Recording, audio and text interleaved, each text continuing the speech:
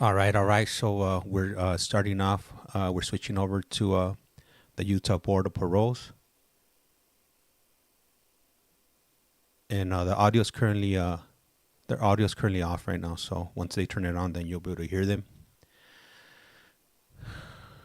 And I also got another stream running. I got the one for hey, what's up, M Star Media? Appreciate the support. There we go. All right, so this is gonna be running all day. They normally start about 7, and I think sometimes they run until like about 4 o'clock. So it's an all day thing. And I think this is it for the day. This is it. This is all we're gonna have right here. We're gonna have Utah. Man, Utah be bringing out some weirdos. I was telling my wife the other day. I was like, man, it just seems like every other case, or the majority of the cases that come out of here, they be having some funny bunny charges. Did you guys catch that one where there was this guy that had some funny charges, and then he wanted to get out so bad he started talking about how he told on two cops, and how they ended up catching cases, for bringing in contraband into the prison. He definitely dried up that pipeline right there. I wonder what they think. These border parole agents, what do they think? Because if you could see my logo right there on the right hand side when I jump on, it comes up as Kalekal from. I wonder if they jump on YouTube to check. What is it that's being what's being said on these streams here. Yeah, man. It was a few days ago. I think it was like what it was today. Today is Thursday. I think it might have been I think it might have been either uh Tuesday or Monday. Yo, James and M Star Media. All right. So right now we're just waiting for them to start. They normally start at about 7 or so. I was hoping that we were gonna be able to catch some from Iowa, but didn't have anything scheduled. I think they have something for tomorrow, so tomorrow we'll be back with Iowa Board of Parole. What I do like about Iowa is that they let them know that right there on the spot. Utah, you gotta wait like 2 weeks or whatever.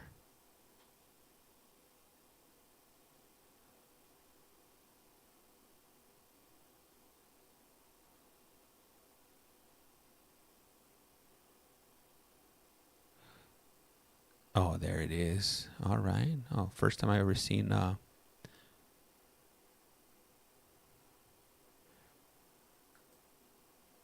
deleted.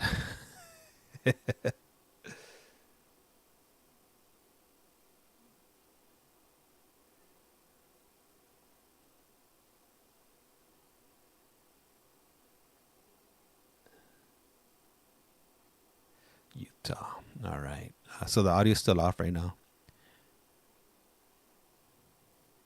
So once, when you could, do I have the voice meter up here? I didn't see the voice meter. I might not have the voice meter, and I should. Let me see. Do I have the waveform? Yeah, I got the waveform, but I didn't see it moving during the thing. Maybe I got it lower. Let me bring it up to the front, so like that we know. You guys don't know when they're talking. Move to the top. All right, we should start seeing the voice meter start moving once they unblock us or unblock the audio.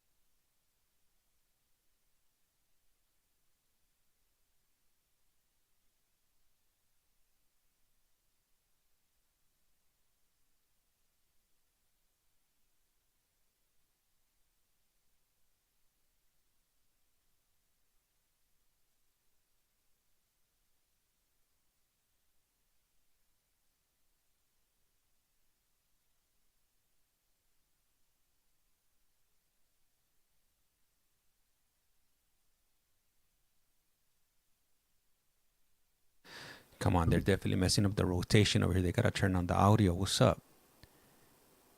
We can't read lips over here.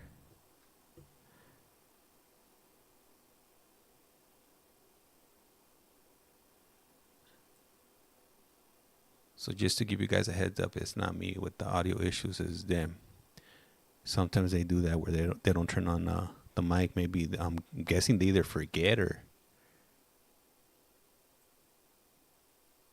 maybe it's something that they don't want us to hear.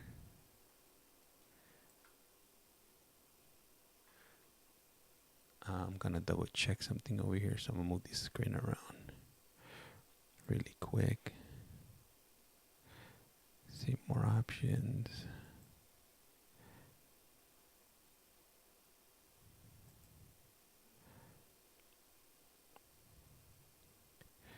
Let me see here. Closed captioning.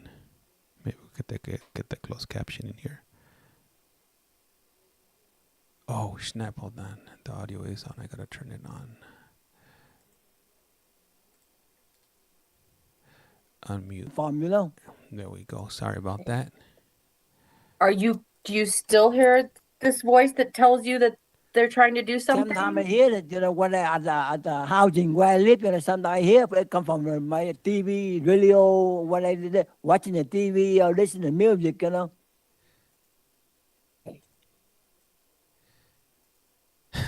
Does it tell you? So obviously this, sir, this is a violent offense where you hit motorcyclists, right? Yeah.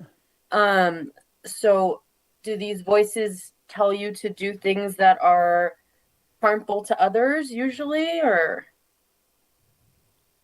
They tell me they don't like me, something like that. That's how they say, okay, I can run over because one of the biker I hit that one of the biker, they got a group, they got a biker, biker against child abuse. That kind of group, they don't like the kind of crime like me, like sick crime like me. And another one, when I see him in the street, I hear a voice coming out from the air. They say, you want to play with me? That's why he put the finger on me. He tried to the motorcycle. I put the finger. You want to play with me? So yeah, I try to move around on the freeway, on the street like that. So I follow him. I said, you want to play? Follow me. Come again? So, but it wasn't these motorcyclists that said that, right? I think motorcycle, because I see he put the finger on me. He look at me, he look at me, he put the finger on me. I think what they are. So, sir, how do you feel about what happened in this offense where you hit these individuals with your car? How do you see it now?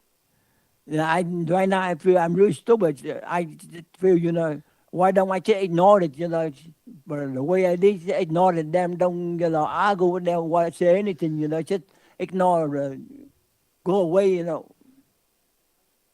Okay. All right, sir. Is there anything you want to say about victim impact? If this is being a live streamed hearing, sir. And so I don't know if the victims are listening, but if they were listening, is there anything you'd like to say?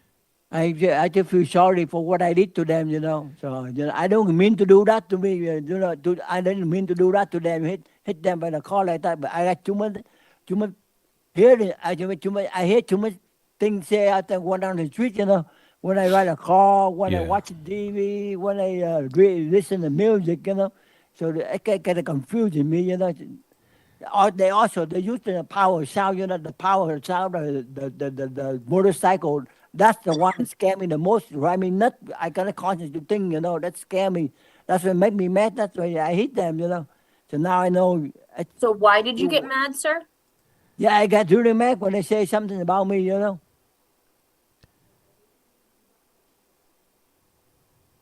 right, sir. So sir, I want to make sure I get to the contract psychological evaluation. Do you remember meeting with Dr. Mom, sir? Yeah. Before I go into specifics, what did you think of the evaluation? I think I understand. I just got a problem with the English when, sometimes when she reads to talk, I can understand very well, So, but I understand most of them, Okay, so do you think you need a translator for this hearing? No, I'm okay. Yeah, I understand it, Okay. Um, so did you get to review it then? Excuse me, ma'am. Did you get to review the psychological evaluation? Yeah, they already see me 2 days ago. You see, I don't need the review. She already tested me everything already. Dr. Moore, you know. I'm sorry, sir. Say that again. She already talked to me 2 days ago and evaluation already. Okay. All right, sir. I'm going to go over some specifics of it, okay, just to see what you have to say. It said that you were on forced medication and that you have a history of refusing medications, and your current medication is risperidone. Is that accurate, sir? See, the reason I refused for the medication because I used to take Red Bull for 17 years injection. One day they increased my medication without my permission. That's why I got mad at them. I said I don't want to take it. I want just the way it is before 25 milligram. Why they increase medication? What reason they increase medication? They don't tell me what's going on. So I refuse it. So when I refuse it, they call a SWAT team come force me down. Take me. After that, so I could continue to take medication without say anything, you know. So are you currently wanting to take the medication, sir? Yeah, I still want medication, ma'am. I still take. They just increase medication without my permission, you know. They have to ask my hair if I had any problem with my hair or anything before they increase my medication. But I didn't say anything, you know. So they just increase medication. Okay. Okay, sir. It also Bless you. provided some diagnoses. Did you agree with the diagnoses, sir? Yeah, the schizophrenia. Yeah, I do. Okay.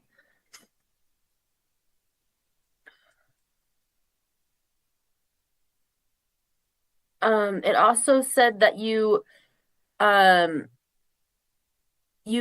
continue to blame the victim in the present offense. Do you think that that's accurate?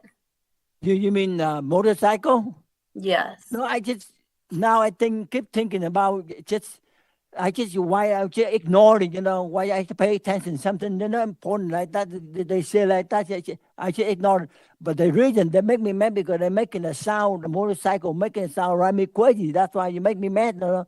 But the way they talk and I hear the voice, it's not. I think it's not serious thing for me to concern or worry about that, you know. So sir, when you said the motorcyclists were making you mad. Yeah. I guess I'm a little confused because I thought you were saying it was the radio that was upsetting you. So are you saying the motorcyclist? I see and hear on the radio. When I look at them, I talking back to the radio. I see the motorcycle. They put the finger on me. I said, that's the one that defy, argue with me, you know. So, sir, I'm assuming, obvious that people could upset you in the future, right? Yeah. This is a very violent response. Do you think you will continue to have that response? Now, you know what? I tell you, I speak from the bottom. I learned the lesson. You know, I do it stupid to do something like that. You know, I said in the future, I'm going home. You know, if I see some situation like that, I just walk away, ignore it. You know, it's not important for me because I know this is the first time I've been on the parole like that. I've been trying to many people that scare me on the radio or TV or whatever it is. You know. So now I learned the lesson. I do the stuff. I don't really mean to do that to the harm people like that, you know, ma'am. I don't really want. I just want to tell them that I'm not that kind of person that do that to me, you know. Okay. The other diagnoses. Do you remember the other diagnoses as well, sir? That's how I diagnosed for schizophrenia. That's all. That's all I have diagnosed. It also said pedophilic disorder. What? I don't know what that means. The doctor never told me that. Yeah, all of a sudden you don't know what that means. She noted sexually attracted to females, children. Do you think, your other offense is obviously a sex offense. Do you have any comments about that offense? No, I don't want any comments. You want to know how I do the sex of my sex crime or what, ma'am? Yeah, just if you have any comments about it. No, I don't have any comment at all. I'm sure you don't. All bad. And then she provided some recommendations. Do you remember those recommendations, sir? No, I don't. She just say substance abuse, whatever it is, you know.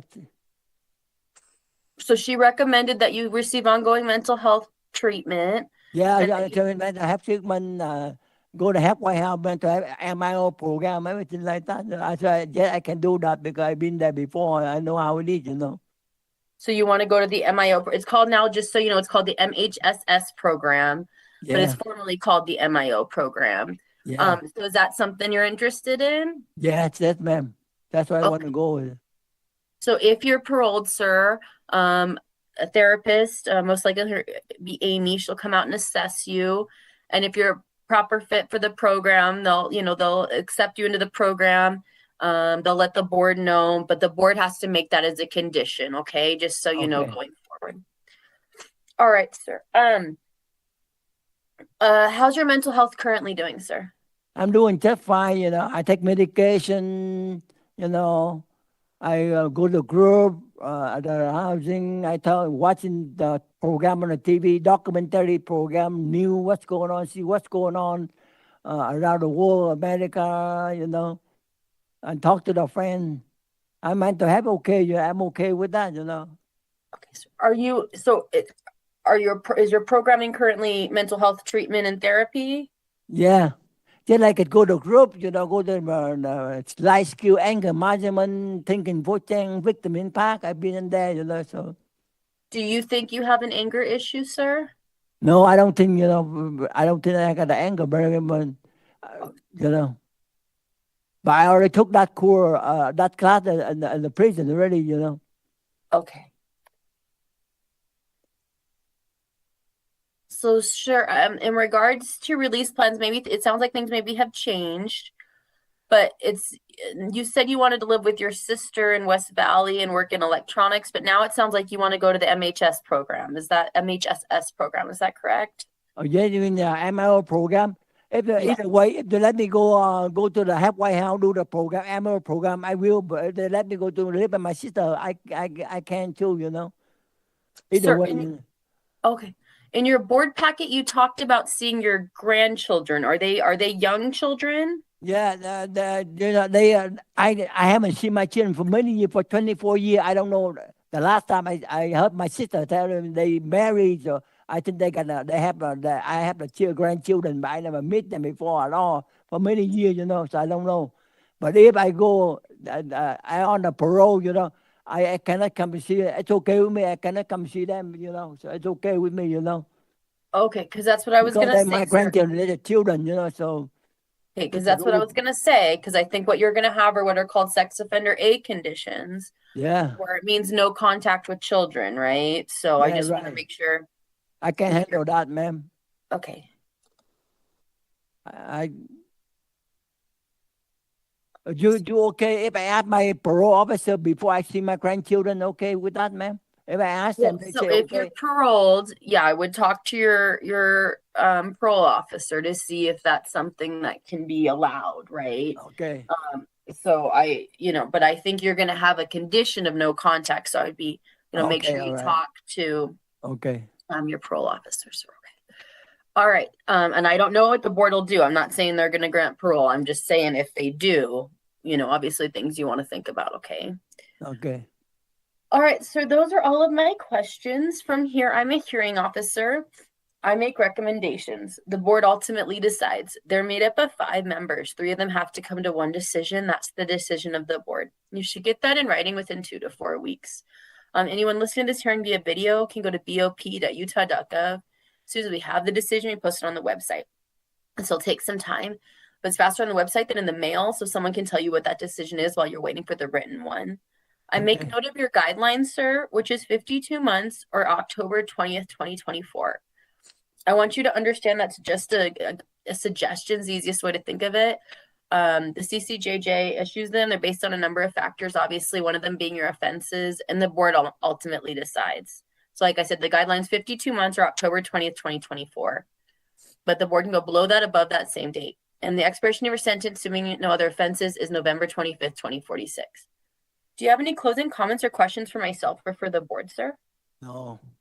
I just want the board to understand me well, what my problem or what my crime are, so they understand I'm not that kind of person, dangerous people, go out in society, threaten people, bully people, or take advantage of people. I'm not that kind of person, you know. Oh no, they got you all wrong. Okay, sir. I've been making notes of all of your comments today. I appreciate you coming to this hearing. We'll go ahead and conclude. Okay, thank you. Denial, You're denial, welcome, man. denial. So what do you guys think? Do you guys feel like he's suitable to be released out into the community, or behind the wheel, or at your local playground? I wouldn't. That's gonna be a no. Hey, welcome back, 90s Redbeard. For today, I'll be back on.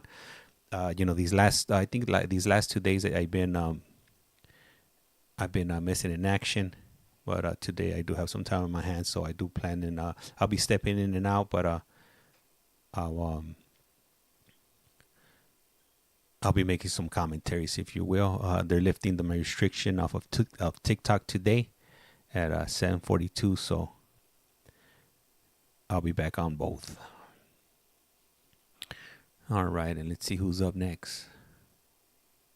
Looks like my stream is buffering there for a moment, but it looks like it's back.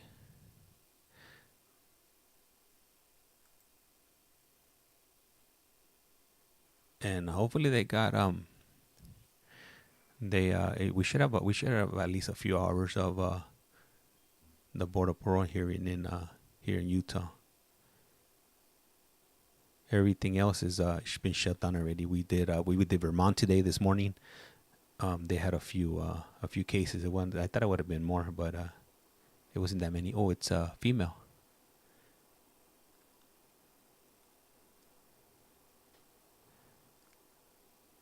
Let's see what's happening over here. Oops. And We were on the record? Yeah. Okay.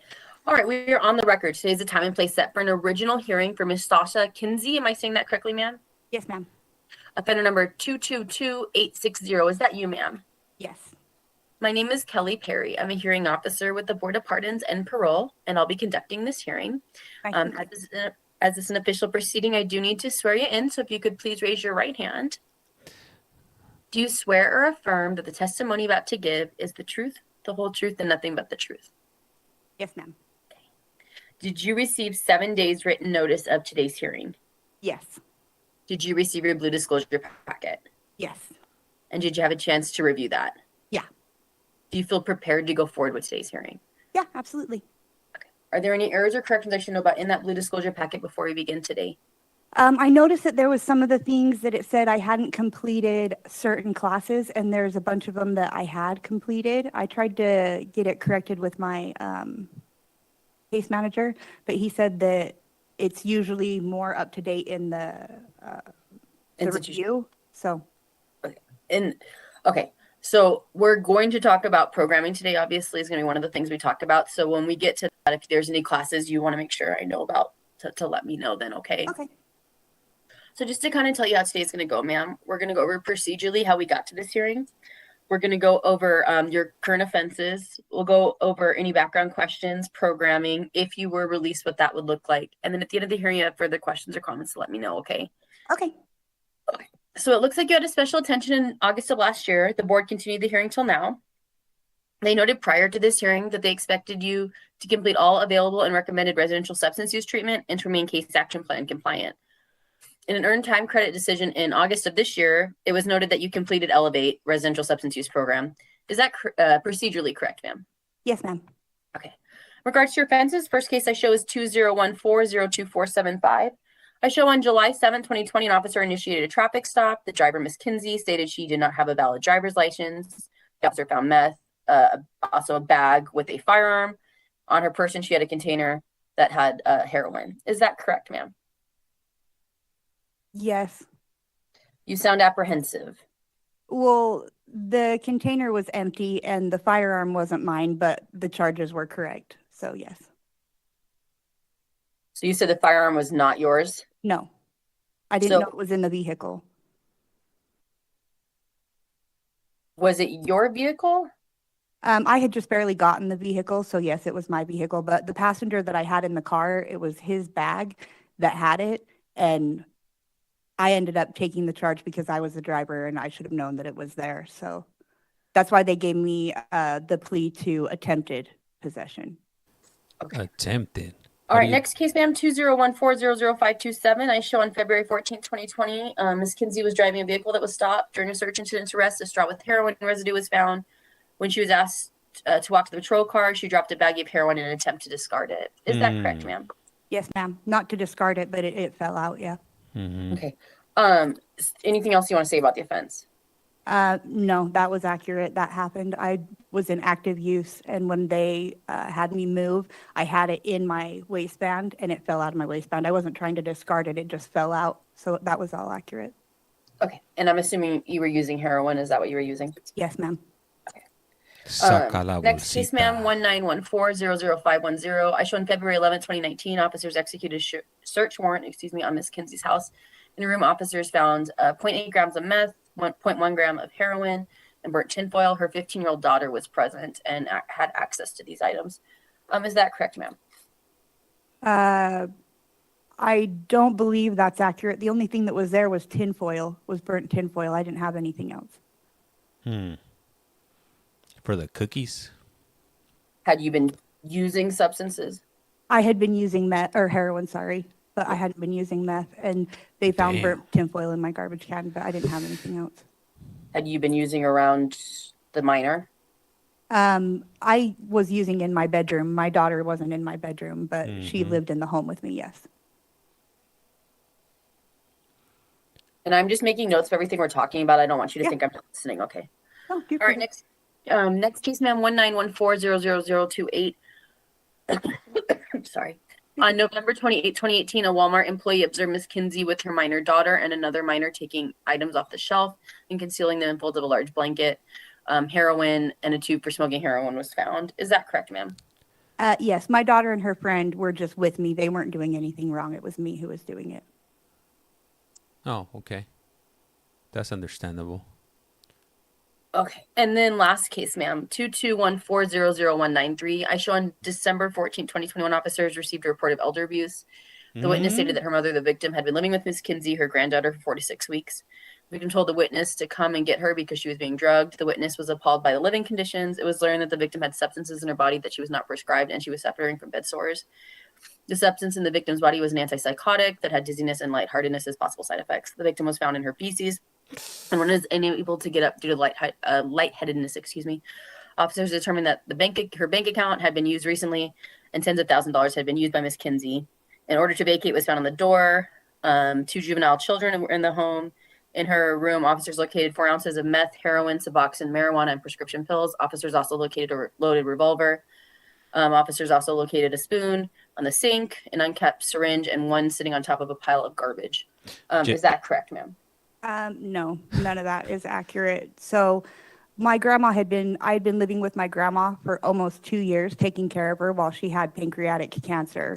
She hadn't been diagnosed until the last 3 months, and the substances that were found in her body were given to me by hospice. It was her end of life care, and I was the only one there taking care of her. Her living conditions were absolutely fine. I helped to get the house in correct order. It was in horrible condition before I got there and started living with her, and there's so many witnesses to that. And hospice gave me a defense because of all of the allegations were not true. The money that was used to take care of her and the household. When she was at the very end of her life, when she called my aunt, and it was because she had dementia as well, and it's just part of what happens. And she was nervous because of feeling weird. That was part of the reason they had prescribed her the different medications, and those were all prescribed. But nobody knew about this because I was the only one caring for her. So when they showed up, I absolutely willingly let her go, even though I was the one who had power of attorney over taking care of her because I wanted my other family to be able to see her anyways. And I really could have used the break. I was having a hard time with how everything was going. She had one tiny little sore on her tailbone, which we had been treating avidly. And it was literally the size of my pinky nail. And for in the condition that she was in at the end of life, it was absolutely ridiculous to be accused of there being anything like what was said. It was not accurate at all. And there's many witnesses to that because I also had 2 of my kids there, and my mom came with my aunt, and my mom knows that none of that was true. My grandma was never left in any sort of bad condition. She was never given anything that she wasn't supposed to be given. As far as when the cops came there, my grandma had went to my aunt's and had stayed with my aunt for a few days. And that's when my aunt had taken her to the doctor and thought that she was given something she shouldn't have been and called the police. When the police came, I had been using, and there was other people there. My daughters were still there with me. There was nothing in the area where they were, but I was using. I was really struggling with everything that was going on, and I was in active use. A lot of the things that were there weren't mine. The gun was my grandfather's, and it was in the home because it was my grandmother's home that I was staying at. But because of me being a felon, I was supposed to have reported it to my probation and parole officer, and I didn't. With everything going on, it didn't even occur to me. So as soon as they showed up, I let them know immediately about it. However, my children were there with me, even though there wasn't anything around them, and I 100% feel so much remorse for that fact. My kids should have never been in a lot of the environments that they've been put in because of my drug use, and I'm aware of that. I have gone through a lot of treatment while being here to be more accountable and aware of the reality. And there's nothing I can say other than I regret the situation that they had been even around. So that part of it was accurate, that my children were there and I was in active use, but everything else about that was absolutely incorrect. And ma'am, I understand you're disputing part of this, but obviously still worrisome, like you mentioned your kids. And absolutely. And I'm not trying to downplay your stress that you were going through, right? Because I it sounds like your grandmother, sorry to hear about your grandmother or what she was going through. But I'm assuming stress can come again, right? And no, so absolutely. I will say though, my grandma was very, very important to me. And I don't know that anyone can prepare to be a sole caregiver for someone at the end of their life, even if it's not someone who's so important to you.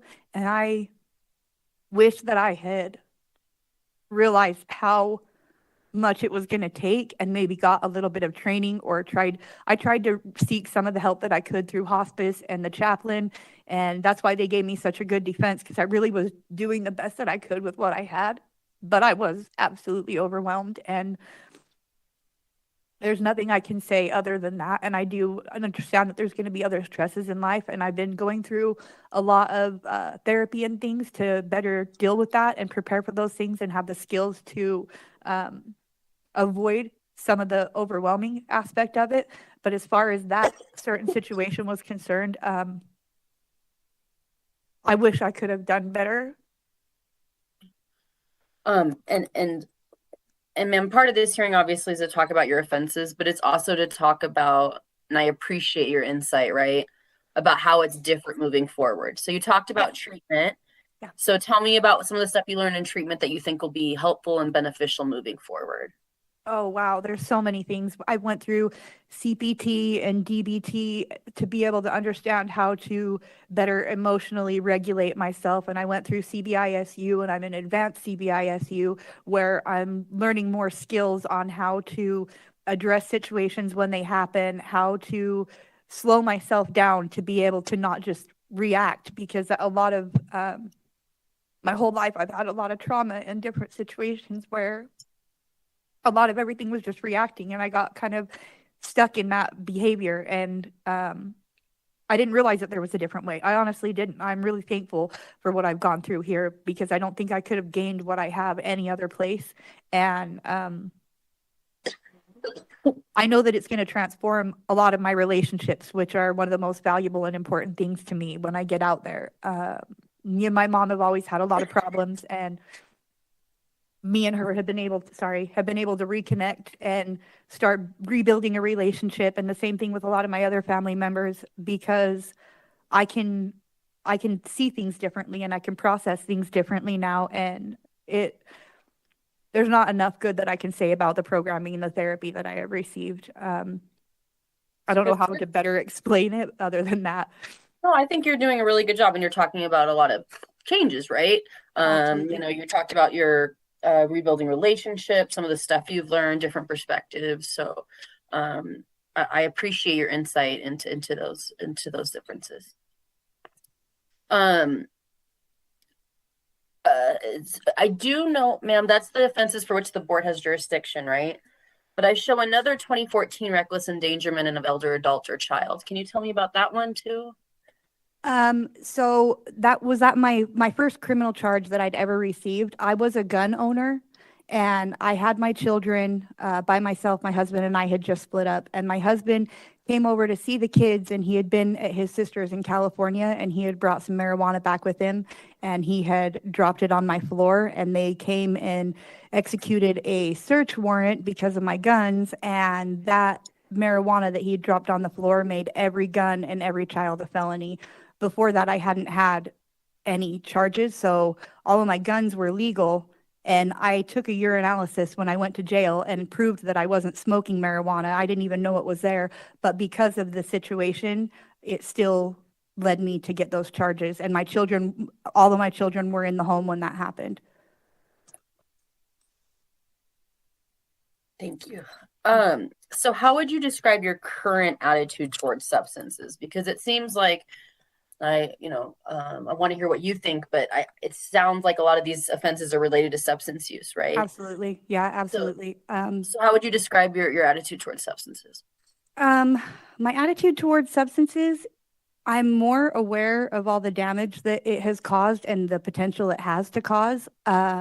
However, through a lot of the stuff that I've gone through, I understand why I was seeking out that escape. You know what I mean? I didn't have the skills to be able to handle things properly, and so I tried to just do away with it. So I can understand their value, and I don't know that I wish I could say that I hated them. I hate what it's done to my life, but I'm more aware now of why and how to avoid that being what I go to. I think it had its value at the time that I was using, but I've been able to reassess things in a different way and see the value that everything else has above that. And my ability to address situations has been a lot different lately. And I think that will help me to avoid it. Okay. And do you have current custody of your children, ma'am? I have shared custody with my husband, so. All right, ma'am. And how's your mental health doing? My mental health is doing really well. They've got me on antidepressants since I've been here. And honestly, I wish I had done that so much sooner. There's a lot of the things that I've gained since I've been here that I wish I would have done so much sooner, but that absolutely being one of them. I've noticed a big difference in my overall approach to everything and ability to kind of like rebound, if that makes sense. Like things don't hit me as hard as they did before. So that's been a big help for me. And do you plan on continuing them moving forward? Absolutely. Yeah, absolutely. Okay. Ma'am, I think the pre-sentence investigation report also noted some physical health issues. Is that right? Or yeah, I have autoimmune diseases. I've had a lot of health issues my whole life. That's something that I've been trying to get handled. Not having the proper insurance and regular doctor visits and stuff has made that more of a problem, and drug use exacerbated it. So I feel like my family's been really supportive in me when I get released in helping me with the doctors and stuff. Me and my dad have kind of a like a safety plan per se. My treatment helped me to put it in place, and we've made some agreements and kind of like a contract. And that's one of the things in the contract I have a hard time remembering sometimes. And so he's agreed to kind of help me through that. He's retired now, and his wife passed away. So he said he's willing to help me with all those things. It's good. It sounds like you really thought about a lot of this stuff, how you plan. Yeah, I really want my children mean everything to me. And the last 10 years, basically, I've spent making so many bad decisions that have affected them that I feel like I'm running out of time for them to still be kids, that I get to be a mom in that way. And I really want to do different badly. Sounds like you got a lot of motivation there, so that's really good. In regards to your release plan, ma'am, I showed that you'd like to live with your father in Salt Lake and work as a tattoo artist. Is that still the plan? Yes, I've been a tattoo artist for a long time, but I've been in culinary arts while I've been here. And me and my kids and my dad and my mom have talked about doing some different things. I think I kind of might really like to pursue something in that. But I mean, doing tattoo art is something that I've spent 20 years of my life doing, and I know I can make good money. So I think initially I might do that to start getting back on my feet. But I've really enjoyed what I've gotten from culinary, and I think I might want to change to that. It's good. And would note that we received letters of support, ma'am. I reviewed all of them and they're part of the file and the board will have access to them, okay? Okay. Ma'am, so those are all of my questions. From here, I'm a hearing officer. The board ultimately decides. They're made up of 5 members. 3 of them have to come to one decision. That's the decision of the board. You should get that in writing within 2 to 4 weeks. Okay. Your family members, your friends, anyone listening to this hearing via video can go to bop.utah.gov. As soon as we have the decision, we post it on the website. It still takes some time. It's not immediate, but obviously it's faster on the website than the mail, so someone can look that up for you. I note your guideline, ma'am, is 31 months or January 30th, 2025. I want you to understand that's just a suggestion. Best way to think about it. And the board can go below that date, above that date, same date they ultimately decide. It's obviously based on a number of factors, one of them being your offense. And then your expiration of sentence being the longest time the board could have jurisdiction over you, assuming no other offenses, November 28th, 2027. Is there any other closing comments or questions you have for myself or for the board, ma'am? Honestly, just I really am thankful that all of this has happened the way that it has. Like I said, I don't think I could have gained the things that I have in any other way. I've always made things harder on myself than need be, and I've gained a lot while I've been here. All the programming and classes and the opportunities that I've been given has really helped me, and I hope that that's considered in the time that I've spent here, because it has made a big impact on my life, and I know it will change my future. Good, ma'am. And I would note your program completion, which is a very good thing. All right, ma'am. Well, if you have no other comments or questions, we'll go ahead and conclude. Thank you. Okay, thank you.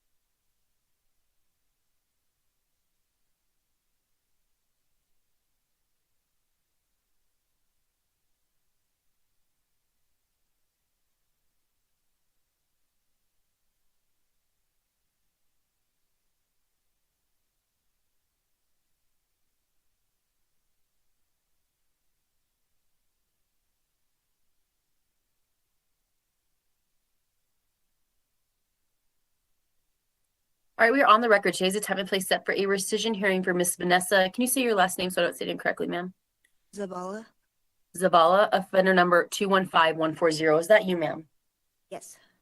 My name is Kelly Perry. I'm a hearing officer with the Board of Pardons and Parole, and I'll be conducting your hearing today. As is an official proceeding, I do need to swear you in, so if you could please raise your right hand. Do you swear or affirm that the testimony about to give is the truth, the whole truth, and nothing but the truth? I do. Okay. Did you receive 7 days written notice of today's hearing? Yes. Did you receive your blue disclosure packet? Yes. And did you have a chance to review that? Yes. Do you feel prepared to go forward with today's hearing? Yes. Are there any errors or corrections I should know about in that blue disclosure packet before we begin today? No. Okay. So just to kind of tell you how today's going to go, ma'am, this is a rescission hearing. It's a very shortened hearing. So basically, we're going over the rescission itself, the procedural history, and then a couple questions I have, and if you were released, what that would look like, okay? And then at the end of the hearing, I'll let you have the final word. Okay. So it looks like you had a parole violation hearing in June of this year, where parole was granted for July 30th, 2024. The board accepted your plea to allegation 1. In the special attention in July of this year, it was noted that you were involved in an incident in February related to requesting a controlled substance through the mail, and that criminal charges were being reviewed. The board rescinded your parole date and scheduled a rescission hearing. Ma'am, since that I don't have any knowledge whether that case is being still pursued or not, I don't expect you to talk about it today, okay? Okay. Okay. So, ma'am, kind of going over your offenses for which you're currently incarcerated, it looks like they're related to substance use. Is that right, ma'am? Can you repeat that? Sorry. You're fine. Your current offenses for which you're incarcerated, I don't mean the newest case, but I mean your offenses for which you are incarcerated, they're related to substance use, right? Yeah, I think I'm here on one retail theft. Okay. And I show a drug one as well. So, what's your current attitude towards substances? My current attitude towards substances, I know that my substance abuse, I will always have to maintain my sobriety. It's never going to be a thing that will just go away. I'll never be cured. So I'll always have to work at my sobriety. Okay. Do you think you need treatment? I do my treatment like I go to personal therapy. Okay. How's that working out? It's good, for what the prison offers. I wish I could get more of it, but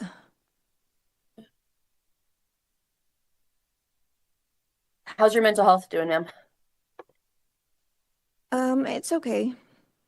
Are you currently taking any mental health medication? Yes. What are you taking? I take Lexapro, I take Prozocin, I take Topamax. And how's that working? It's okay. Do you want to continue them moving forward, or sounds like it's not sounds like you're not thrilled about it. I'm not. I would, I'll probably change it as soon as I get out. But this is only limited to what the prison can offer. And I'm making notes of everything we're talking about. I don't want you to think I'm not listening, okay? Okay. And I think I read some physical health issues in your board packet. Do you have some physical health issues as well? I do. Okay. And how's that going? It's, I get by. Okay. I also show you completed MRT this year. Is that right? I did. How was that? It was great. I had a very awesome instructor on that, and I'm really happy to completed it. That's awesome. Anything in particular you learned or thought was interesting? Just the whole experience. I think it's really dependent on the instructor, because I've been asked to complete the MRT program a handful of times and never have. So he made it a really good experience for me, and I was happy to have him as an instructor. Good. Yeah. Ma'am, like I said, I don't want to talk about that February incident, but I do show a April incident for substance use and disciplinary violation. Can you tell me about that? Yeah, I got stripped out. I was working at commissary and I got stripped out, and I had a pill on me that wasn't prescribed to me. Okay. So I got that 813 write-up, which it's because I hadn't seen mental health in 7 months that I was here, and it's ironic because now that pill is prescribed to me. I got to see mental health after that incident, and so now that pill is prescribed to me, so. Okay. And if you were released, ma'am, what are your plans? You don't have to give me an address. This is being live streamed, but you know, what city do you plan on living in? What do you plan on living with other people? What do you have work plans, that kind of stuff? So my plan is I have an interstate compact in place. Okay. And I plan to go live with my family in Arizona. I plan to just reconnect with my home base, and my son is back in my life, and get reconnected with him, just reconnect with my family and start my life over. I have 2 years sober now, and I just want to start my life over. And yeah, Congrats. thank you. What about work? Any plans for work or anything, or treatment? Oh yeah, like I said, treatment will always be a part of my life. But I plan to reincorporate like my family with my treatment, and I would like to go back to school so that I can get a career started for me. What do you want to go to Something. school for? I would like to go into paralegal. Yeah. So, but yeah, just get my family involved in my treatment and my therapy and just start my new life. The hard part was getting my sobriety down, but now that I have a good, start on that, I can start slowly adding things to that. Good. Sounds like you've thought about it, which is really good. Yeah. All right, ma'am. And I also know the board received letters of support. I've reviewed those letters and they're part of the file, and the board will have access to them. Ma'am, those are all my questions. From here, I'm a hearing officer. The board makes the ultimate decision. They're made up of 5 members. 3 of them have to come to one decision. That's the decision of the board. You should get that in writing within 2 to 4 weeks. Your family members, your friends, anyone listening to this hearing via video, can go to bop.utah.gov. As soon as we have the decision, we post it on our website. It's not immediate, but it's faster on the website than the mail. So like I said, someone can look that up for you. And I know at the expiration of your sentence, meaning the longest time the board could have jurisdiction over you, assuming no other offenses, is September 7th, 2027. Do you have any closing comments or questions for myself or for the board, ma'am? I would just like to say that I'm very ready to go out into the world and show everybody that my commitment to sobriety is, I'm sorry. that's okay, my number one priority, and showing my family how much I've changed and being committed to showing the world what I've got now. Well, I've made notes of all of your comments today. That's what I've been doing. I've been typing them up. I appreciate you coming to this hearing. We'll go ahead and conclude. Thank you. Thank you.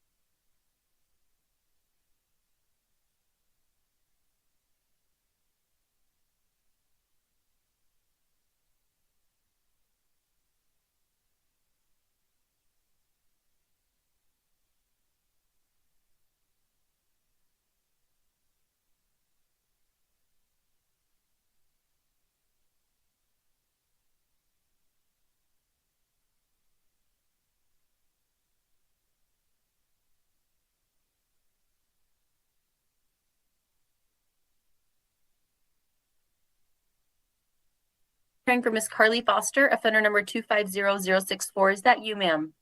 Yes. My name is Kelly Perry. I'm a hearing officer with the Board of Pardons and Parole, and I'll be conducting your hearing today. As this is an official proceeding, I do need to swear you in, so if you could please raise your right hand. Do you swear or affirm that the testimony about to give is the truth, the whole truth, and nothing but the truth? Yes. Okay. Did you receive 7 days written notice of today's hearing? Yes. Did you receive your blue disclosure packet? Yes. And did you have a chance to review that? Yes. Do you feel prepared to go forward with today's hearing? Yes. Are there any errors or corrections I should know about in that blue disclosure packet before we begin today? No.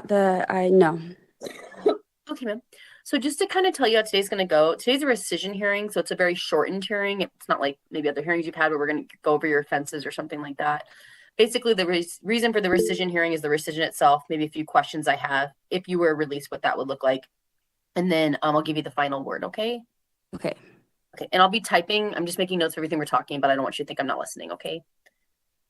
So parole violation original hearing occurred in March of this year, where the board accepted your no contest plea to allegations 1 through 3, admissions to allegations 4 through 6, took judicial notice of the new case, and parole was granted for July 16, 2024 with cognitive behavioral therapy and a special attention. In July of this year, it was noted that you had a fighting disciplinary violation and that you were unable to complete CBT. The board rescinded your parole date and scheduled a rescission hearing. Anything you want to say about that disciplinary or the inability to complete CBT? In the meantime, I have completed MRT, and I do take accountability for the fight. I mean, it's out of my character. I've been here a whole year, and that's the only write-up I've had. And in the meantime, like, I've worked hard to not get any more write-ups and mind my business, and that's all I have to say. Do you know if any criminal charges will result? No, they won't. And when we're talking about a fight, are we talking, was there somebody who went to the hospital? Are we talking about a disagreement verbally? Kind of give me a little bit more of a picture.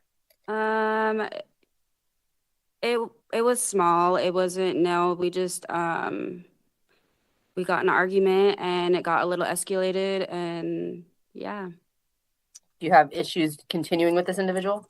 No. All right, ma'am. So looking over some of your offenses, it looks like drugs are involved with some of them. Is that right? Yes.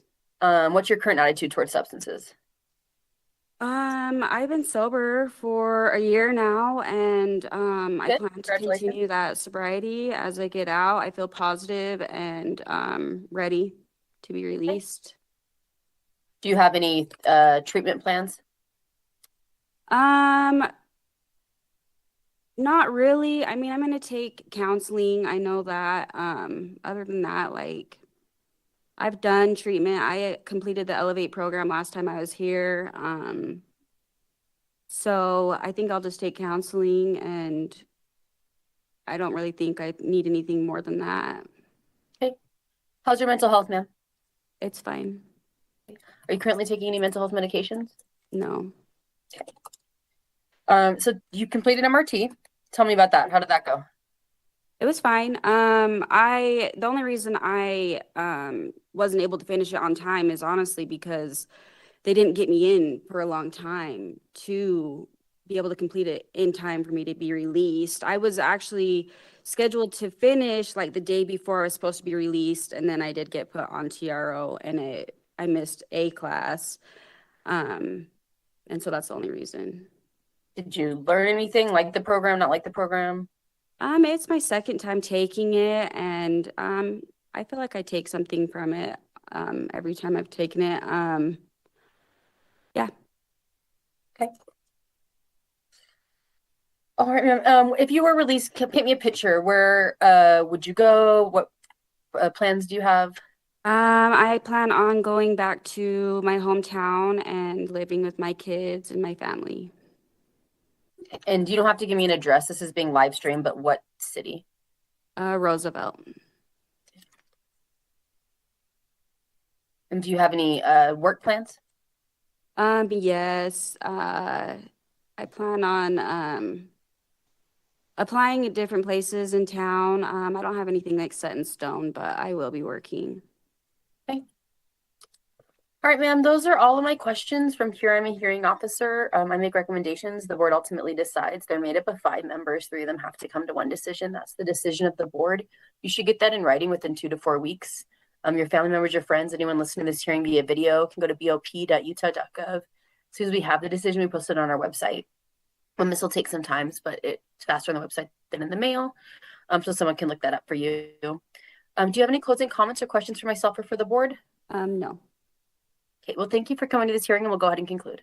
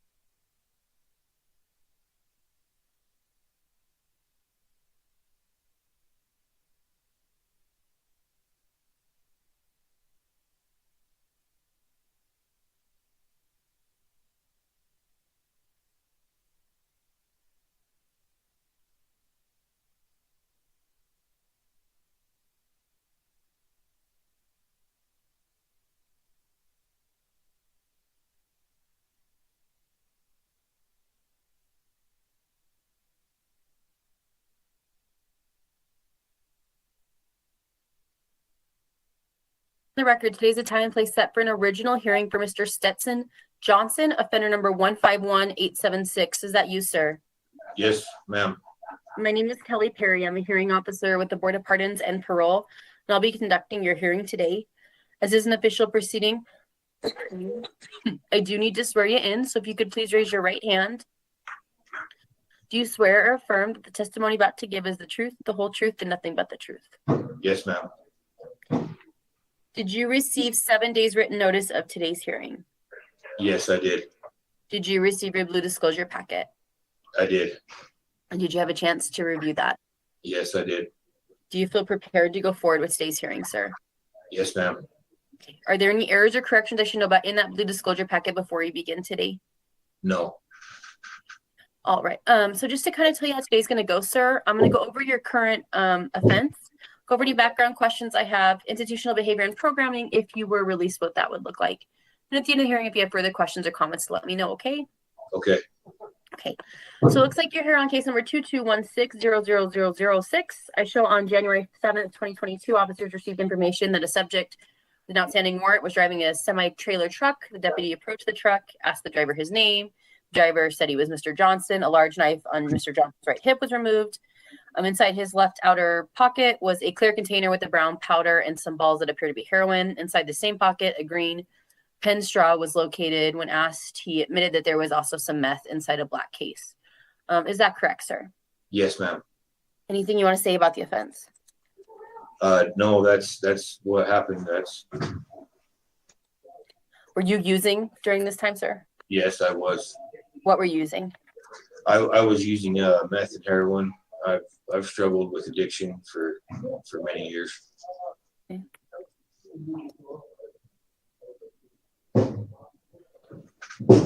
sir. So that's the offense for which the board has jurisdiction.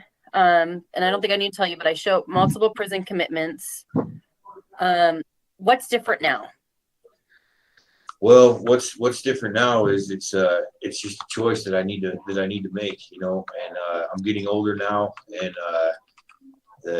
I'm being tired of being locked up and wasting my life away being locked up, and you know,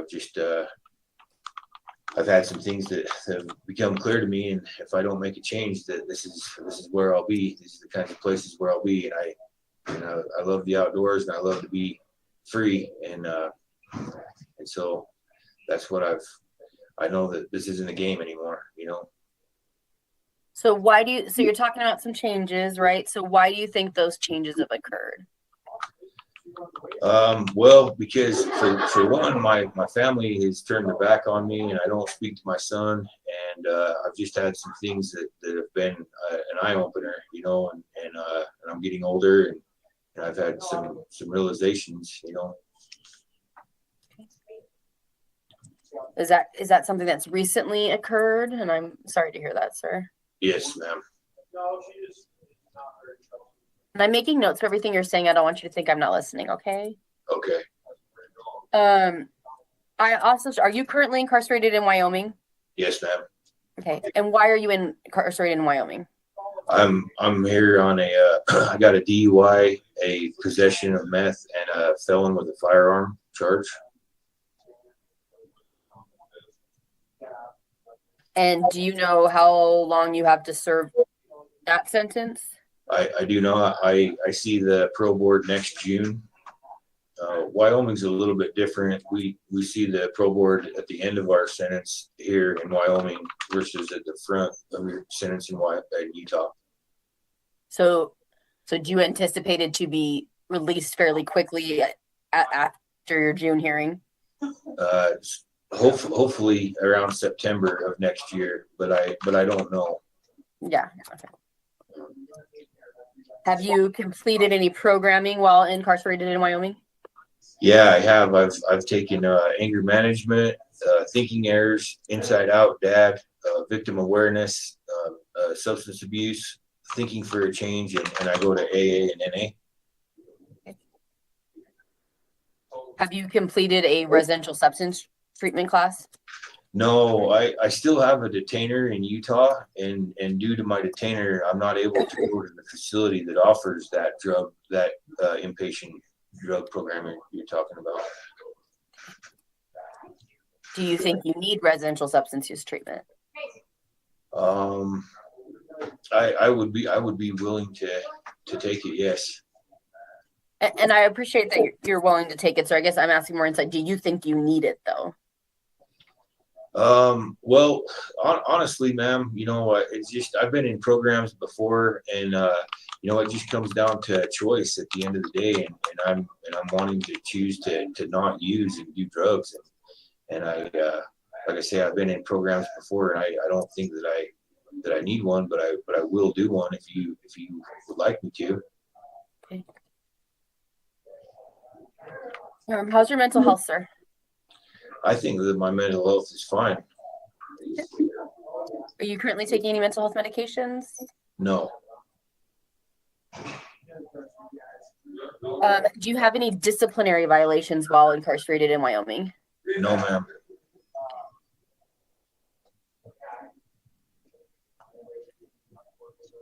All right, sir.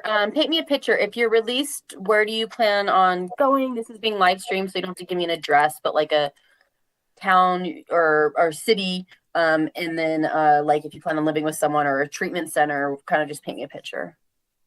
Well, what I was planning on doing until I had my detainers pop up in Utah was I was going to stay in Wyoming and go up to Gillette and work in the oil field and work in the mines or the oil field and get an apartment. And I was planning on going to the halfway house there and before I can get an apartment and work and do that. And obviously, I don't know what the board will do, right? They ultimately decide. But you know, it sounds like if you are if you're given a parole here, that it still sounds like an interstate compact might be necessary. So to look into that process, because it sounds like you want to stay in Wyoming, right? Yes, ma'am. Okay. Any other treatment or anything else that you were hoping for upon release, or anything else that you think would help in your success? I just plan on doing positive things and staying clean and sober and going to AA and NA and not hanging out with the rough crowd that parties and does drugs. And how do you, I mean, obviously that, that sounds good, but I'm sure it's difficult too, right? Yeah. How do you plan on dealing with that moving forward? Just if I see any signs of people partying or using drugs, I just need to let them know that I'm in recovery, or that if I end up working with somebody that's like that, I need to let them know right up front that I'm in recovery and that I'm not interested in that at all, and to stay away from them. Have to be pretty selfish from here on out. Sounds good. All right, sir. Those are all of my questions. From here, I'm a hearing officer. I make recommendations. The board ultimately decides. They're made up of 5 members. 3 of them have to come to one decision. That's the decision of the board. You should get that in writing within 2 to 4 weeks.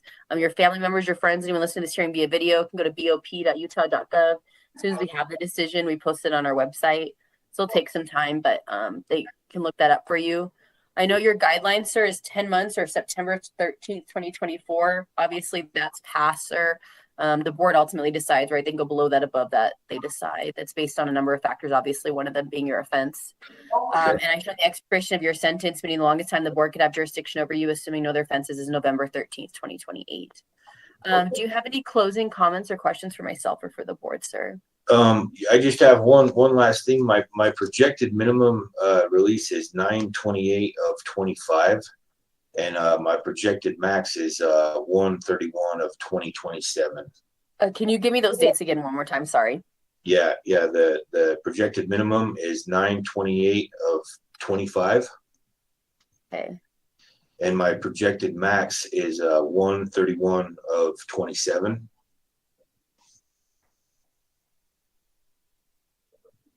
Okay, sir. Any other comments? And when might I know? Will I receive something in the mail or an email, or how will that work? So yeah, it'll be mailed to you. I usually say 2 to 4 weeks. Obviously, you're out of state, so it might take longer than that. But somebody can also go on our website, bop.utah.gov. It still takes some time. It's not immediate, but then go on the website and look it up probably in a week or so, and it should be there as well. But you will get it in the mail as well. Okay. All right. And then can I ask what your recommendation would be? Yeah, it's a good question. They don't allow us to say, because they don't want to create unreasonable expectations either way. Because obviously I don't ultimately decide, the board does. But what I would say, sir, is I never decide prior to a hearing. I want to talk to the person. I want to hear what they have to say. So I'm sure that's still frustrating, and I apologize, but I do take what you say very seriously, and I've been writing it all down. Okay. Okay. All right. Thank you. Well, I appreciate you coming to this hearing. We'll go ahead and conclude. Thank you. All right. Thank you.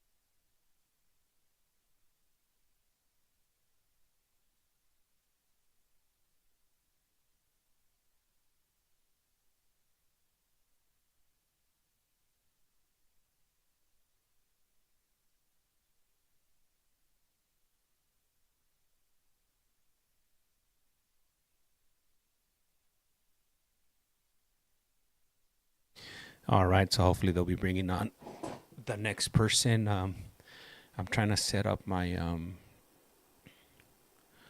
my TikTok, my ban just got lifted. So, but they just did an update to this app, and it's acting up kind of funny. That's a trip. You know what? I'm gonna have to look into Wyoming to check if Wyoming offers, if they offer doing parole hearings live. So far, I haven't been able to find that many states. I think it's about 5 states that offer it. But I'm always looking for new ones. Like I think Pennsylvania does offer it, but they do it like once every blue moon.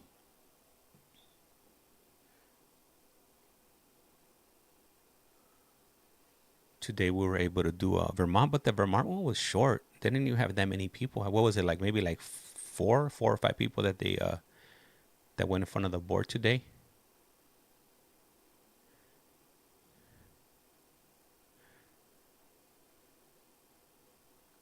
All right, and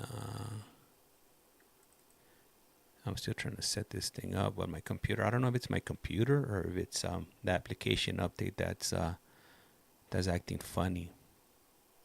I might be running too many applications in the background, and my laptop definitely doesn't look like it could handle it. How is everybody doing today? How many of you are at work? Man, I don't have to go back to work until Sunday, so definitely be on the lookout. I think the only day that Utah doesn't offer any streams is on Friday. So Monday through Thursday, more than likely we'll be going live.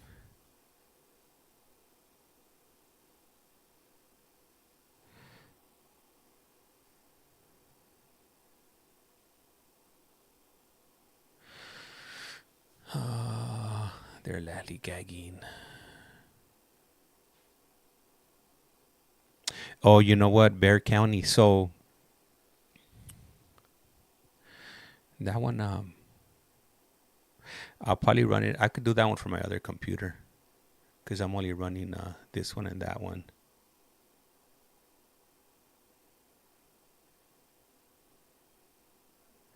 Judge Boyd. Oh, and I forgot we hit 100, not 100,000. I wish we had 100,000. We just hit 10,000 subscribers on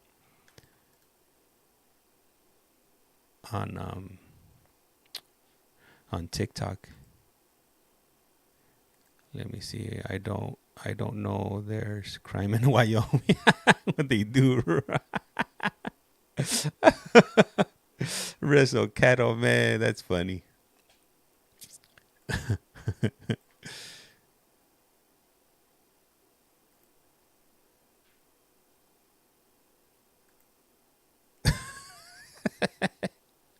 Yeah, hopefully nobody from Wyoming is in here.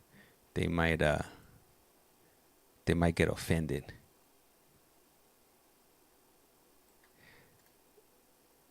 Let's see settings. All right. Just trying to pick up some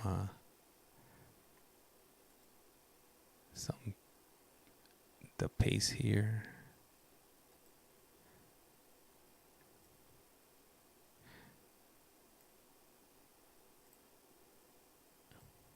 What did you guys think about the hearing in Vermont today?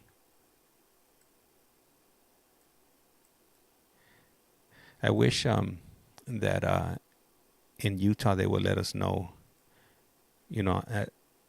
on the moment whether they're gonna allow them to go home or not.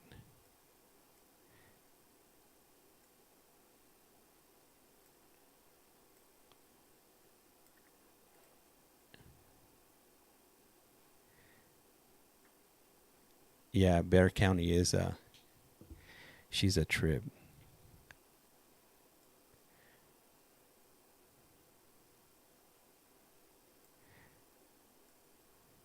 I think you know what where Bear County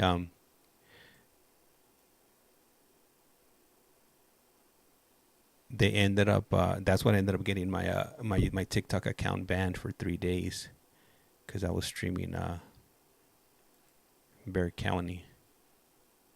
Something with their AI. I don't know how they're able to detect it, but they definitely didn't like it.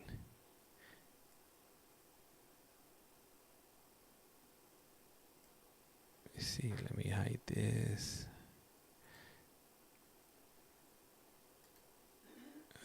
Rename, nope.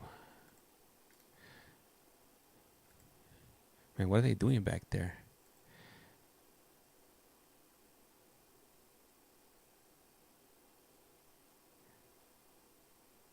Man, what were you doing out in in Wyoming, Mad Max?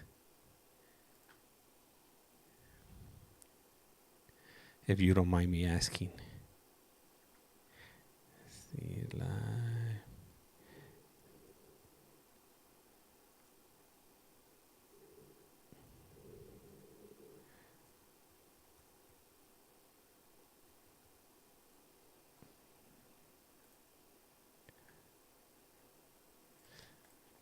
Mad Max, yeah, we like Vermont. Yeah, I think they're gonna have one tomorrow, so we'll be on tomorrow. Let me see. Yes, James. Let me see. It's been to find out immediately if they get pro. Yeah, man. Imagine the anticipation. I wouldn't be able to take it. As a matter of fact, man, what's today? Today's Thursday, right? Ricky Black was going in front of the parole board today. I had actually requested to be able to attend it, but the CDCR or their board of parole denied me for some odd reason, and they gave me like a vague reason as far as why they denied me. So I'm gonna continue to try to get some access into the board of the board hearings in California, and hopefully something gives, because I haven't been able to attend any. That would be the second one that I've tried to, and there we go. We're back on Beaver County.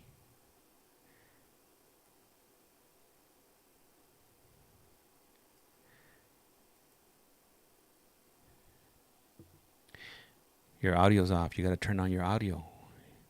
Messing up the rotation over here.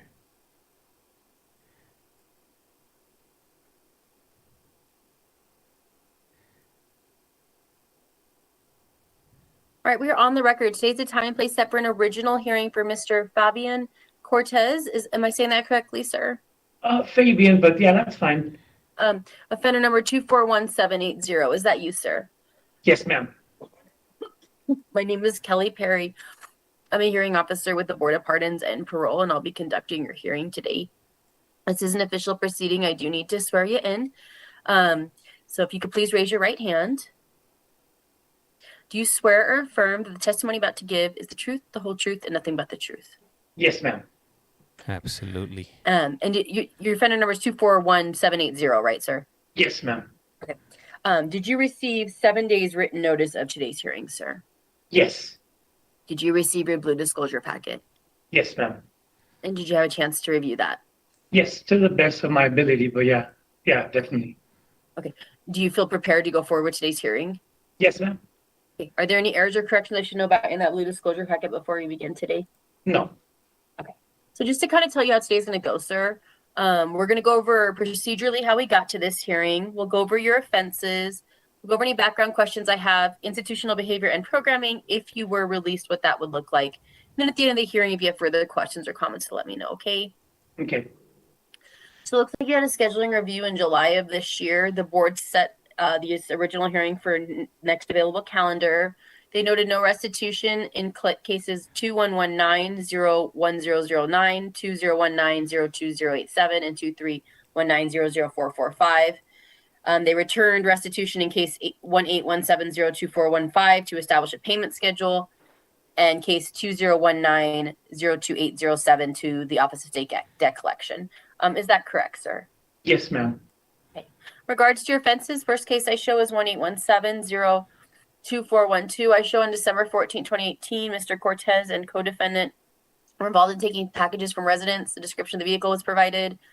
Defendant's vehicle was located. Contact was made with the defendants, and multiple packages, including Amazon packages, were located. A police chase ensued until the defendants stopped in a cul-de-sac and exited. They ran. The defendants ran in opposite directions and jumped fences to escape. Responding officers were able to locate Mr. Cortez. Is that correct, sir? Yes, ma'am. Anything you want to say about the offense?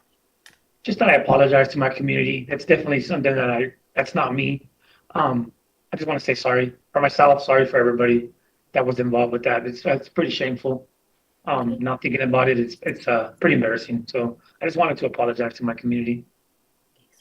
All right, next case, sir, 181702415. I show between July 25th, 2018 and August 1st, 2018, Mr. Cortez deposited in cash 4 high-value checks from closed accounts to his credit union. Is that correct, sir? Yes, ma'am. Anything you want to say about that offense? Just again, that I apologize as well, to anybody involved in that, in that circumstance. I'm deeply sorry for that. Okay, sir. Next case, 211901009. I show on April 24, 2021, a Weber Morgan narcotics truck force agent observed a vehicle driven by Mr. Cortez. Traffic stop was initiated. Emergency lights were activated. Failed to pull over and accelerated at a high rate of speed. Vehicle ran a stoplight, nearly caused an accident. The agent later located the vehicle. Agents made contact the owner. The owner of the home stated Mr. Cortez was her boyfriend and was driving the vehicle. Agents found him hiding in a closet. Agents also located a meth pipe and a twisty bag with meth. Is that correct, sir? Yes, ma'am. Anything you want to say about that offense? Just that I apologize again. That's so embarrassing. I'm sorry. And I appreciate, I'm making notes of all of your comments, just so you know, okay? Yeah, but it's the truth. It's embarrassing. I'm so sorry I did that. So dumb. Okay. And when you say it's dumb, why do you think? Because that's not me. I was raised better than that. I'm smarter than that. I can, I have better judgment than that, and that's definitely not my kind of judgment, So why do you contribute your judgment to when you did this? I'm taking accountability for my own decision, but it's definitely not my state of mind of thinking. It's definitely under the influence of some kind of narcotic, Okay. What were you using during these offenses? Meth. Yeah, meth. Next case, sir, 201902087. On September 14th, 2020, a trooper conducted a traffic stop. The driver, Mr. Cortez, did not have insurance. He stated he had recently purchased the vehicle. Inside the vehicle, there was a knife with a 9-inch blade. Is that correct? Yes, ma'am. Anything you want to say about that offense? No, it's pretty true. That I did not know that was in there, but it's true, and I apologize for that as well. Okay. And last case, sir, 231900445. I show on November 2nd, 2022, a trooper observed a vehicle with illegal window tint. Traffic stop was initiated. The vehicle fled or failed to stop at stop signs. An officer located the driver hiding in the doorway of a business. It was Mr. Cortez. The vehicle was found to belong to his employer. Is that correct, sir? Yes, ma'am. Anything you want to say about that offense?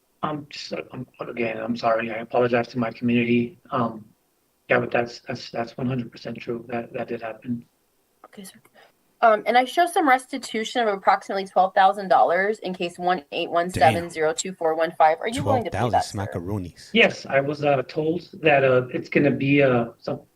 I don't know. So it goes to collections, but somehow, some way, I must pay for that. And yes, I agreed to pay every dollar, every cent to that case. Yes.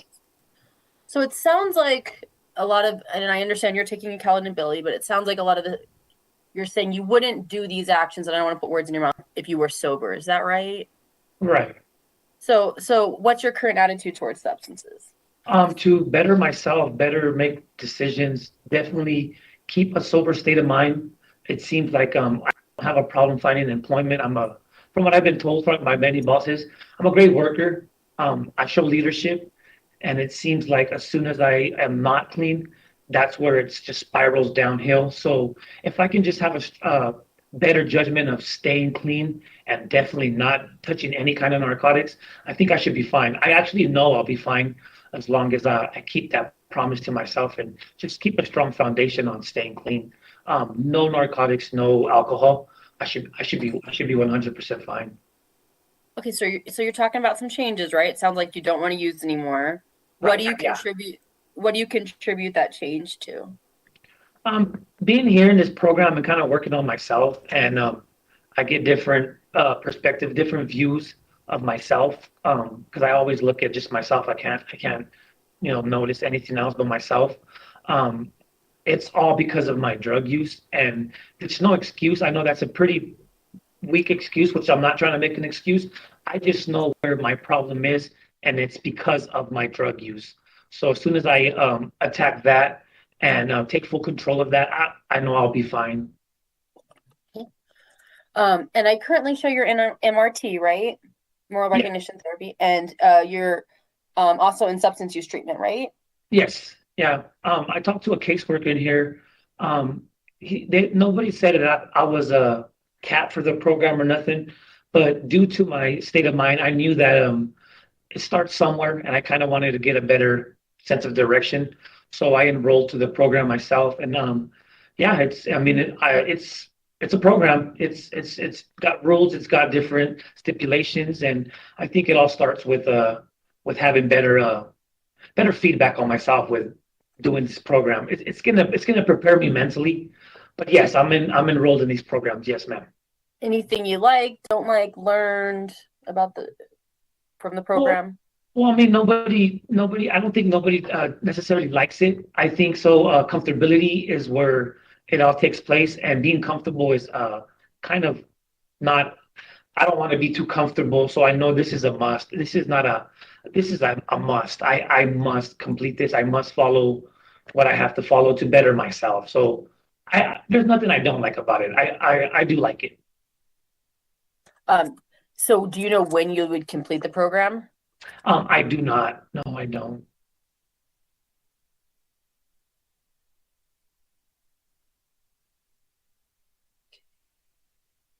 All right, sir, and I would note you have no disciplinary violations, which is really good. Yeah, no discipline, nothing like that. No. Okay, so paint me a picture. If you were paroled, how do you see success? Do you have plans for treatment? Yeah, kind of paint me a picture.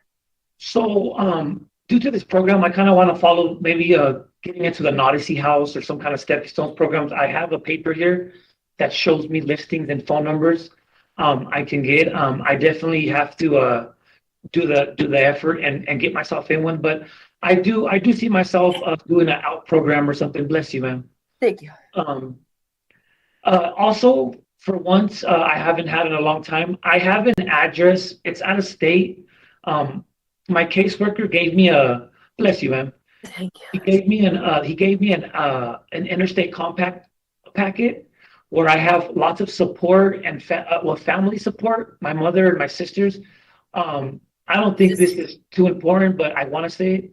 They don't have a speeding ticket. They've never been booked in for even 10 hours. Like, I think I need to be, it's all about who we surround ourselves with. And I kind of want to surround myself with positive influences like my family, because obviously they want the best for me. They don't want me to keep falling in these ridiculous predicaments. So I kind of want to see what I can do to maybe interstate compact to a different state with my family and have that solid foundation that I'm really, really looking for. So it sounds like, which is really good, you've already looked into it. There's an application, there's a fee. I think it's $50. Yes, ma'am. And so if you get a parole, I would definitely start, filling that out and making sure that's getting done. Where would you be moving to, sir? It's Bakersfield, California. It's where my mom and my mother and my sisters, my sister's a teacher there. My mother had the same job for over 25 years. One of my little sisters is actually trying to be a probation officer there. Like, it's just their positivity is gonna rub off me so well. I think that I will do very well there, to be honest. I think sounds like you've looked into it and you're thought about it, which is good. Yeah. All right, so those are all of my questions. From here, I'm a hearing officer. I make recommendations. The board ultimately decides. They're made up of 5 members. 3 of them have to come to one decision. That's the decision of the board. You should get that in writing within 2 to 4 weeks. Your family members or friends, anyone listening to this hearing via video, can go to bop.utah.gov. As soon as we have the decision, we post it on our website. It still takes some time. It's not immediate, but it's faster on the website than the mail, so someone can look that up and tell you what it is. Okay.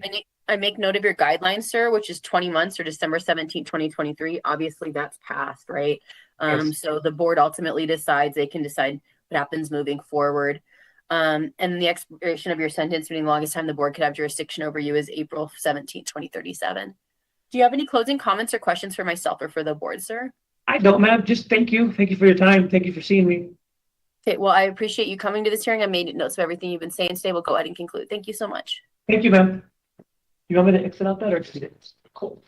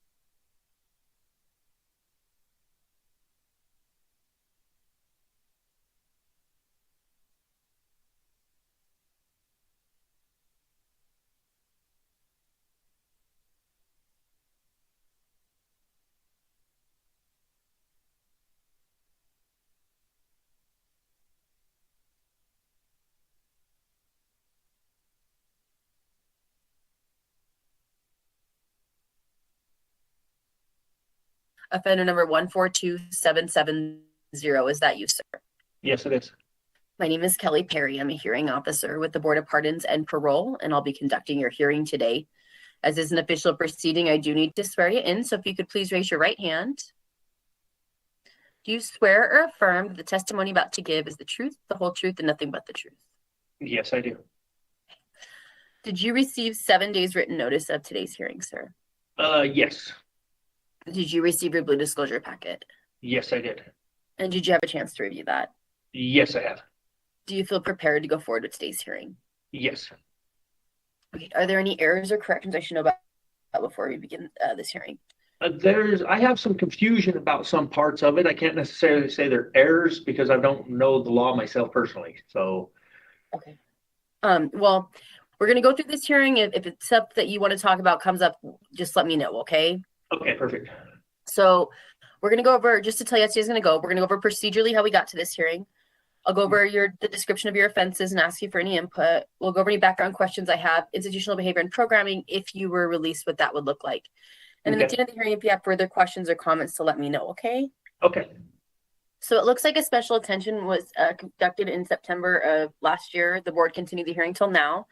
They noted that prior to this hearing, they expected you to complete all available and recommended residential substance use treatment and remain case action plan compliant.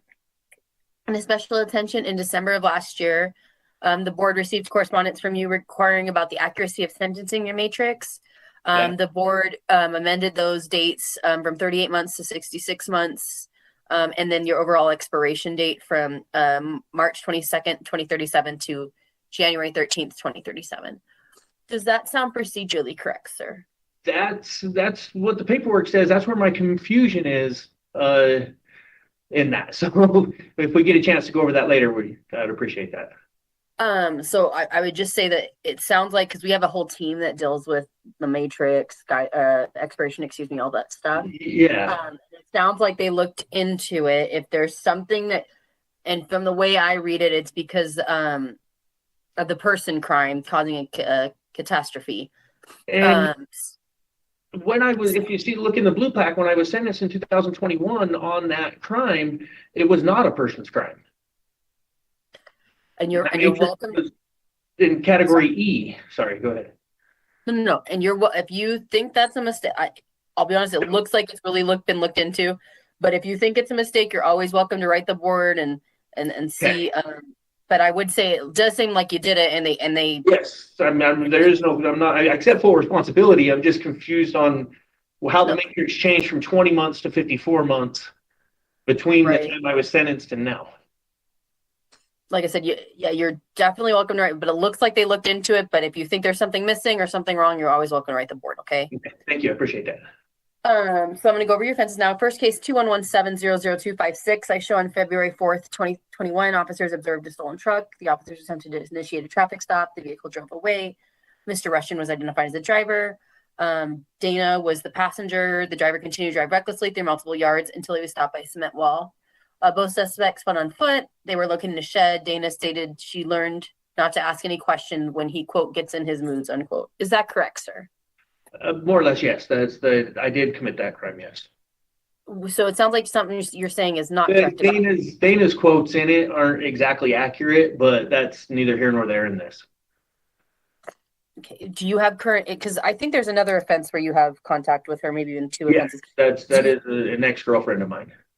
Okay, so do you have current contact with her? No, I don't.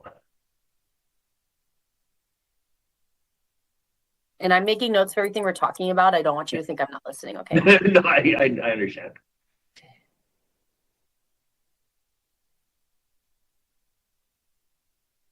All right, sir. Next case, 2119-04549. I showed, December 11th, 2020. The detective was working at Walmart. Loss prevention observed two subjects, Mr. Rushton and Dana, acting suspiciously. Mr. Rushton selected adapter and some keychain, Bluetooth keychain, removed them and exited the store. He did not have a license plate. The VIN was obscured and the temporary registration sticker belonged to another vehicle. The vehicle and a gun inside the vehicle were reported both as stolen. Is that correct, sir? Yes, it is. Anything you want to say about the offense? I accept full responsibility for that. I was in a bad time and bad relapse. So I was going to ask you, can you expand on what you mean bad time? Yeah, bad relapse. I don't want to use any excuses for anything. In 2015, my father passed away, and I took it really hard. I'm And sorry. I dove. Yeah, that's right. I dove off pretty damn hard. And that's, if you look at my record from 2015 on, things weren't going so great. And that's when we get to the programming part of that, I'll discuss that some more. Okay. Next case, sir, 221101227. I show on October 8th, 2022, deputies conducted a traffic stop on a vehicle that was previously suspected theft incidents. Contact was made with the driver, Mr. Russian, who admitted to stealing items from a fitness center. Is that correct, sir? Yes. Anything you want to say about that offense? Again, it was all part of the same bad relapse. And then last case, sir. 221500301 on October 2nd, 2022, a deputy responded to a burglary at a residence. Mr. Russian admitted taking the items from the residence. He also admitted to a second burglary. Is that correct, sir? Yes, it is. Anything you want to say about that offense? Same bad relapse. So were you using for all of these offenses? Yes. What were you using? Methamphetamine. Damn.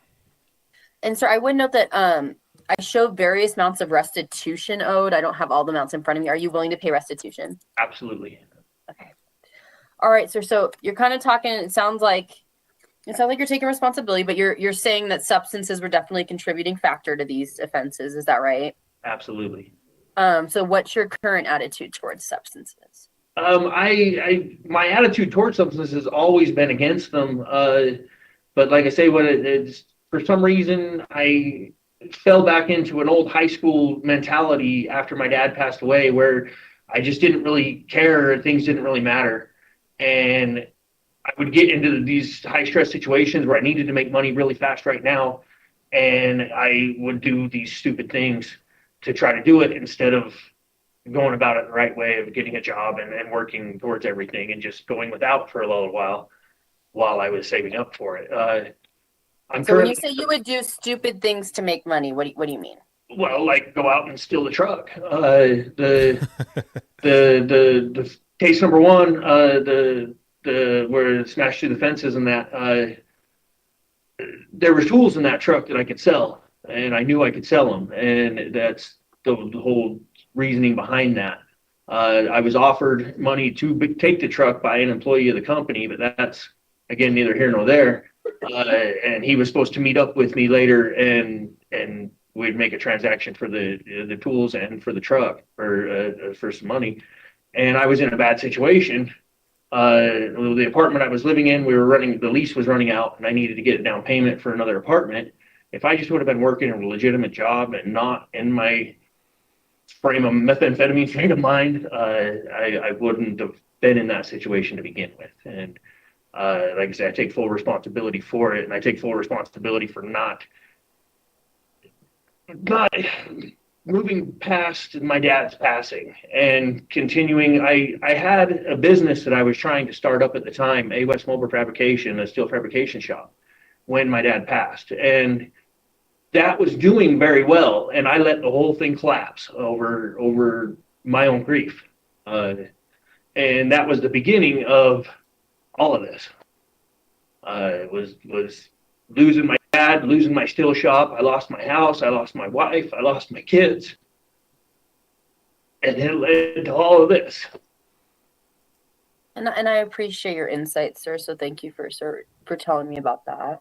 Yeah. And part of this hearing, right, of course, is to talk about your offenses, but it's talk about how things are different moving forward. So tell me how things are different now. I'm in the BRT program right now. I don't know if you know what that is. Beaver County Correctional Residential Therapy. Like I said, drugs were definitely a part of this, but in my entire life, drugs have not been a major part of my problems. And the BRT's taught me that. It's more social skills. It's been my biggest problems in my life. And I'm learning that every day in here. In fact, I'm able to graduate BRT next month on the 10th. And I've learned a lot about myself and the way I communicate with other people. I haven't been very assertive in my life. I haven't set very good boundaries. And I learned that. And I've been practicing that in the unit and as much as I can with other people. When I am released, I plan on living with my mom, and I'm going to go, sorry, I'm going to go a complete change, everything. I'm not going to go back to construction. I'm not going to go back to anything that even resembled what I did before. I want to go into the medical field. I'm going to go out, I'm going to get my CNA and start off as a nurse. Hopefully I can get the nurse as an ER What? just because it's higher pay, but I want to go into therapy. I'd like to go into a clinical therapist or a caseworker, even a juvenile therapist if I can. Juvenile therapist. Eventually. I mean, that's long-term, 5 years down the road before I'd get there. But I'm going to start off going into completely different. I don't want to go back to construction. I don't want to go back into anything that even resembles what I used to do. And that way I can start off on the right foot in a new life and a new change. I mean, it sounds like you're thinking about not just, paroling initially, but future plans, which is really good, sir. It sounds like you've thought about it. What do you contribute this change to? A lot to the BRT, but also just the effect that I seen even before I was in the BRT. Like, I don't want to make my crimes sound worse than they are, but what I did with that truck when I smashed through them fences, that was horrendous. Where my mind was at, like, people ask me, what were you thinking? And the only thing I can say is drugs. What the hell was I thinking? And that has really, really affected me. They're the people that were, I'm trying to claim it as not a person's crime, but the people were in danger. There was a lot of people that were in danger. And I was the one to do that. And that's not me. That's not the way I was raised. That's not what my dad wants. What do you want? That's what matters. And like I said, I appreciate you talking about this, sir. This is part of what I've been learning. All right, sir. And I would note you have no disciplinary violations, which is also really good. And it sounds like you're on the way to completion of that BRT program. It sounds like on October 10th of this year. Yes. So those are all very good things. And I commend you on that. Yeah, I have a whole, there's a stack of certificates that I sent in already that should have been in the blue pack, but I also have more. I just completed a life skills class last Monday, which it's part of the BRT program anyway. But the therapist from that wrote a letter. It just says, I'm writing this letter on behalf of Matthew Rushton, offender number 142770. Matthew Rushton was voluntarily enrolled into the BRT program in Beaver County Correctional Facility on January 11, 2024. The BRT is a 9-month program where, as part of the therapeutic community, Matthew Rushton has participated and completed multiple classes. As of today, Mr. Rushton has met all the requirements for graduation of thinking for a change. That's the life skills. And then if you have additional questions, it just gives her information. And then in my blue pack, I was confused on in the cap. It says about MRT. I have the certificate from MRT that I completed almost a year ago. I don't know if I show you completed it, sir. Okay, and then also anger management. This is just to whom it may concern. I've completed the SSH, SAMHSA 12 anger management. But then I have the stack of certificates here that you have also from the blue pack. Parenting while incarcerated, thinking for a change. The psychology, if you'll notice in the blue pack, there's a list that shows how much time was spent on each certificate. There's Introduction to Psychology and Psychology 101. Those were, I think, total out to be like 76 hours. I plan on doing those again, just as a refresher course before I am released, whenever that may be. That really caught my interest. Like I say, it really has turned me towards probably going into the therapeutic community as a therapist. I'd like it to be a licensed clinical therapist eventually. But that's going to be a lot of school away. Learning how to be a better parent. I've completed art, aggression replacement therapy, inside out dad, which is a college recognized credit from the Southern Utah University, I believe. The class that I did here. I didn't get printed off I have almost 100 certificates from another. We have tablets, and on the tablet is where I'm getting a lot of these from. So they have CyberWorks, and on CyberWorks, there's a lot of little 1 hour and 45-minute classes, first aid, MSHA, or not MSHA, OSHA. I used to work in mine sites, so MSHA, but OSHA certifications, just OSHA refresher classes, more or less. And I've got I think it's 110 certificates on there. And because it was so many, I didn't want to really print them all off and flood everybody with just this stack of almost useless certificates. But it just, I was trying to show making note of them. Yes. I'm just trying to show I'm not just sitting around here being a knucklehead. I mean, even though this is a program, the opportunity is there to just sit and play cards if that's what I chose to do. But I'm choosing not to. I'm like I say that the one experience with the truck was bad enough to really wake me up. The other little experiences, they're not little, but the other experiences, that's just icing on the cake for me of what the hell was I doing? My life was headed in the wrong direction. And I'm glad that I'm here. I'm glad that I've gotten myself to the BRT. Even though when I first came to prison, I was fighting it because I thought I was on a 16-month matrix. And then I found out that my matrix changed from 16 months to 38 months. And so that's when I wrote to the board initially, why did I change to 38 months? And then I got a response saying, oh, we're going to change from 38 months to 66 months. And so I was pretty mad at that time, but at the same time, I got transported to Beaver County, and I'm like, why am I getting transported to a county jail? The prisons, there's benefits to the prison. And I thought I was in a unit that was going to do programming in the prison. I've now found out a year later that program it just barely got started. Where I was at wasn't the programming unit. So I'm glad that I got moved down here. I was mad when they called me up to roll up, but I got moved down here. Commissary's more expensive. Phone calls are more expensive. Visits are hard to get handled here. They always IT issues with the visiting problems. They were switching from Securus to IC Solution. That was another frustration. And I'm like, but I'm glad that all happened. I'm glad that it's put me through the stress of that because it's made me a stronger person in the long run and brought me to the BRT program. And that's an amazing program. I appreciate your insights, sir. And I'm not going to go over your guidelines since you already seem very, very well aware of it at this point. But those are all my questions. I made notes of everything you've said today. Okay.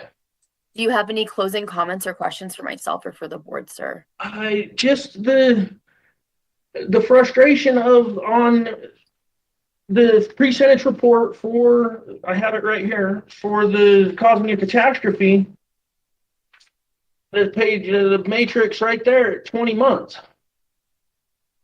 And then after I wrote a letter to the board asking them, why did it change to 38 months, all of a sudden it changed to 54 months.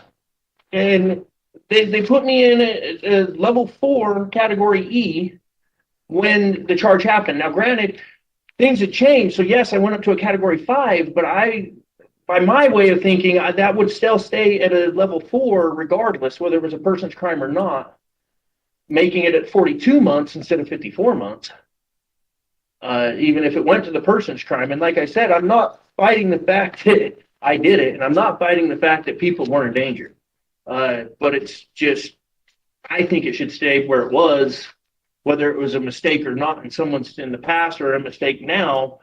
I think it should. The 38 months is plenty enough. I mean, and sir, and I would note the guideline is a suggestion, right? The board can go below that date, above that date, the same date they decide, right? Obviously, I'm not, they're going to look at it, obviously, right? And I make note of it.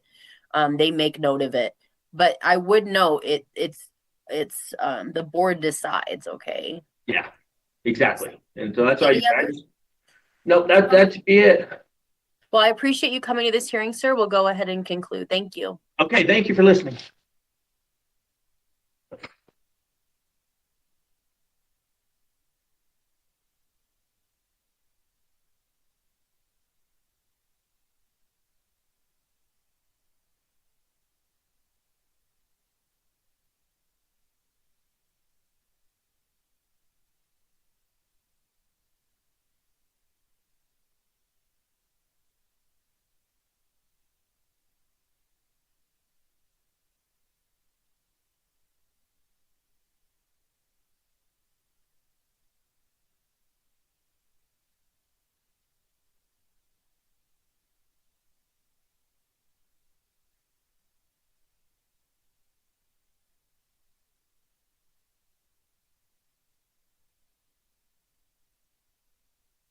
All right, we are on the record. Today's the time and place set for a rehearing for Mr. William Parmley. Am I saying that correctly, sir?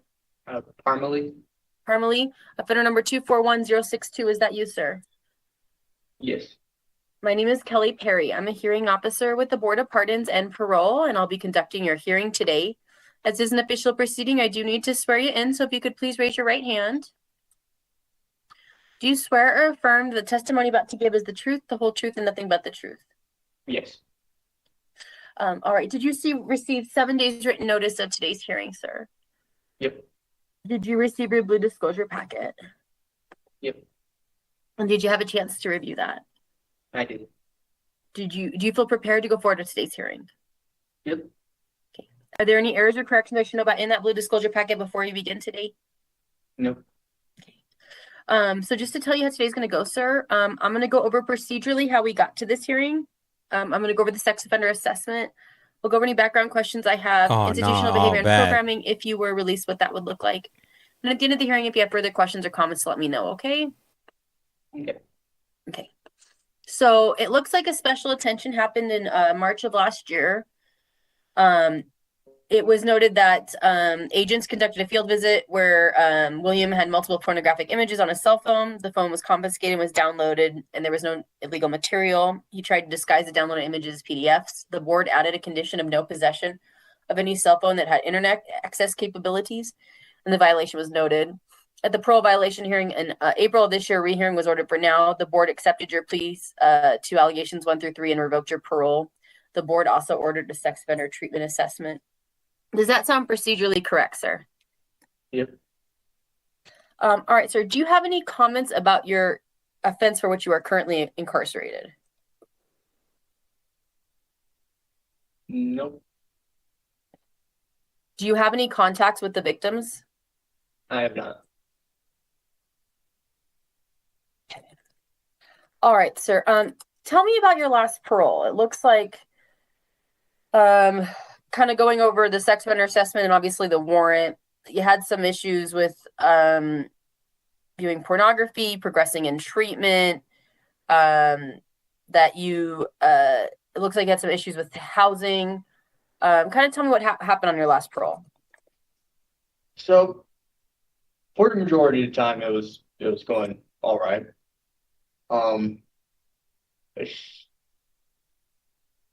But towards the end, me and my parents weren't really getting along because that's where I was staying. And I was breaking their rules by breaking the parole rules and drinking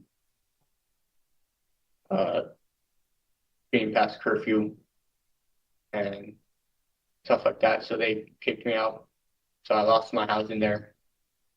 Then, and doing that, I went to a homeless shelter, and everything kind of just started steamrolling, going downhill. And I was struggling to get a phone without internet. And so I just got me a phone to have a phone. Then, because I struggle with my porn addiction, I started watching porn. I was also struggling with transportation, which is why I missed that last month of therapy. I was 3 months away from completing therapy, but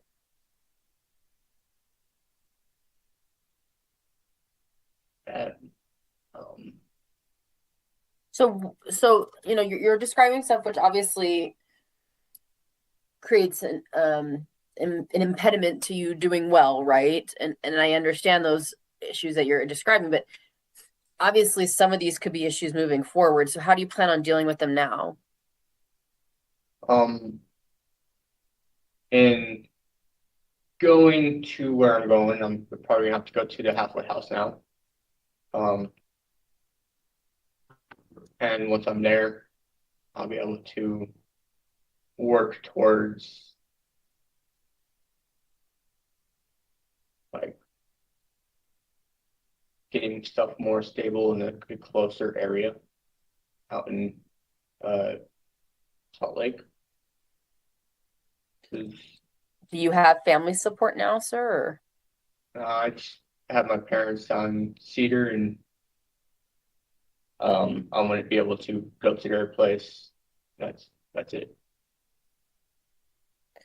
How do you plan on dealing with some of these other issues with the cell phone, the pornography? Trying to get a couple different like parental locks, and there's programs where they can block those kind of sites and stuff like that. That or get a flip phone. And I'm making notes of everything you're saying, so I don't want you to think I'm not listening, okay? Right. All right, so I want to make sure I get over the sex offender review the sex offender assessment. Do you remember receiving that assessment, sir? Yes. Whenever your risk level, the recommendations, what'd you think of it? I think it's pretty accurate. I'm definitely willing to go do some relapse prevention and figure out what I need to do. And yeah, like you said, one of the recommendations, because it did note that you had completed sex offender treatment, but that you complete building resilience, a relapse prevention program before you're given the opportunity of parole. That is an 8 to 12 week program. Are you willing to take that program, sir? Yep. Okay. Do you think you need it? I think my main problem is dealing with my porn addiction. It's something that's just a constant, ongoing thing I need to work on. So, yes, I think it would help. Okay. You also talked about on your last parole alcohol. Do you think that contributed to your sex offense as well? Was that part of your sex offense? No. Okay. Do you think you have a drinking issue?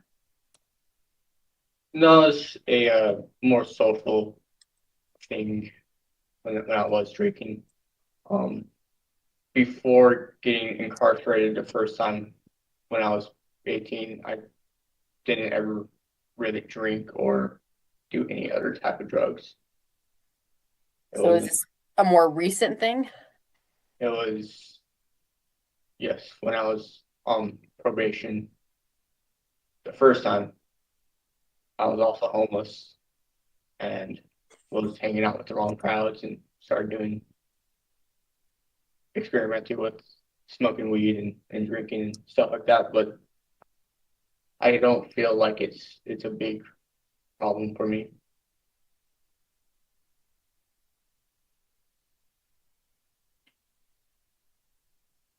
How's your mental health, sir? It's good, I believe. Are you currently taking any mental health medications? Nope. Okay, sir. And I would note you have no disciplinary violations, which is good. You kind of already talked about it, but you said you'd like to work at a halfway or go to a halfway house, excuse me, and work at a temp agency in your board packet. Is that still kind of the plan?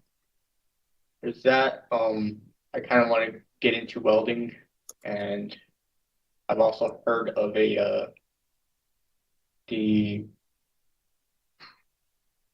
always forget the name. One of the mines. That sounds like a good option to go to is one of the mines. But I believe while I'm on parole, I will be working more towards getting a welding certificate and going that route. Have you looked into any treatment if you were released? Up in Salt Lake, the one that I was at for that first month before I moved down to Cedar, same one, Alpha Counseling.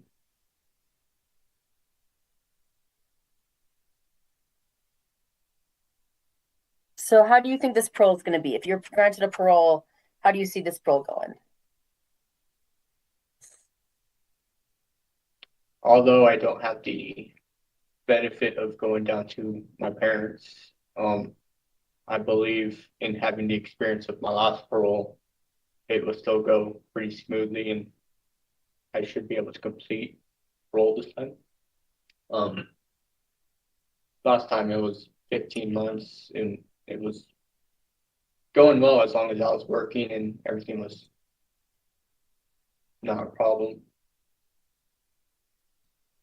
And then you kind of talked about that you ran into some issues and how you plan on dealing with that moving forward, right? Because it sounds like some of those issues definitely could be present themselves again, right? Yep, lessons learned. All right, sir. Those are all of my questions. From here, I'm a hearing officer. I make recommendations. The board ultimately decides. They're made up of 5 members. 3 of them have to come to one decision. That's the decision of the board. You should get that in writing within 2 to 4 weeks. Anyone listening to this hearing via video can go to bop.utah.gov. As soon as we have the decision, we post it on our website. It still takes some time, but it's faster on the website than in the mail. So someone can look that decision up for you while you wait for the written one. And note the expiration of your sentence, meaning the longest time the board could have jurisdiction over you, assuming no other offenses, December 28th, 2033. Do you have any closing comments or questions for myself or for the board, sir? Nope, everything sounds good. Okay. Well, I appreciate you attending this hearing. I made notes of everything we've been talking about today. We'll go ahead and conclude. Thank you. Good, thank you. Thank you, Officer Green.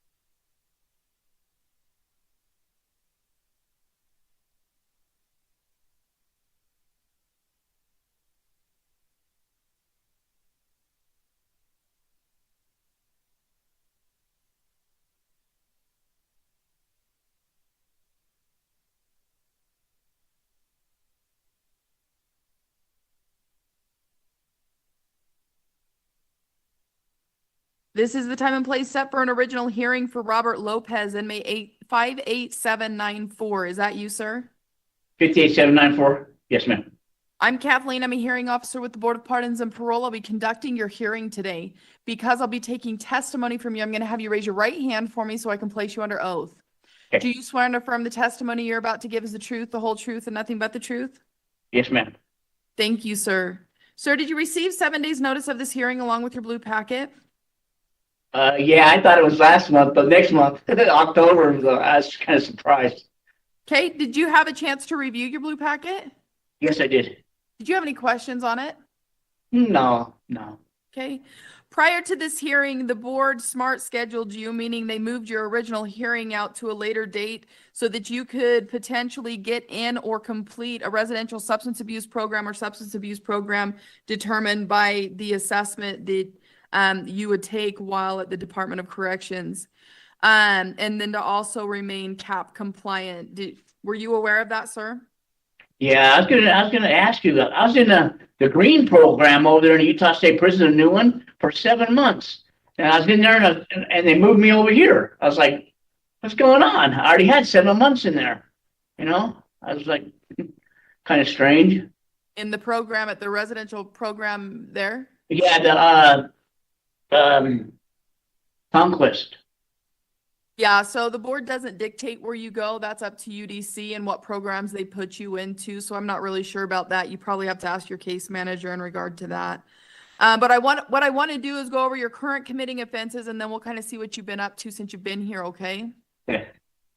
So in case 221903308, you were convicted of a third-degree felony aggravated assault. This occurred around April 2nd, 2022, where officers responded to the Men's Resource Center on a report of a man with a knife. 2 security guards reported that you had come into the facility openly drinking in the lobby. They told you to leave. You refused to leave. You became verbally and physically confrontational. You threw punches at one of the security guards. They continued to ask you to leave. At one point, they dragged you out and away from the property, and you had threatened to kill one of the security guards. You returned around about 20 minutes later, pulled a knife from your pocket and held it behind your back and stood in a fighting stance and threatened to kill them. This was all recorded and observed when officers reviewed the tapes in regard to this incident. When officers located you, they initiated a stop on you. You ignored officers' commands to keep your hands out of your pockets and to get on the ground. Warnings were issued that you would be tased. You ignored the commands, and officers observed an unfolded knife sticking out of your pocket. They took you to the ground and tased you, and the taser was deployed at the same time. You continued to resist, continued to resist the officers' attempts to control your arms. You continued to resist and tucked your arms underneath your body. You were issued commands to pull, but you kept pulling away from them. You continued to resist. You only complied when when you were tased the second time. At that time, officers observed that your eyes were red, speech was slurred, and you had a heavy odor of alcohol coming from your person. Upon searching you, they located the exposed blade as well as marijuana. You had stated at the time that the knife was to use for poking holes in cans so you could smoke your marijuana. Is that accurate, sir? Yeah, that's close. Okay. Tell me what was going on during this time. Nothing. I was drinking and everything, and you know what I mean? And I did get an argument over there. And he told me to leave. And then I got thrown out and everything like that, you know what I mean?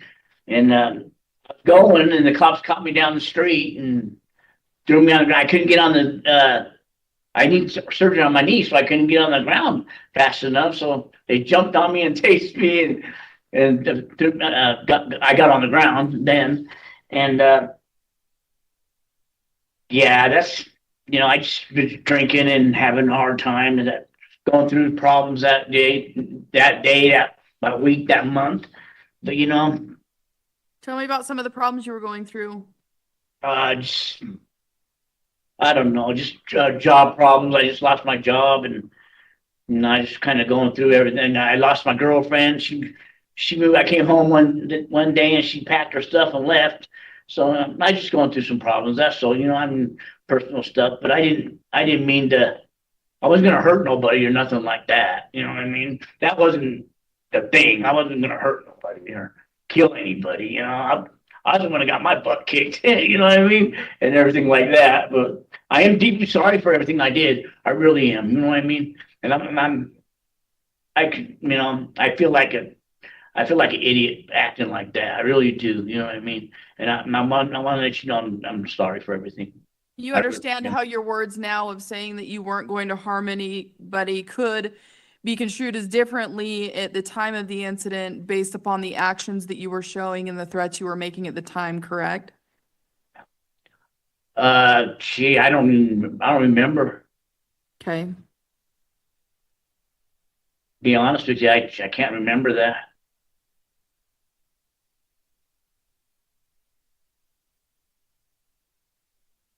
But the thing is about that too, ma'am,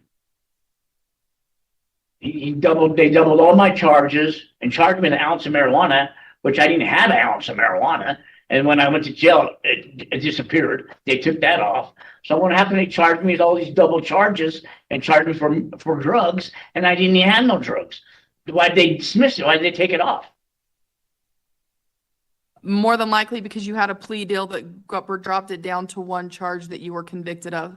Oh, so They were double charging you. They're double charging you for every individual that was there. So if they gave you 3 aggravated assaults on an charges, that would be for the two security guards and the 2 officers that were involved in your takedown. Does that make sense? Yeah. Sir, if Yeah. there's restitution owing in your case, are you willing to pay that? How much is that? As of right got no now, it restitution. doesn't show that there is any. No, And it there has ain't. been, if there was any, the board ordered that be returned to the sentencing court anyway. I'm just wondering if there is restitution, would No, you there be ain't. willing to pay? Yeah, but there ain't none. Okay. I always just ask now because if restitution were to come up, we would more than likely have to have another hearing about that. So it kind of moves that out of the way so you don't have to have another hearing. Okay. Thank you. Tell me a little bit about your substance use history, sir. Well, I do. I drink once in a while, but like I said, I was having a hard time that time, and I was staying at the shelter. I had nowhere to go, and I don't know. I got too loaded, I guess. I got too drunk and and acted stupid. You know what I mean? Okay. But I had problems in the past. I've been through a lot in my life. You know what I mean? But I'm trying to pull it together. I've been thinking right now. I've been working out hard. I get my mind right, my body right, and I've been here almost 3 years now. I just want to go home. You know what I mean? And get my life together. I'm gonna change my life when I get out. I'm gonna quit. I'm gonna try to quit drinking, and I'm not going to the old crowd. Not going to the areas. I'm not going to shelter no more. That's for sure. That place is bad over there. All they do is fight and do their things over there. And I just want to change my life. I'm 57 years old now. I just want to get out and go home and start my life because I don't know how long I got left. I'm tired of being locked up. I'm tired of this. And this time I really felt that I'm really super tired of it. I can't do it no more. I'm getting too old now. You know what I mean? And What has your substance use issues been in the past, sir? You said you've had drinking issues. What other substance use issues have you had? Nothing really. I just drink on the weekends when I get off work, but that's about it. Aside from marijuana, have you had any other issues with substances? No, ma'am. Okay. How's your physical health at this point? Is there anything that would restrict you from being able to complete or have a successful parole, sir? No, ma'am. No, I'm in great shape now. I've been working out for 2.5 years now, and I feel good. Matter of fact, I feel this is about the best time I ever felt in my life as far as my health goes. You know what I mean? Okay. So I'm not saying I'm glad I'm here. I'm not saying but I got myself in shape, my mind right and everything, so it kind of helped me out. You know what I mean? Good. But I am sorry for what I did. You know, my actions I did. I really truly am. You know what I mean? And I'm not going to do that no more. I learned to keep my mouth shut up, and quit yelling at people and acting stupid. You know, acting. You know, time for me to grow up and be a man and act right. You know, be a good person out there to everybody. And you know, I love my parents. I got good parents that are willing to help me out and everything. And I got a good job when I get out. My parents own their own company, a sewer and drain cleaning company. So I'm going to work there and get my life together. There's no way I could do like counseling on the outside. You know, I'll be a good person. You know, you can send me back if you want. I mean, I'm tired of being here. I really am. You know what I mean? I'll go classes at night every night. I'll do everything I have to do. I promise you, and you won't see me here again. I give you my word. You know I shouldn't give my word because things go bad when you give your word. But I ain't coming back to prison no more. I'm done being locked up. I can't take it no more. Do you have any mental health diagnoses, sir? No, ma'am. Not yet. Tell me what you've been up to since you've been here. Oh, just doing classes. Like I said, I've been in Conquest, and I've been doing seminars, doing classes, working out, and you know, I a lot saw of that you had praying. a substance use pre-treatment currently that you started in August 21st, 2024. Is that accurate? Yes, ma'am. Okay. How's that going so far? In here, The program that you're currently in. it's going good. I just got here. I've been here a couple of months now, well, a month and a half, something like that. I can't remember when I got here, but something like that. But I was in Conquest for 7 months. I was doing good over there. I can't see why they moved me here. You know what I mean? I was like, here I am in a program, and they moved me to another program. You know, I don't get it. So I got to start over again. Okay. Tell me about your January disciplinary you had over a year ago, the substance use one. Oh, well, you mean when I got caught with them pills? Yeah. Oh, I had a toothache in my mouth, and I had a bubble. So somebody gave me some penicillin pills. And when I sat them on the desk, I didn't know you couldn't have penicillin pills. You know what I mean? So when the guard came through and searched, he found the penicillin pills on my desk. But I paid the fine off. I paid it off in cash. My parents did. $150 cash. I mean, but then I got kicked out. I got kicked out, and it took a year and a half to bring me back. You know what I mean? And they said, "Oh, you can come back in 3 months, 60 days to a month." And it took them a year and a half to bring me back. I'm like, I would have been finished by then. I finished the program. I couldn't understand it. And here I am still going through program after program. Again, kicked. I'm not even kicked. I did 7 months over in Conquest, and then they bring me here, and I got to start over. I lost 7 months for nothing. But I was doing good in there. But I didn't, you know, that was a penicillin pill. It wasn't like drugs or anything like that. And I still got stuck with a $150 fine. Sir, tell me what you feel like. I know you said some of this stuff already about not wanting to come back here, being too old for this, things like Yes. that. Giving me your word. Tell me Yes. what you feel like has changed overall for you so that you don't end up coming back here, aside from what you've already stated. Well, I got my mind strong, my body strong, and I got my job back with my parents. And I'm just changing my life around. I mean, I can't do this no more. I ain't going back to old crowd. I ain't going back to no old friends no more. I ain't gonna do none of that. I'm changing my life completely around, and I'm gonna start working hard. I'm gonna get my life, get my apartment. I'm gonna get my driver's license back, the car. I'm gonna do good this time. I'm gonna give you my best word I can. You know, and all I can do is prove it to you. That's all I can do, ma'am. Yeah, your actions are going to have to speak a lot louder than your words, right? Yes, ma'am. If you are paroled, where would you be going? Do you have an address? Yes, ma'am. I'm going to my mom and dad's house in Sandy. Okay. And then you said you have a job with them working at their company. Yeah, I did it before. Sewer and drain cleaning company. Joe's AAA Drain. And then as far as programming goes, what are your plans for that? The program in here. No, when you're when you're out on parole, the board is going to recommend or have you do conditions, more than likely for sure, substance abuse programming, where you would more than likely go out and get a substance abuse assessment out in the community, and you would be expected to follow through with whatever recommendations come from that substance abuse assessment and whatever else the board chooses to have as your conditions. Are you willing to comply with those? Yes, ma'am. I'm gonna do whatever it takes, and I'm gonna get off parole, and you won't see me again. Okay.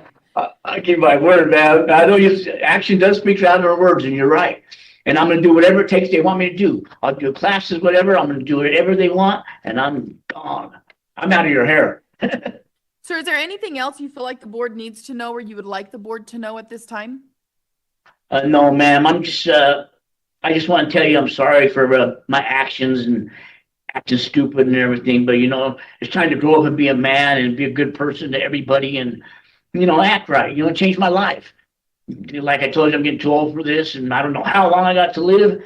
But if you give me a chance, man, I'll do whatever it takes on parole and everything they say, so I can do my life successfully and finish my life out as long as I got left. I got a good family, I got good kids, and I'm a good person. I don't go around causing trouble or nothing like that. I got caught up in a situation drinking, and my mouth gets me into trouble, and and I'm sorry for that. I really deeply am. Okay. What I plan on doing is taking the information we discussed today, compiling that into a report, submitting that to the board. You're well aware the board is the one that makes the final decision in your case. They're made up of 5 members, and it takes a majority vote for them to make that decision. It usually takes 2 to 4 weeks for them to get that out to you. You currently have a 5-year top, which puts you at June 24th, 2027. That is the length of time the board will have jurisdiction over your case, given there are no other further offenses. You have a guideline of 32 months, which puts you at February 24th, 2025.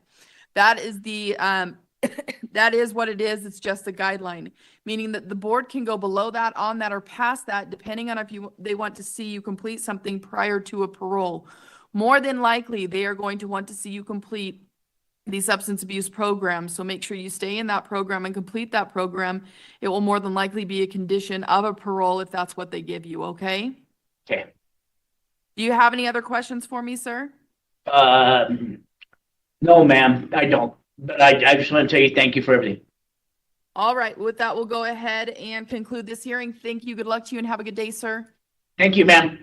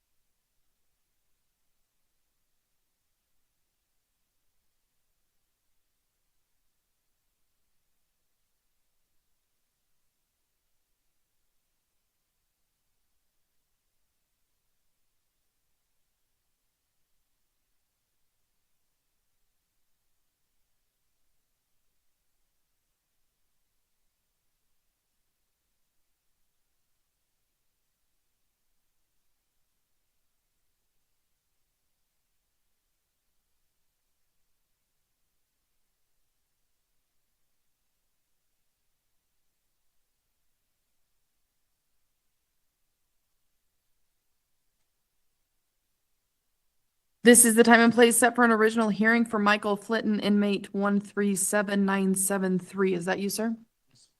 I'm Kathleen. I'm a hearing officer with the Board of Pardons and Parole. I'll be conducting your hearing today because I'll be taking testimony from you. I'm going to have you raise your right hand for me so I can place you under oath. Do you swear and affirm the testimony you're about to give is the truth, the whole truth, and nothing but the truth? Thank you, sir. Sir, did you receive 7 days' notice of this hearing along with your blue packet? Yes.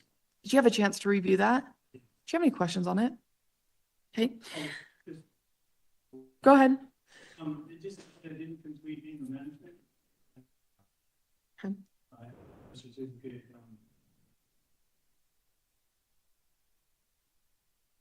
And we'll go over some of that too, what you've been doing and everything since you've been here.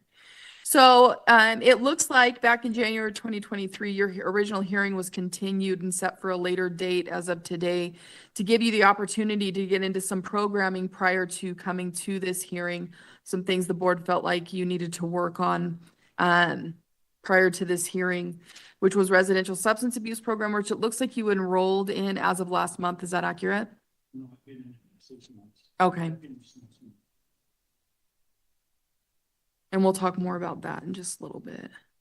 And then I do show that you received an earned time credit for Davis Tech Automotive that you completed back in April. Is that accurate? Yes, ma'am. So what I plan on doing is going over your current committing offense, and then we'll kind of see what you've been up to since you've been here, okay? So in case 221900448, you were convicted of a second-degree felony aggravated burglary as well as a third-degree felony aggravated assault. This occurred around January 8th, 2022, where officers responded to a complaint of an aggravated burglary. The victim stated that the neighbor, you kicked in his door, which broke the door frame. You punched a picture that cut your hand, leaving a large amount of blood on the floor. You then punched the victim in the head, pulled out a knife and placed it against his throat and threatened to cut him into pieces and leave his dismembered body in a different dumpster. You at the time stole the victim's cell phone, laptop, and prescription pills before leaving the residence. Officers located you through the GPS on the stolen cell phone and found all of the items that you had taken from the victim. Is that accurate, sir? Anything you wanted to add to that? Just, I was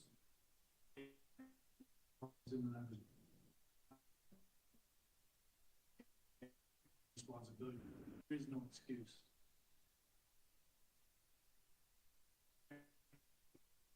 Responsibility. Seek forgiveness through, self to really dig in and Tell me a little bit about your substance use history. been on drugs since I was young. I grew up in my family. Been struggling with it my whole life. Had a major meth addiction in the early 2000s. Through Conquest, kind of dealt with that before. Got out and I did awesome for several years. And then I thought basically that I just didn't have a problem anymore. And I started drinking and alcohol in the nature.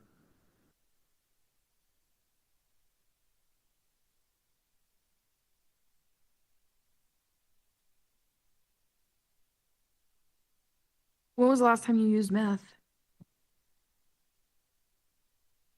Okay.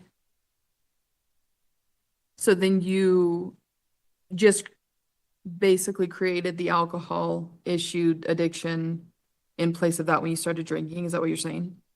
Yeah, I had cancer and they put me in a lot of pain medication. And I got through that and then just kind of in dumping those pain medications that I picked up. Okay. When did you have cancer?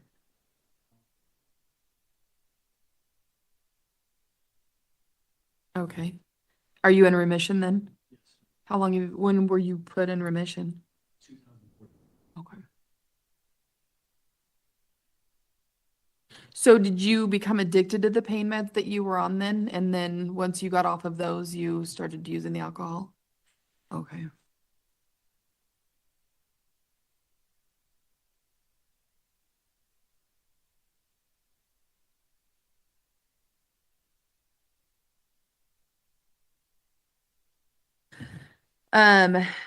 Tell me what, before I forget this, if there's restitution owing in your case, are you willing to pay that, sir? There's $300.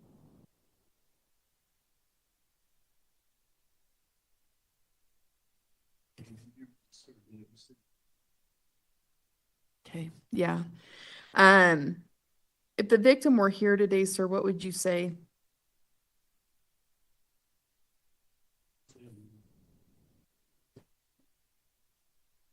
Either his family and they're not.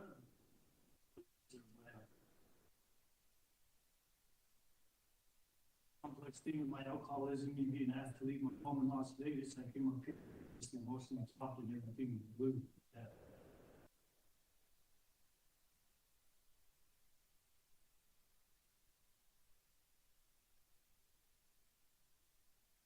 Okay. I have you listed as a CRIP member, is that accurate? No, I dropped out in 2007. I haven't had any. They didn't have a program back then, so I signed it as soon as I got. Is that what you're in now? Modified? Yes, How long have you been in it? since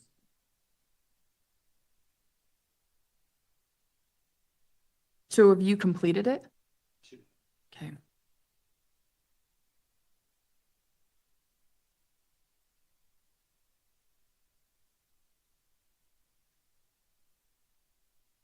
Tell me a little bit about your mental health.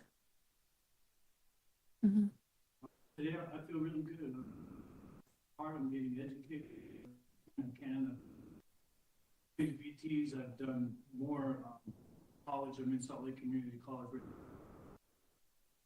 Chiefs program. I've done anger management, victim impact, self-compassion, new pathways, kindness matters classes. Some in conquest, you know, so I've learned a lot of pro-social things and learned just how to deal with my anger and emotions. Learning a new path in life, you know, do that, and I'm really good about where that's going. So you feel like that's impacted your mental health for the positive?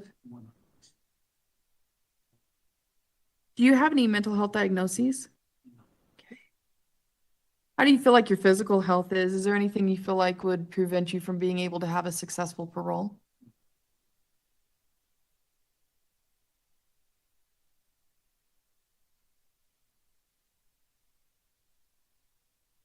You told me a lot about the classes, or you listed a lot of the classes that you've been a part of and completed since you've been here.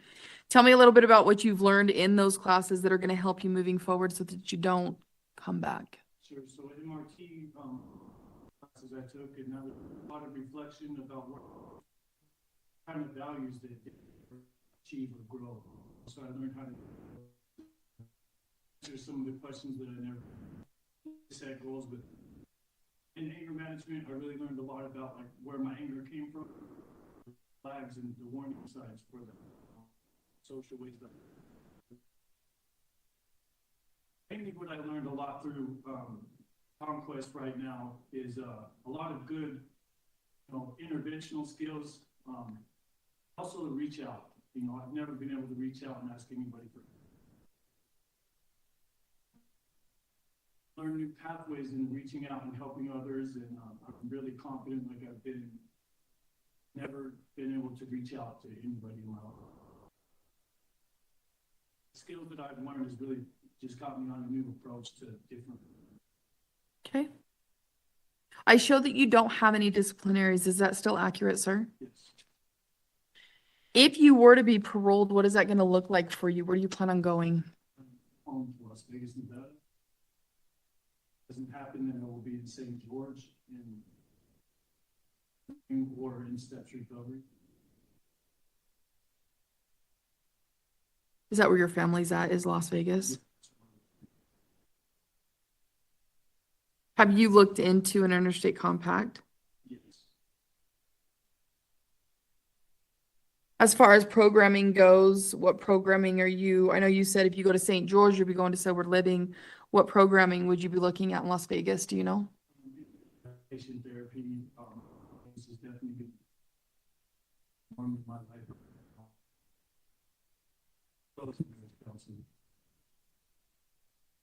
Did your wife have any issues with the law enforcement corrections? Any? Okay.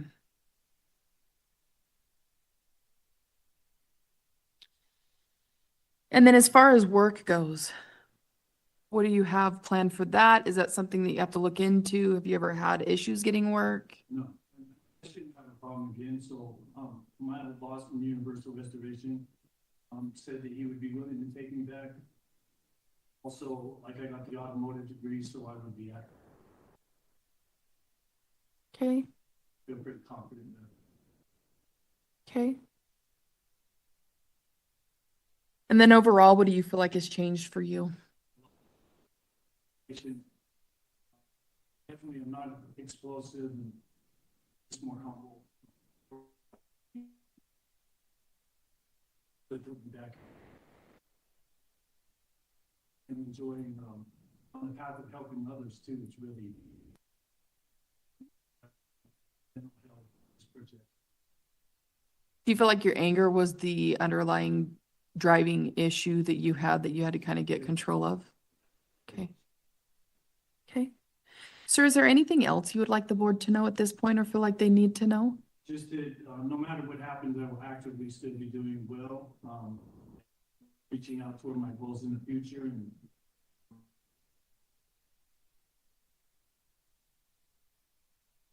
And when did you say you were supposed to be completed with the residential programming? so it's supposed to be 26. Let's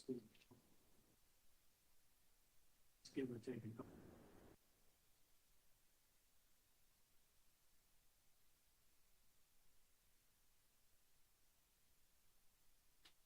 Well, sir, what I plan on doing is taking the information we discussed today, compiling that into a report and submitting that to the board. You're well aware the board is the one that makes the final decision in your case. They're made up of 5 members and it takes a majority vote for them to make that decision. Usually takes about 2 to 4 weeks for them to get that decision out to you. You do have a 45-month guideline, which puts you at October of next year. That guideline is what it is. It's just a guideline, meaning that the board can go below that, on that, or past that, depending on if they want to see you complete something. They will take into consideration everything you have completed thus far and know that if they come back with, let's say, the October 9th, 2025 date, that once you complete that residential substance abuse program, you would earn a time cut, which would cut that down to probably June. But they will also take into consideration the Davis Tech that you have completed as well and other programming that you've completed. You do have a 15-year top, which puts you at January 9th, 2037. That is the length of time the board will have jurisdiction over your case, given there are no other further offenses. Sir, are there any other questions you have for me? Just letting you know, just kind of showing also the certificate. So you can leave that right there, and then the officers will scan that and send it to me so then I can get it uploaded for the board to be able to review as well, okay? All right, with that, we'll go ahead and conclude this hearing. Thank you. Good luck to you and have a good day, sir.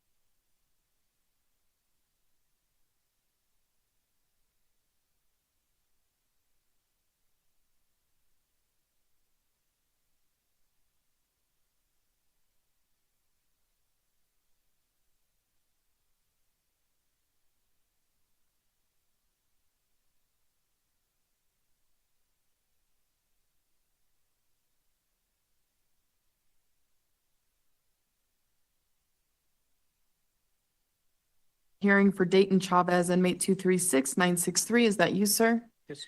I'm Kathleen. I'm a hearing officer with the Board of Pardons and Parole. I'll be conducting your hearing today. Because I'll be taking testimony from you, I'm going to have you raise your right hand for me so I can place you under oath.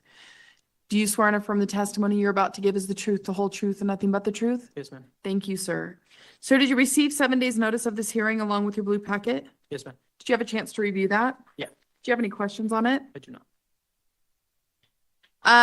It looks like your hearing back in January 2023 was continued so that you would have the opportunity to get into sex offender programming. It looks like since that time you have completed sex offender programming. Yes, ma'am.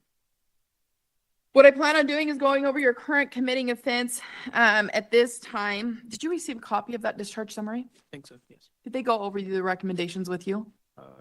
In that discharge summary? Okay, we'll go over those in just a minute. What I plan on doing now is going over your current committing offenses, and then we'll see what you've been up to since you've been here. We'll go over your sex offender programming, some history, criminal history, and things like that. In case 181100009, you were convicted of 2 third-degree felonies dealing in materials harmful to minor. This occurred around January 8, 2017 was when this was disclosed to a DCFS social worker. They reported a child sex abuse that occurred in Paradise. This was reported to the victim had reported this to an LDS bishop in December 2017, stating that he'd gone over to a friend's house 2 years ago, and his friend's older brother, you, wanted to play a game of truth or dare. While playing the game, you each pulled down your pants and touched each other's penis, and then engaged in oral sex. And at the time, the victim was 12 years old. The victim disclosed a couple of times, a few times this may have happened over a period of time. Another time included some sleepover during spring break where the two of you had gone into a room, were touching each other's penis, performing oral sex on each other. And then at some point, you guys sent, according to the report, sent nude pictures of his penis to Gabriel, or to the victim, and claimed that the victim had sent him nude pictures of his penis as well. Is that accurate, sir? Anything you wanted to add to that? Just that I did it, you know what I mean? Okay. Take responsibility for it. In case 211101460, you were convicted of a third-degree felony, enticing a minor by internet or text. This occurred around December 3rd, 2021, where officers received a complaint from an individual that you had been requesting nude photos of her 15-year-old sister at the time. Officers eventually did a search on your phone and found numerous contacts throughout a Snapchat app, and a few contacts were recognized by the investigating officers as the victim and another individual who were both under the age of 18. You admitted to officers that you had knowledge that these individuals were under the age of 18. You admitted to sending dick pics to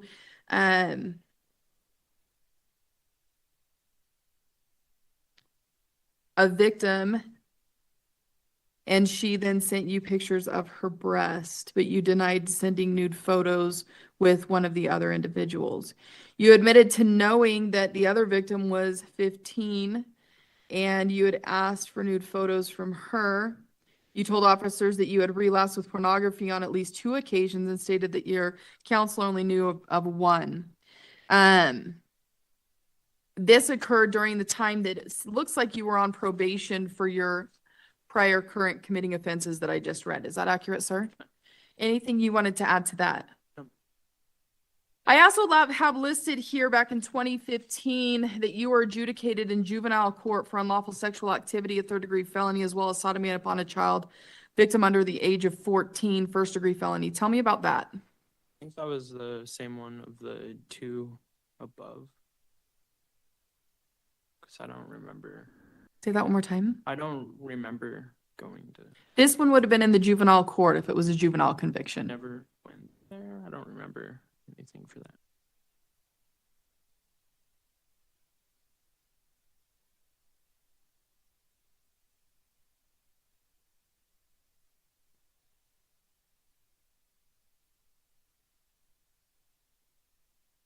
Yeah, because this one would have been around the age of 16 or 17 for you, it looks like.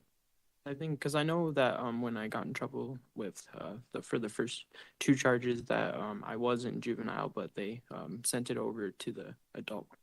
What were you in juvenile for? I never went to juvenile, like went to jail or anything. Okay.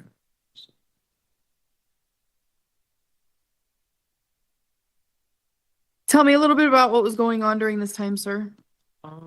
Yeah, I was so I just so for the with the first charges, I was just getting out of high school.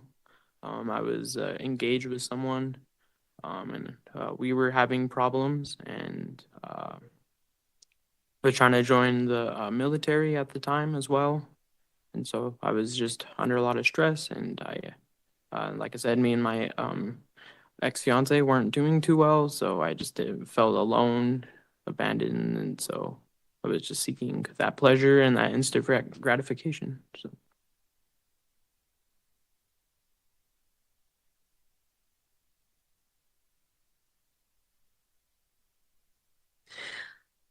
Did it ever cross your mind at any time during that incident with the 12-year-old victim that this wasn't right?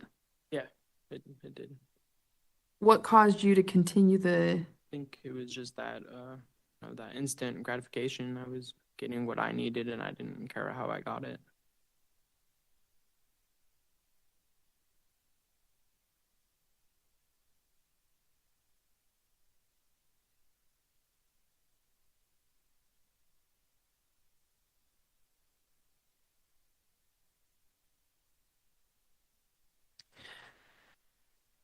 And then in regard to the second one, tell me a little bit about that. What was going on during that time? That was 4 years later, roughly. Kind of similar. I was with my girlfriend, and we were going through problems, and I just got in a lot of stress. I didn't have a good, like, I was having financial problems. I was going through probation. I think I just gave up much, and I just fell back into the same patterns.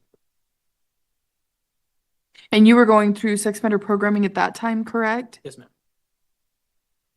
So what prevented you from using the tools that you were learning in the sex offender programming that caused you to ignore? I don't think I wanted to change. I think Okay. that's what it was. I was just so worried on my well-being and my, like, that instant gratification, getting that pleasure, that I just wasn't.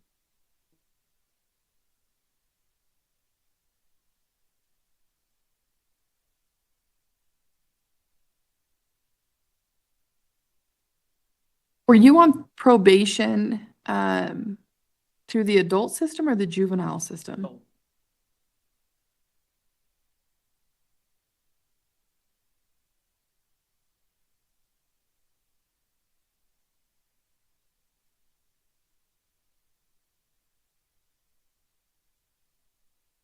Tell me what you feel like you've learned in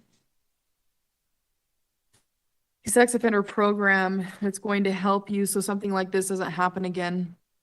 I think, one of the big keys was, not staying productive. I've had a problem with that, being lazy, not working on myself, not being goal oriented. So that's some of the stuff that I worked on a lot, was finding things to stay productive and that had purpose. And so that I didn't feel worthless. I didn't feel like I wasn't worth anything, and that, and so it just keeps me busy.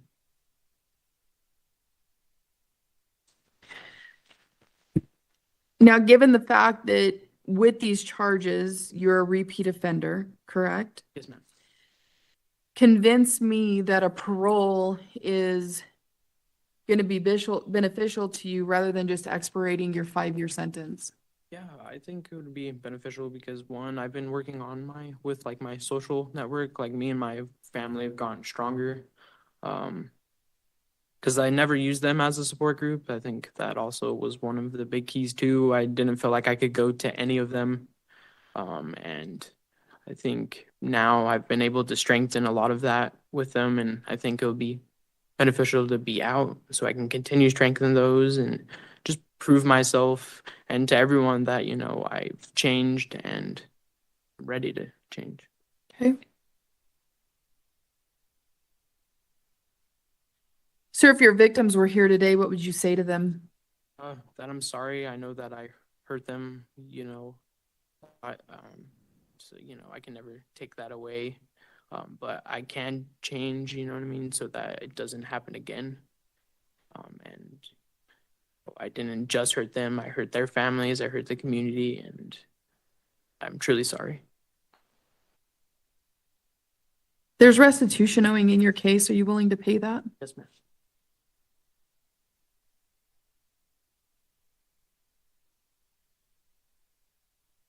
Do you have any substance use issues, sir? I do not.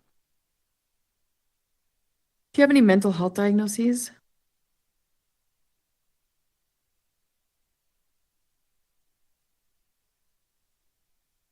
How's your physical health? It's better than it used to be. Okay. Like I said, I used to be pretty lazy.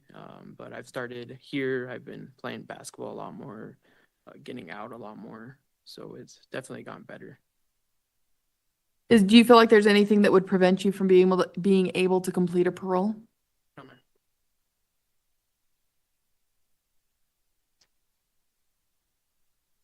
Is there anything else you've completed since you've been here? No, but I've been working a lot. And Where do you work? I work at the UCI upholstery shop. I'm a clerk for them. How long have you been doing that? A couple months. Okay. Of that. So Overall, what do you feel like has changed that's going to help you from coming back here, sir, or making the same decisions? I think structure. I've gotten, you know, I have a lot more responsibilities, especially at work and where I'm at and with the TC program. And I think that's helped a lot. It's got me on a good schedule that I want to keep when I get out.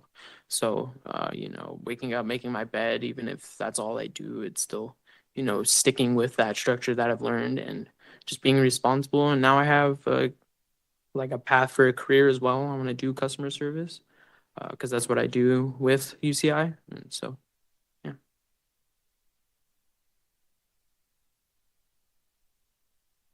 Yeah, you mentioned boredom being a trigger for you, things like that. There's going to be times where you're going to be bored. That's just part of life. So how do you plan on navigating those situations? I put in a place because, like I said, I haven't had like a lot of. I've been lazy. I think have a few activities that I could do to stay, you know, productive. So it's not like even if it's boring, you know, it's still doing something. I'm not just sitting there doing nothing. So I want to start bike riding. I want to start gardening, stuff like that, just to stay busy when I do have that free time. So it's something that I'm doing. And then when it comes to relationships, it sounds like that might be a trigger for you too when things aren't going well. Tell me about that. Yeah, I think I've talked to my therapist about it, and I kind of want to stay away from relationships, especially when I get out for a little while.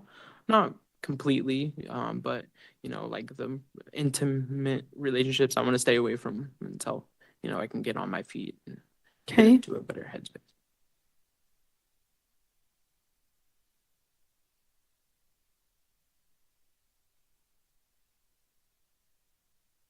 If you are paroled, what is that going to look like? Do you have an address? Yes, I do. Who's it with? It's with my grandparents. And as far as work goes? I'm like I said, I'm gonna try to get out and get into customer service, but I have a place I want to go try, and if that doesn't work, I have a backup plan. I'm gonna go work at the Oakdale Farms. Have you ever had an issue getting work? No. I think most of it's just been being lazy and not trying. Okay. And then as far as programming, aftercare will oftentimes be a part of the sex offender program stuff. Are you willing to do the aftercare program? Yes, ma'am. And then sex offender A conditions will be part of your parole as well, which means you won't be able to be around kids. Is that going to be an issue? No, ma'am. Okay. Anything else you would like the board to know at this point or feel like the board needs to know, sir? Just that I'm ready to prove myself, you know what I mean? To not just myself, but to my family, the community, you know, just so that what I learned and that I'm a different person than when I came in. Okay. What I plan on doing is taking the information we discussed today, compiling that into a report, submitting that to the board. You currently have a 39-month guideline, which puts you at October 23rd, 2024. That guideline is what it is. It's just a guideline, meaning the board can go below that, on that, or past that, depending on if they want to see you complete something prior to that. You do have a 5-year top, which puts you at December 3rd of 2026. That is the length of time the board will have jurisdiction over your case, given there are no further offenses. The board is made up of 5 members. It takes a majority vote for them to make a decision in your case. Usually takes about 2 to 4 weeks for them to get that decision out to you. Do you have any other questions for me? All right, with that, we'll go ahead and conclude this hearing. Thank you. Good luck to you and have a good day.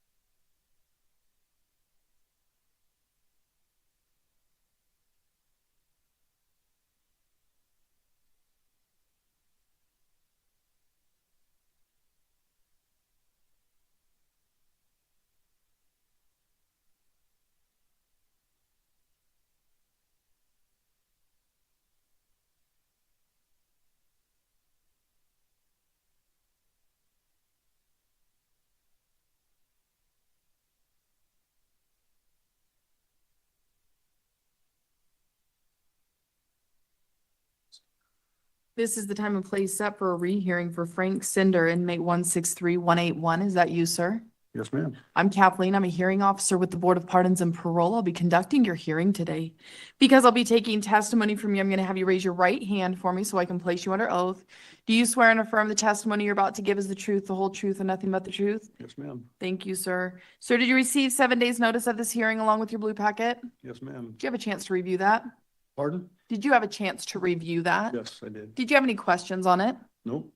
Okay, just so you are aware, I have reviewed your case. I've listened to your 2 prior hearings from 2013 and 2022. I've read all the letters from past victim letters, things like that to this point. I do show, it looks like the appeal that you had was denied on September 30th, 2022. Is that accurate, sir? No, ma'am. Tell me where you're at in that process. That's the last I information am I've in- got. I'm in the federal court with Judge Shelby, and they wrote up the wrong decision. So I've got a motion for clarification on that one right now. I'm going against Judge Lindbergh, and they wrote it up against Garden. When did you submit that? Oh, I've got the address here. It's been a couple months ago. Okay, so it's new still. Yes, it's new. And if I have to, I'll take it up to the United States Supreme Court because the 10th Circuit ordered the state of Utah gave me an evidentiary hearing in 2010, which I have still not received. Yeah, I remember here, you had mentioned that in 2013 as well. So And we don't have anything to do with that. I know the Yeah, I last I hearing understand that. I officer understand. told Yep. you, no, we're here on the conviction you are currently here Yes, with. I understand that. The sex offender program did submit an assessment that they had gone over with you just within the last day or two. Is that accurate, sir? Ma'am, on Sunday night. Did you have any questions on that? No, You will get a copy of that, by the way. I did. Did you? Yes, ma'am. Okay, I know I sent an email, but I wasn't sure if it had got to you. When did you Yes, ma'am, receive they it? hand delivered it. Did you have a chance to review that? Did. What were your thoughts on it? He's fairly close to accurate because first off, they weren't going to honor my risk assessment from 2004 that I had done before I came in. And then I questioned him why, because it's a tougher risk assessment than what they do now. And I risk assessed at a 4, and then I risk assessed at a 1.6 in 2013. And you only go down, you don't go up. On the recommendations, did you read over those? Recommendation was not to do the program in here, maybe the footprint. What do they call it? Barefoot, what are footsteps? They mentioned life skills classes, time out for men, unlock thinking, open mind, but they suggested that you do the sex offender programming in the community. Yep. What are your thoughts on that? I don't know why I need any extra programming for it. So would you be willing to do that or no? Well, I've done thinking for a change. I've done everything else you guys have asked me to do in here. I'm just asking for yes and no specifically to this, and then we'll talk about your programming that you've already done, okay?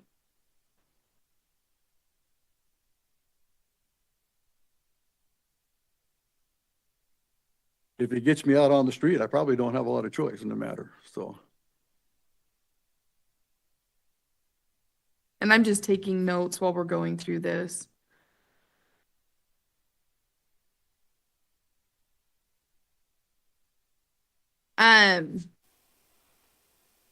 And I know they went over the 2 disciplinaries that you've had at your last hearing, so I'm not gonna worry about those either, at this point. The last thing it looks like that I showed that you have completed was the Manage Your Life back in 2015. That was a successful completion. Yes, ma'am. Is there anything you've done since 2015? Like, what have you been up to I since got my 2015? certificate as a paralegal, Is that through what program? Blackstone. When did you complete that? I think it was around 17, 18 maybe, Okay. What have you been doing since then? working. What do you do? I work at the furniture shop right now. I worked at the culinary for 10 years. Was only 3 days off besides my normal days. And now I'm over at the furniture shop. in How long shipping. have you been there? I barely started about a month ago. Okay. Needed a couple months break from working straight. Okay. Need a break for working straight. What do you feel like you've learned while you've been here, if anything, sir? Well, I actually did enjoy a lot of the classes that I took. I liked the Thinking for a Change. That was a good class. Financial literacy helped me a lot because I never had a lot of grasp on that kind of stuff beforehand. Okay. You learn a little bit about everything. They put me in a drug program that we weren't really mapped for or nothing. They told us if we didn't take it, we'd be moved off the unit. And that was helpful only for the simple reason is because it helps you understand people. Okay. And their situations. I've always been inept to that kind of stuff. Like when I discipline my kids, I always ask them why they did what they did, why they think they did what they did, because you've got to get down to the bottom of the situation. You can't just say, my wife just likes to discipline them and throw them in their room and not talk to them about it, but I don't like to do that. So. Are you still married, sir? Yes, technically. Oh. What do you mean technically? Well, the divorce never really has happened because of the frauds. There was stuff that was fraudulently committed during the proceedings. So. What do you mean? Well, like assets that were hidden on her part, things like that, that were, I challenged them and they just kind of ignored it all. So are you challenging the divorce? I haven't challenged anything on it yet. Okay.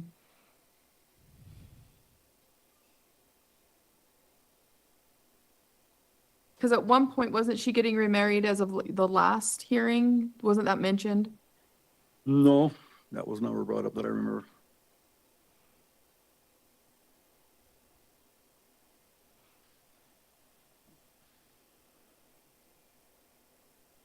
And are you still denying that you committed the offense that you're here for, sir? Yes, ma'am. My daughter got on the stand even at pretrial and said nothing happened. She's talking about her biological father, and she even said that. And the problem I have with that, in reviewing all of the letters that have been submitted in regard to victims' stuff, it doesn't state anything like that. That's one of my concerns that I have in regard to the whole thing, as far as the denial. My wife wasn't there. She doesn't know. No, I'm here. The transcripts say it in the court.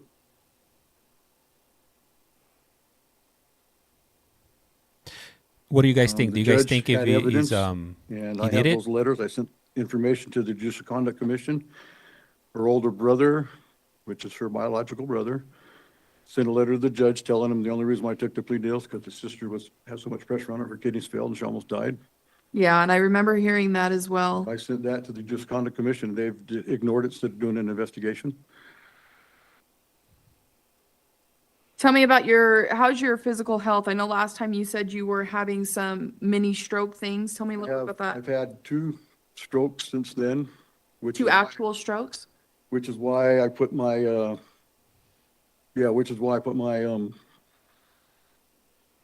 appeal on a motion to stay till I get my thoughts together straight. And so that's on stay right now. I'm supposed to go for a heart ablation.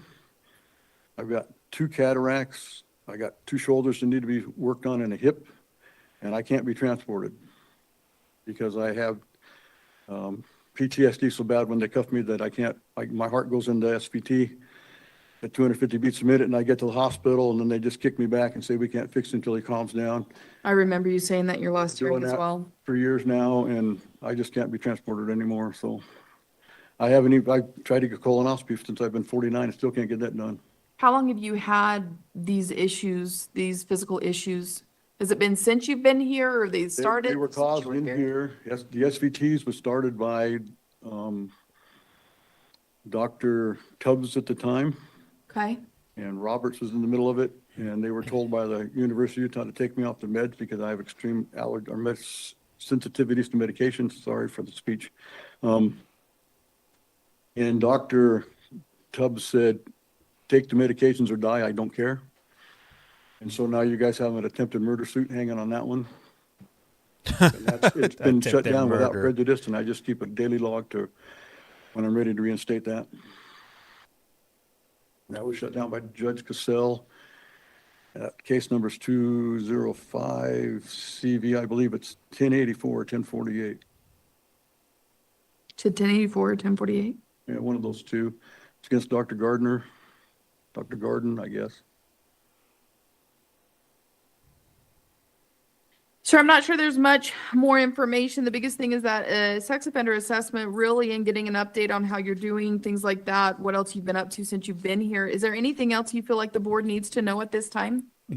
Or that you would like them to know? Well, I just, like I told the guy, doctor Saturday night or Sunday night, I said, I don't have anything in her. I don't have sexual habits. I don't do anything like that. I do my thing. I've done all that I was ever to do as far as the mapping was concerned. And, you know, I completed high school, done everything else in here. And I don't see a lot of good for me doing like a college course because I'm 66. When I get out, I'll be close to retirement anyway. And Retiring to what? Anything else, sir? I think that's it. I just hope that they find it within themselves to let me go so I can get my health taken care of. I'm probably going to be a year down before I can do much else. I've got to get, like I said, 2 surgeries on one on each shoulder, and then my hip's got to be done, and then my heart ablation's got to be done before too long. My heart's beating really fast right now. I'm sure it is. Is that just from nerves? What's up there? So it's just, I can't take medications like ibuprofens, naproxens. They make my heart race. Okay. So I'm always in pain. I've Okay. asked for a mattress to sleep on more comfortable. They won't give me that. And so I don't sleep well, which doesn't help my situation. And then whenever I have an SVT, that's usually what gives me the small TIAs. Sir, if you are paroled, what are your plans? Do you have an address to go to? The church will help me set up a place. I haven't had a set plan because I can't plan. If you don't get out, you can't plan. But I have a sister in California that's getting dementia and an older brother that's got some medical issues. I don't know if I'm going to have to help them. I have no idea right now. As far as work, are you planning on work or? Ma'am, I can get a job. I can build homes. I have a job offer. Like I said, they're depending on if I get out, going back doing body paint work, doing estimates on cars, whatever I need to do. If you are paroled, you'll have sex offender A conditions, which mean you will not be able to contact the victim in this case or family, as well as not have contact with children. Is that going to be an issue for you? Never been an issue before. I've always followed the law. Even when I was out on Denial. It asked me to call if I had to leave the state or something. I'd always call. I always checked in. Okay. And you would be able to abide by the no contact? Yes, ma'am. I haven't had no problem with that before. That's why I haven't written my family. They I probably know won't at respond. the last hearing, you said the last time you wrote your ex-wife, wife, whatever, was 4 years prior to that. Is that still accurate? Something like that. Okay. Memory gets a little foggy. Oh, yeah, and I do got to have cataracts or two, both cataracts. Well, sir, what I plan on doing is taking the information we discussed today, compiling that into a report, submitting that to the board. You're well aware the board is one that makes final decision in your case. Usually takes about 2 to 4 weeks for them to get that decision out to you. Yes, ma'am. You have a 100-year top, which you are also well aware of. Hell which yeah. is September 17th, 2104, which is the length of time the board will have jurisdiction of your case, given there are no other further 2104. offenses. Anything else you want to state, sir, before we end the hearing? He's going to So be I just coming out brought when the cars stuff that I fly. have here that I had every intention, and I do have every intention of going after. I filed a criminal charge against the DOC, made the programs voluntary based in Senate Bill 139. It already has been in House Bill 348. It is in the Constitution of Utah, and it is in a case called Harris versus Friel. It's a 2006 case, I believe. They lost that, which was brought Senate Bill 139 into play. Okay. Anything else? No. All right. I'm just, it just gets me upset when I start talking about this because I don't think it's funny when people endanger my daughter's life. think that it's okay to get away with that stuff. I have a hard time with that because and then people expect you to cram something down your throat and say things that, you know, we were denied the right to go to trial. I've still been denied to have an evidentiary hearing, which I probably can't even get fixed until I get out on the street to push the issue harder. And I know people, friends of mine that have been out to be able to do that stuff. I'm just looking for my shot. I don't understand why the state hid it outside the fact that they couldn't beat the charge. The evidence was stacked too hard against them in the first place. This guy's delusional. It's just kind of, I thought this was sorry. Strokes still messes with me sometimes. I thought this was the United States and people have the right to defend themselves and get things out in the open and heard. I just don't get the concept. Instead of forcing people to do things that ain't right. Okay. I have a right to defend myself, and my daughter has the right to get on the stand to say what she said. My son has the right to get on the stand and say what he said. Those things all need to come out at some point. Okay. Well, I sir, would just like that chance. say that again. I'd like that chance. It's harder to fight in here because we know we're still limited, even though we have access to certain case laws, but So basically, you're hoping the board paroles you so you can basically move forward with your appeal really as like best of to your do that. ability. Okay, I mean, because we don't have anything to do with that. I understand that. Yes, ma'am, I understand that. But it's like I said, it's been 20 years. I'd like to You still got another 80, be able buddy. to have the shot that we were denied. Okay. You should have taken it to I will trial. put everything that we discussed in that report as well. Like I said before, you're well aware it's up to the board and their decisions. So with that, sir, we'll go ahead and conclude this hearing. Good luck to you. Have a good day. Okay, what was your name again? Don't drop the Kathleen. soap. Kathleen what? Lutu, How do you spell that? Lutu. Thank- Next. Kathleen didn't want to listen to that nonsense. She's like, screw this fool. Huh. What a jokester. So what did you guys think?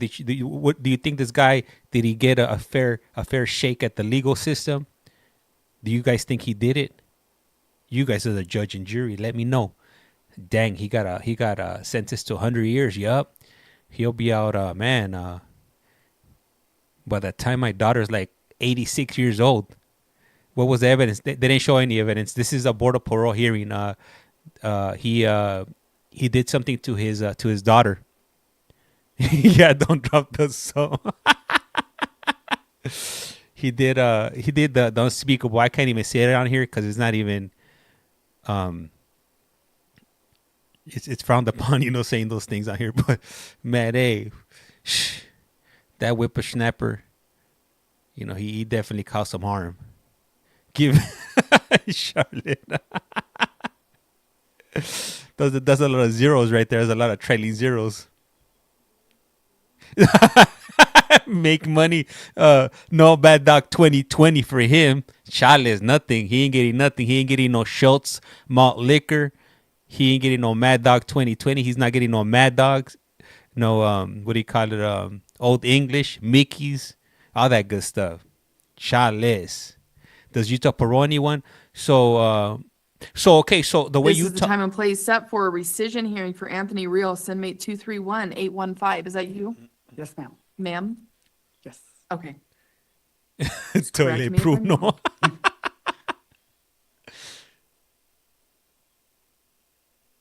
I'm Kathleen. I'm a hearing Whoa. officer with the Board of Pardons and Parole. I'll be What conducting the your hearing what? today because What's I'll be going taking on right there? testimony from you. I'm going to have you raise your right hand for me so I can place you under oath. Do you swear and affirm the testimony you're about to give is the truth, the whole truth, and nothing but the truth? Yes. Thank you. Did you receive 7 days' notice of this hearing along with your blue packet? Yes. Did you have a chance to review that? Yes. Did you have any questions on it? No. Okay. The reason you're here today is because your parole date, that you were given was rescinded based on a special attention that we received, a couple special attentions. It looks like the first one was July 30th, 2024 for an unmet contingency, and the second one was for September 9th, 2024, which it looks like there was a case that they were potentially seeking charges for. You did get a conviction out of there, but it was given credit for 7 days time served. Is that accurate? Yep. So the unmet contingency, it states in here that you refuse to do the RSET program, residential substance abuse program. That you had stated that with your case manager, that you wrote a letter to your therapist, to the therapist on May 30th, 2024, that consisted of the following. I received a letter from you stating, fuck that program. You can inform the board I don't fucking care, and fuck off. Don't bring me up. Fuck y'all. It is apparent that well, they stated in here, it's apparent that you don't want to do the program. Tell me what's going on. So, I have a letter that I prepared. So, the dynamic is odd. The last time in green, the program had failed me. And the fact is, I didn't care to change, nor did I have any real problems I couldn't handle on my own. This is the attitude I took with me the first and second time in green, because I've done it. I've been there 3 separate times. I found myself trying to do all the right things for all the wrong reasons. I'd failed myself in the program twice over. Going into the program for the third time, I had the right attitude, but I just felt like the odds were stacked against me because the staff had made it personal by setting unrealistic expectations. And by making the program more about my lack of interest the last 2 times, as opposed to my interests to actually making the effort this last time. So although I had the opportunity to go back for the third time, I had inadvertently influenced the staff that based on my first 2 stays there, that the third time was to be no different. Although this was not the case, I sincerely started doing the work only to be met with the consequences I had not yet faced from the prior stays. I then wrote the staff, my therapist, a letter expressing frustrations because I felt like I was being punished even when I was doing no wrong. I would like to take accountability and apologize as the letter was a naive rationalization as to why I failed. Since then, I have been participating in one-on-one therapy, mental health. I am also on the waiting list for MRT, to which I have been approved. I'm starting any day now. I'm just waiting for that email from Sergeant Walton or Paige to just say when, what day and time I'm eligible to start. She told me I was great. Paige, Walton, they're just like, she just had to be capped for it. That's it. Callahan's my case manager. He's like, you're good. Just wait for them to email you, which should be soon. So I was like, okay. I would like to ask if I may continue the path of growth and learning by the way of MRT and to be considered for parole on the account that I remain compliant with MRT. And also with me saying prior, I did write that letter in frustration. After I sent it, I immediately regretted it. I understand that that's no way to act or behave in any kind of circumstance.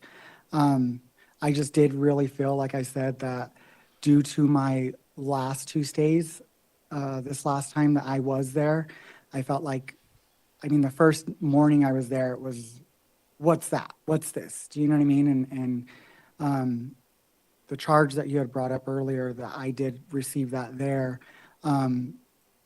Unfortunately, yes, to me, I am an addict. I feel like to everybody, I was in a drug program that I was seeking help. I was crying for help. I talked to the dorm counselors, the therapists, as far as security, and I still felt like I was being neglected as to treatment. Like I was saying, with the charge being considered, yes, I did have it. Yes, I know that it was a rule, not only for the drug program, but for prison-wide period. I was accepted accountability for that. And I know that now, but when I had talked to the therapist, dorm counselors, security, I had very much expressed to them that okay, I'm an addict. Do you know what I mean? I'm clean. At that time, I was clean. I am clean now. I had asked Clean. since I was removed from that program. I think it was March. So, and I had asked them numerous times to UA me. Unfortunately, I wasn't, just because I felt like I was requesting it. It wasn't something that was going to get given to me because I was in the wrong no matter what. Again, I take for accountability and responsibility for that, but also at the same time, I feel like as an addict, I was on that path of like, do I want to do this or do I not want to do this? Yes, I did get it found on me. That makes no justification as to, you know what I mean, if I was going to use as to if I wasn't going to use, but I was struggling, and I had wholeheartedly expressed that to the dorm counselors, to security. They had seen my attitude had been a little bit different. I had calmed down a little bit more just because, like I'd said, I was going in there more full-fledged on like, I can do this, more than the last two times to where I was just like, F this, F that. And, you know, unfortunately, due to the rules and stuff like that, I was removed. And I just feel like I understand that it has been a great success rate for a lot of other inmates and individuals and stuff like that. Like I said, I had wholeheartedly expressed to them, like, hey, I need help. Like, look, I'm clean. Like, I feel like this is like kind of part of like a relapse in a way just by possessing it. Do you know? I told them like, I need help, like help me. Like, I don't know what to do when I'm presented with these situations to where I'm just, hey, here, you know what I mean? And then like, I was literally stuck between like a rock and a hard place because I didn't know what I was, you know what I mean? I knew I wanted to do good and I knew I was contingent upon this to receive my date of December, you know, and I wanted to do that. I wanted to, you know what I mean? I should have been smarter and gotten rid of it or just said no. But again, You were in possession, but you never used it? no. And like I said, I had asked and I numerous times like, hey, like you Amy, you Amy, you Amy, you know what I mean? Like, I understand that. Yes, I broke a rule and I probably going to get removed from the program, the building. But I just want you guys to see and know that like, hey, he's actually clean and his story does fit, because unfortunately those other two times that I was there, I didn't really make the best, reputation for myself as far as telling the truth goes. Okay. And this time, like I said, I really was trying. Also, though, I do feel like me as an individual, I am very, not loud, but I think my personality, my appearance kind of appears loud. And to some, they don't know how to handle it due to their own beliefs, whatever, you know what I mean? I just felt like I was being treated a little differently just because of my two last times. Plus, I mean, in a sense, I do, my gender is female, you know what I mean? So I can label myself as that. And I just feel like they didn't know how to appropriately handle a person maybe like me. I mean, it wasn't, like I said, I wasn't being a jackass, you know what I mean? I wasn't, you know what I mean? I really wasn't trying to cause a nuisance like I did the last two times. I just feel like I really did pay the mistake or the price for the mistakes that I had made prior being there this third time. And Do you feel like they came down harder on you because of your past mistakes? right. And I feel like I said, the reputation that I had made for myself with, well, is Rios really telling the truth, or is he just trying to, you know, pull one over on us? Do you know what I mean? And that's understandable. You know what I mean? I would feel the same exact way, but with being here so long, like I've been here going on 3 years. I think it's been like 40 something months. Do you know what I mean? Like I've definitely kind of When was the got last time right track. you were here before the board? I'm not even too This sure. year? No. So I think it was me. Was it? This year? I think it was the ending of last year. Okay. Yeah. Because So- my date again was last year of August. That was the Okay. second time I got removed, and because of the removal, that's when my date got pulled because of the So contingent. let's really quick talk about your disciplinaries you've had since that time, the ones for 2024. When did you get caught with it? Was that the March 1st, 2024, when you got caught with for the strip search? Okay. Yep. And then, so we talked about that one. We don't need to talk about that one again. So then you had February 23rd, 2024, tattooing, branding, body piercing. Tell me about that. This is one of the things that like I had expressed to the dorm counselors, therapists, and security. I'm sure you would know as well as I do, as everybody does, working with prison. Being that I was sent back to the Bears, you kind of follow and are under that peer pressure of, you know what I mean? And I know I shouldn't have jumped on the bandwagon as well, but it's difficult. It's really difficult. And that's why I was really hoping that this last time with going to green, that I was going to be able to even get the skills to just even say no to anything, not just drugs, but anything that was going to harm or, you know what I mean, put my date at jeopardy, let alone my health. And so again, going to the Bears, it's not really a very healthy environment. And I expressed that to the dorm therapist, Okay. Miss Gasca. Like, if you guys, you know what I mean, I try to, plead my case as to whereas you guys send me back, to the Bears, like, there's more chance that I'm gonna get into some mischief over here than it is to just reprimand me of probation period, which they do over there. I don't know if you're familiar with how their program works or whatnot, but and I begged and I tried and I pleaded and like I was superly sincere about it. You know what I mean? I was more than willing to do whatever it is I needed to do. But again, like I said, going into the Bears, like you guys understand, there's like so much peer pressure and there's so much of everything everywhere. And I don't have then I didn't have the capability of being like, you know what, I'm cool. Do you know what I mean? Just because. So is that the same case with your June one as well, with the substance abuse, tattooing, branding, body piercing, evidence tampering, possession with intent, or So- with tobacco, drug, alcohol? Those were with my cellie.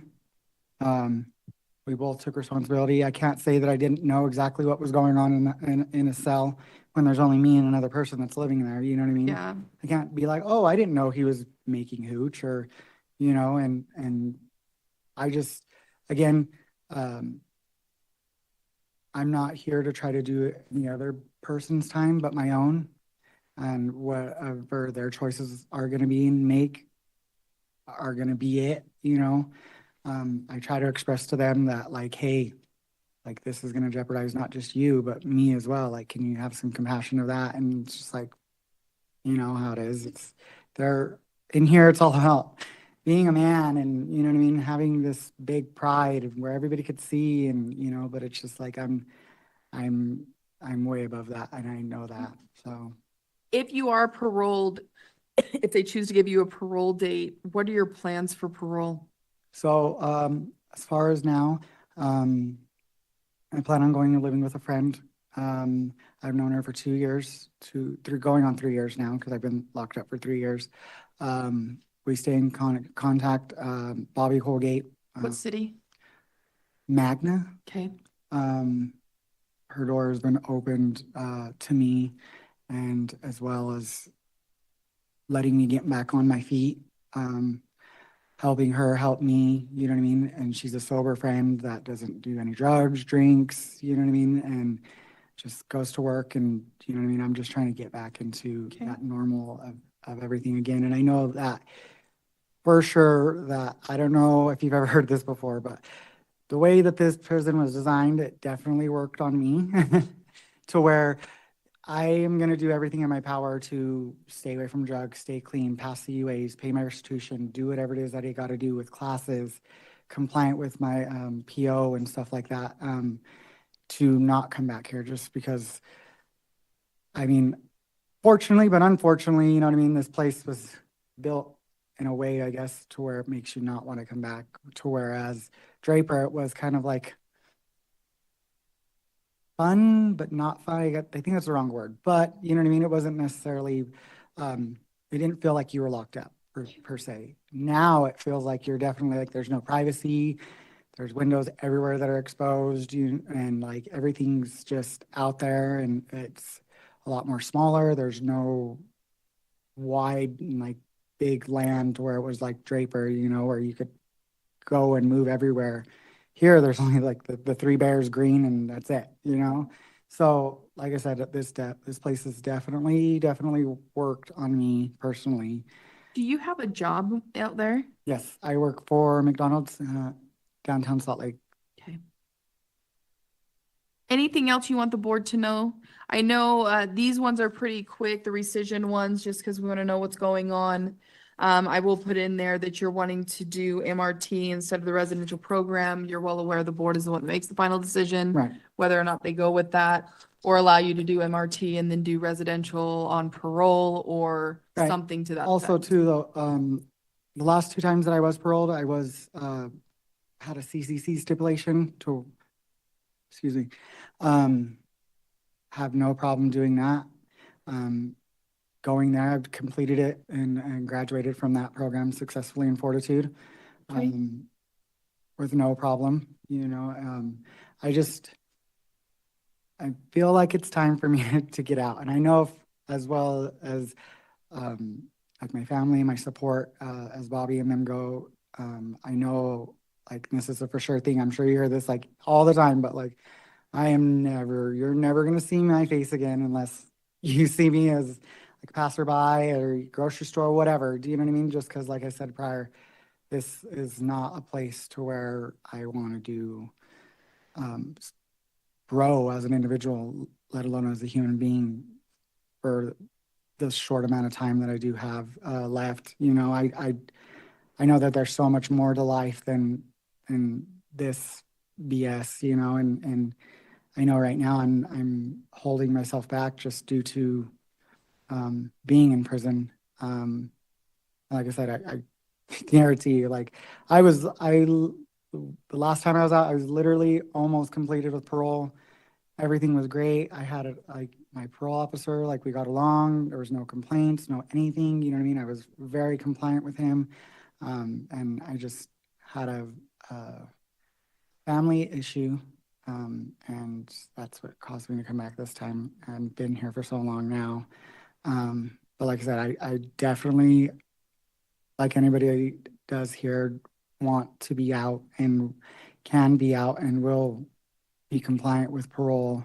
Like I said, I just ask and like pray that like I could just do the MRT with the contingency of MRT as equivalent due to, like I was saying in green, I just feel like it's just setting myself up for failure due to my own actions and my own faults that I'm taking full responsibility for. I just don't think that putting me in that kind of environment again is going to help me succeed as to whereas hopefully MRT. I've done MRT twice before already, and I know that it's helped. Sometimes you just get a little lost and need a little refresher to where you know that you can keep doing this and keep having that faith and like belief in yourself. I've done AA. I've completed classes, 7 Habits of Highly Effective People. I've got a certificate for self-reliance and starting and growing my own business just due to wanting to go to college and stuff If you like want that. to set those there, they can make copies of those for me so I can take them back and get them uploaded for the board to see, and then they'll give you those ones back. Okay, Okay? that'll be awesome. Like I said, I know you hear this a lot. I just don't. I'm ready. I know I can do this time. Oh yeah, you're gonna do it all right, That's about it. just like Nike. What I plan on doing is taking the information we discussed today, compiling that into a report and submitting that to the board. You're well aware the board is the one who has the final say over this case. Usually takes about 2 to 4 weeks for them to get that decision out to you. You do have a 5-year top, which puts you at January 1st, 2027, which you're also well aware that is the length of time the board will have jurisdiction over your case, given there are no other further offenses. What do you guys We'll think? go ahead and affirm that rescission of your parole date from December, and it'll be up to the board at this point on how they're going to handle this, okay? Okay. With that, we'll go ahead and conclude this hearing. Thank you. Good luck to you and have a good day. Thank you. You too. Buenos dias. All right, next. Adios, amigo. Por fin. Jenny. Poor guy's trying to get out. Hey, you know what? Out of everybody, at least of the multiple individual the multiple individuals that we had today, I'll probably let that do it out before anybody else out. You know, like I think the last like 3, like maybe like the last 3 people before him, prior to him, man, they all had some messed up charges. They were all bad. And I'm kind of wondering right now, why is it that the other 2 individuals, they didn't show their faces? You know, they kept them off of they kept them off of the camera. Where did you find this? Not, it's actually, it's live. It's actually happening right now in real time. This is the Utah Board of Parole. So this is currently live. This is happening today, and we're seeing it transpire right now. And if you like this type of these type of hearings, hey, we can't hear. Yeah, you can't hear right now because they'll turn off the audio in between the sessions. So as soon as they get ready, it'll come back on. It'll come back on, and then you'll be able to hear. So this is the time and the opportunity that I get to speak. And if you like this type of content, hey, don't forget to follow. We're trying to get to the next tier here. We're trying to get to 20,000 subscribers. We just hit 10,000 subscribers a few days ago, and I want to go ahead and thank all of you, because without you guys, we would have not been able to make this happen. And we're gonna go ahead and do one of these right now. Yup. I forgot. I'm using two different microphones right now. So if you're on the TikTok side, you weren't able to hear that. So the decisions, they don't actually let them know right now, or they don't let us know right now. It takes about 2 to 4 weeks before they make their decision, because she's just pretty much what she does. She just writes a report, and from there she gives it to the Board of Parole hearing, which is a panel of 5, and then it has to be a unanimous decision before they decide whether they're gonna let the individual out. Let me see. What was this question? What is the YouTube video stream name? It's at Collect Call From. Oh, for this stream here, it's not on. It's the Board of Patrol, the Board of Paroles of Utah, they don't stream this on YouTube. I'm streaming it on YouTube at Collect Call From. But if you're asking the Board of Parole for Utah, they don't stream them. They don't stream it themselves. Let me see. There was another question on here about so the California one, why they denied. So actually one of the incarcerated individuals that's participated before, and he's done an interview with us. He was going up in front of the Board of Parole today, and I reached out to the Board of Paroles in California to ask if I could attend the virtual hearing. They finally got back to me on Monday, and they pretty much just gave me a generic answer saying that they were gonna deny me. They didn't really give me a clear answer on that. They just gave me like a section from their manual. I looked it up, and pretty much it said that they were denying me for unknown reasons. They didn't clarify. So, I'm gonna keep on trying though to check if I could be able to attend another hearing, and then hopefully I'm able to bring you guys one from California live. But we are here now. Yup.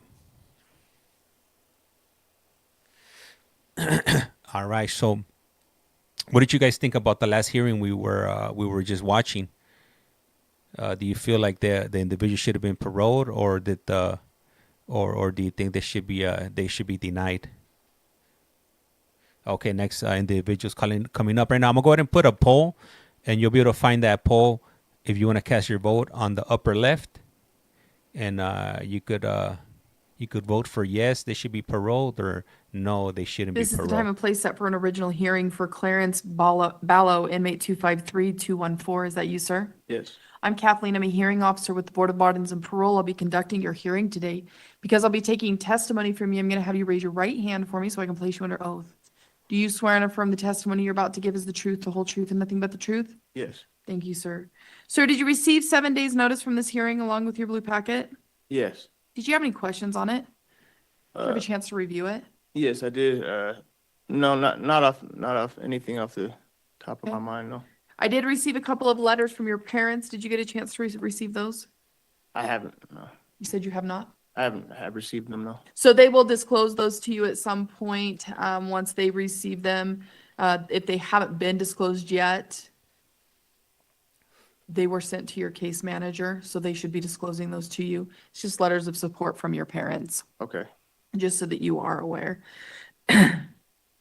What I plan on doing is going over your current committing cases, and then we'll see what you've been up to since you've been here, okay? Okay. In case 201911251, you were convicted of a third-degree felony theft. This occurred around August 27th, 2020, where officers responded to an individual who stated they had loaned you their Chevy Malibu, that you were supposed to return the vehicle at a certain date and time, which you failed to do. You informed the individual that you had loaned it to somebody else who had not responded back and you had not seen from. Is that accurate, sir? Yes. Anything you wanted to add to that? No. In case 211-912357, you were convicted of a third-degree felony theft by receiving stolen property. This occurred around October 22nd, 2021, where, again, a vehicle was stolen and was eventually located in the parking lot of a Kohl's. Officers observed an individual opening and closing the driver's side door. They blocked the vehicle attempted to stop the male from fleeing. The male exited the vehicle and began running outside the parking lot. They searched the vehicle, located 1 gram of methamphetamine, a glass pipe, and burnt foil in a plastic twist containing heroin. A fingerprint that was left behind was matched to you. Is that accurate, sir? Yes. Tell me what your involvement was in this specific case. Were you the one that ran from cops? Yes. Okay. Anything you wanted to add to this? No. Okay. In case 221900627, you were convicted of a third-degree felony theft by receiving stolen property, third-degree felony failure to stop or respond at the command of police, and a third-degree felony unlawful acquisition, possession of a transaction financial card. This occurred around August 20th, 2021, where officers responded to another report of a stolen Mazda 3 vehicle. Officers located the vehicle that was driving, did a check on the license plate. It was registered, or it was popped up as stolen. Officers attempted to pull you over. You increased your speed, ran over a curb on the sidewalk. They watched you as you crashed the vehicle into a light pole and a tree near the specific intersection they were at. You exited the vehicle and began running. Officers located you and you told officers that you'd ran from the vehicle because you knew it was stolen. Inside of the vehicle, there was located several credit cards belonging to several different individuals. Is that accurate, sir? Yes. Anything you wanted to add to that? No. Okay. In case 2219065, you were convicted of 2 third-degree felonies, theft by receiving stolen property, a third-degree felony purchase of a transaction, possession, use of a firearm by a restricted person, and then another third-degree felony failure to respond at the command, or to respond at officer's signal to stop. This one occurred around January 27th, 2022, where officers were dispatched to report of another stolen vehicle. At some point, the officers checked. At some point, officers also received a notice that there was a report of a stolen firearm as well. Officers responded to a hit and run accident. The victim in this case stated that they were at a red light when facing eastbound when another car began being chased by Sandy police officers, hit her car twice, then fled the scene. Damn. On June 28th, 2022, this was kind of like a current of events that was happening during that day that you were involved in. They responded to a Rebel gas station where officers were told that the convenience store had observed you walking into the store, grab a few items, poured yourself a fountain drink. They stated that you had approached the front counter, but then took off running out of the store. Got into a Honda Odyssey and fled the area. Is that accurate, sir? Yes.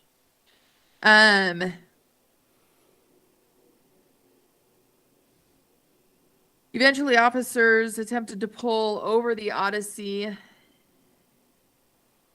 by turning on their lights. Parked behind the Odysseys, officers exited the patrol car, began walking toward the Odyssey, at which point the Odyssey drove off. Is that accurate, sir? Yes. A chase ensued on foot. At some point, you left the vehicle and you were eventually taken into custody. You were found in possession of a backpack which contained a Glock 19. That was the reported firearm. Inside the backpack, there were small twists which contained heroin. Is that accurate, sir? Yes. Anything you wanted to add to that? No. Okay. In case 241900568, you were convicted of a third-degree felony, theft, receiving firearm or operable motor vehicle. This is the last one. This occurred around December 23rd, 2023, where officers spoke to an individual who reported that their Mitsubishi Outlander that they had shared with their sister had been stolen. Informed of another officer there was a stolen vehicle in the area, responded to the back of an extended stay where the officer or where the vehicle was located. Officer saw you standing by the Outlander and saw the defendant pick up a backpack and began to walk away from the Outlander. Contact was made. You were detained. Backpack revealed a USAA checkbook that belonged to other individuals with a check written out to yourself for $150 for floor work, which you did not have authorization to be in possession of those checks. Is that accurate, sir? Yes, it's accurate. Anything you wanted to add to this? No. Tell me what was going on during this whole time. Yeah, we want to know. The whole time? Yeah, hell yeah. We want to know. Come on. I've just been in a bad place for a long time since my mom left. And my whole family here is on drugs. And so I was on drugs for the remainder of Biological family? Yes. And then they got kicked out of a house, so we're basically homeless, living out of motels and stuff, and I just kind of fell into that whole environment, and that's what it's been since then. You were adopted by parents in Texas, correct? At some point? No, my aunt here legally adopted me because my mom moved away. Okay.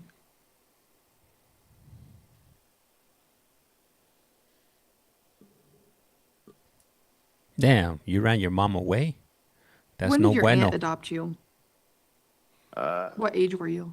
Jeez, I can't remember the age. Roughly how young were you?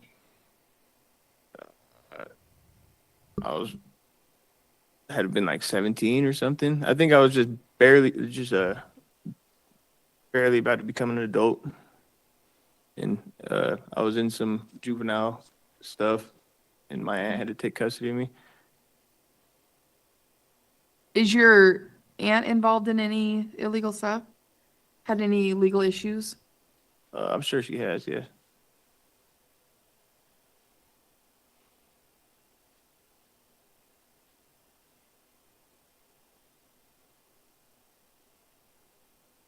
What do you think is going to help you, sir?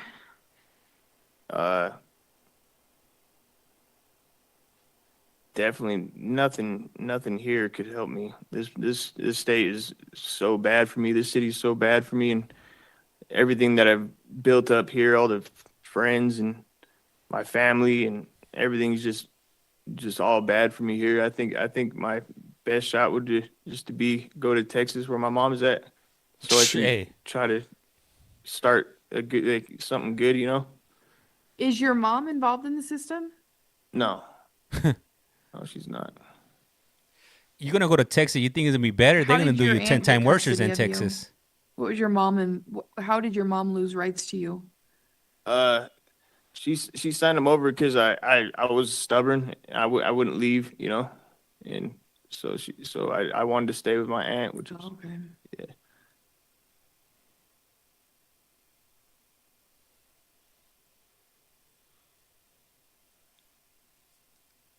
So what else is out in Texas that you feel like is going to help you? My family, and I have a couple of really good jobs there. Like my sister just married, and her husband has a job opening for me for jellyfish lighting and stuff, and it's a good job. He just bought a house off the money he's making and stuff. So I think it would be good for me.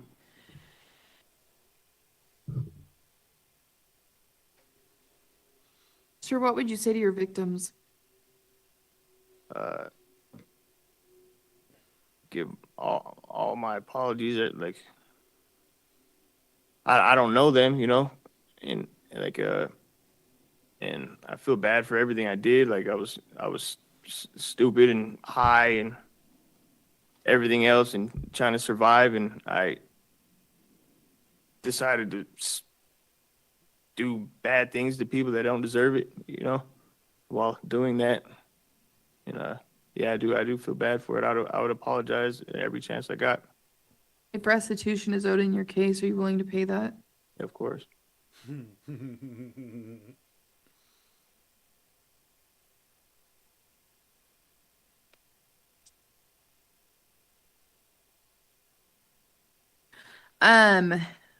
Tell me about your substance use history. My substance history. I've been doing drugs since I was a kid, since I was juvenile, since How old did you start?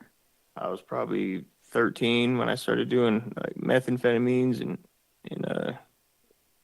drinking all the time, and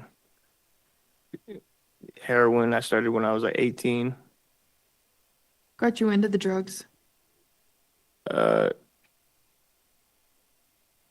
It had a lot to do with just how like my family didn't help, but like it had a lot to do with me too, like just because I was stubborn and didn't want to move with my mom when she had told me to move with her. And When did she move?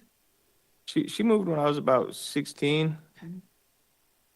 And so prior to that, you were using. So what got you into meth at the age of 13?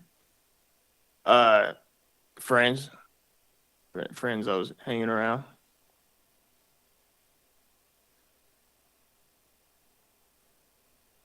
Do you feel like you have an addiction? Yes. Okay.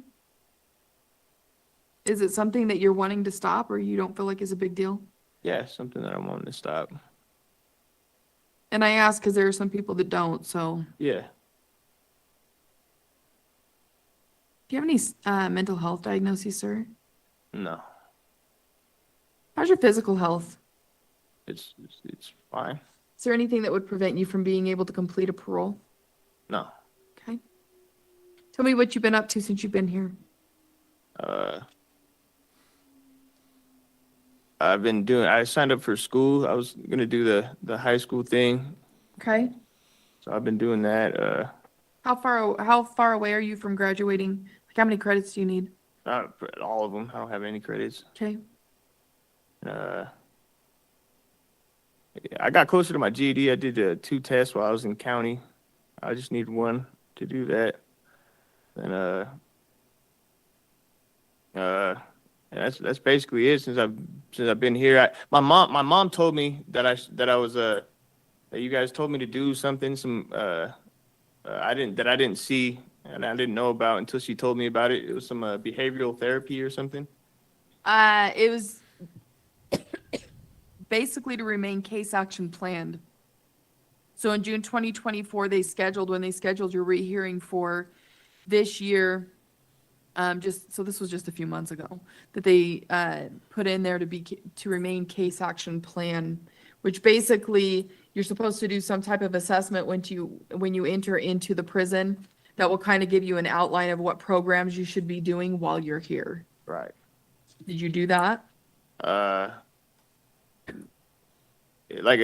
Is it a lady that comes and assesses you? I'm not sure who does it. I don't work for the Utah Department of Corrections, but here they list like on all the stuff that you're supposed to be doing or being involved in when you get here. I don't think you've been here that long. So like you said, you were in the county at some point, and you were given 512 days time served. So I'm guessing you were in the county for those 512 days while you were going through this whole process. So since you've been here, it states here that they've assessed you that you need to do some residential programming, residential substance abuse program, MRT, They have education on here, which you said you have, and I do see that you've enrolled in that. Impact of crime, anger management, thinking for a change, ideas for better communication,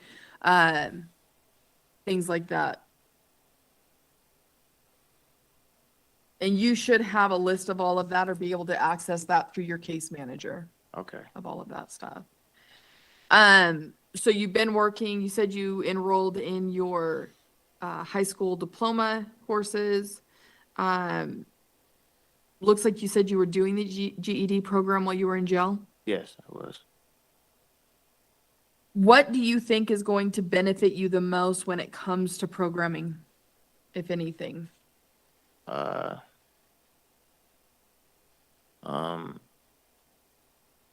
When it comes to just like drug programming and Like stuff. if you do drug programming, MRT, thinking for a change, any of that stuff, what do you think is going to benefit you the most?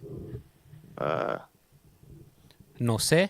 I'm not too sure, but maybe getting some good social outlooks on things. I don't know. Other people's perspectives, maybe. I don't know. Mm-hmm. Have you done programming ever? No. You said you were in the juvenile system at one point. What did you do in the juvenile system? Oh, I did a EIP, early intervention program. I did some community service, the Boys and Girls Club and stuff. And Okay. Were you ever officially on probation in the juvenile system? yes, So do you feel like anything has changed? And if so, what has changed for you that you don't end up back in prison?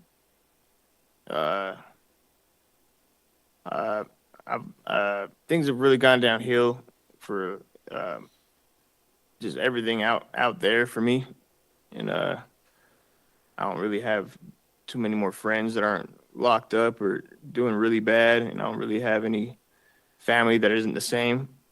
So I think like I've given up on this whole scene, the whole drugs and crime, and I just want to make my mom happy and see my sisters graduate and all that. I'm just sick of everything. Okay. How is he gonna If make you his- do parole, it sounds like you're wanting to go back to Texas, or you're wanting to go to Texas where your family is. Yes. If that doesn't happen, if you end up staying in Utah, what are your plans? I have no clue. I have no clue. I would have nothing. Have you looked into an interstate compact? My mom has been, yeah. Okay. Don't do it. Work with your Don't case do it. manager to look into an interstate compact, because when you do eventually get a parole, because you will eventually get a parole, the biggest thing that holds that up and getting that through is that parole date. So, but you can start the process of getting the information that you need to submit that stuff in for your case when it comes to the interstate compact. Okay. The board doesn't say where you're going to go. They don't dictate that information. APMP and transition works with you on all of that stuff. But I'm just telling you, if you're wanting to start something when it comes to looking at a potential parole, and I don't know when that parole is going to be. The board may want you to complete residential programming prior to you getting the opportunity to parole. But again, you're going to parole at some point. That's just the reality. And so start gathering that information. Your case manager should be able to help you kind of navigate some of that stuff, okay? Okay. And you said you have a job in Texas? Yes. And as far as programming, what are your plans, if anything? That's something that you'll have to look into. Yeah. Yes. The board will have conditions for a parole, more than likely for you. They'll want you to do substance abuse programming, and a couple of other things. Are you willing to abide by those conditions? Yes.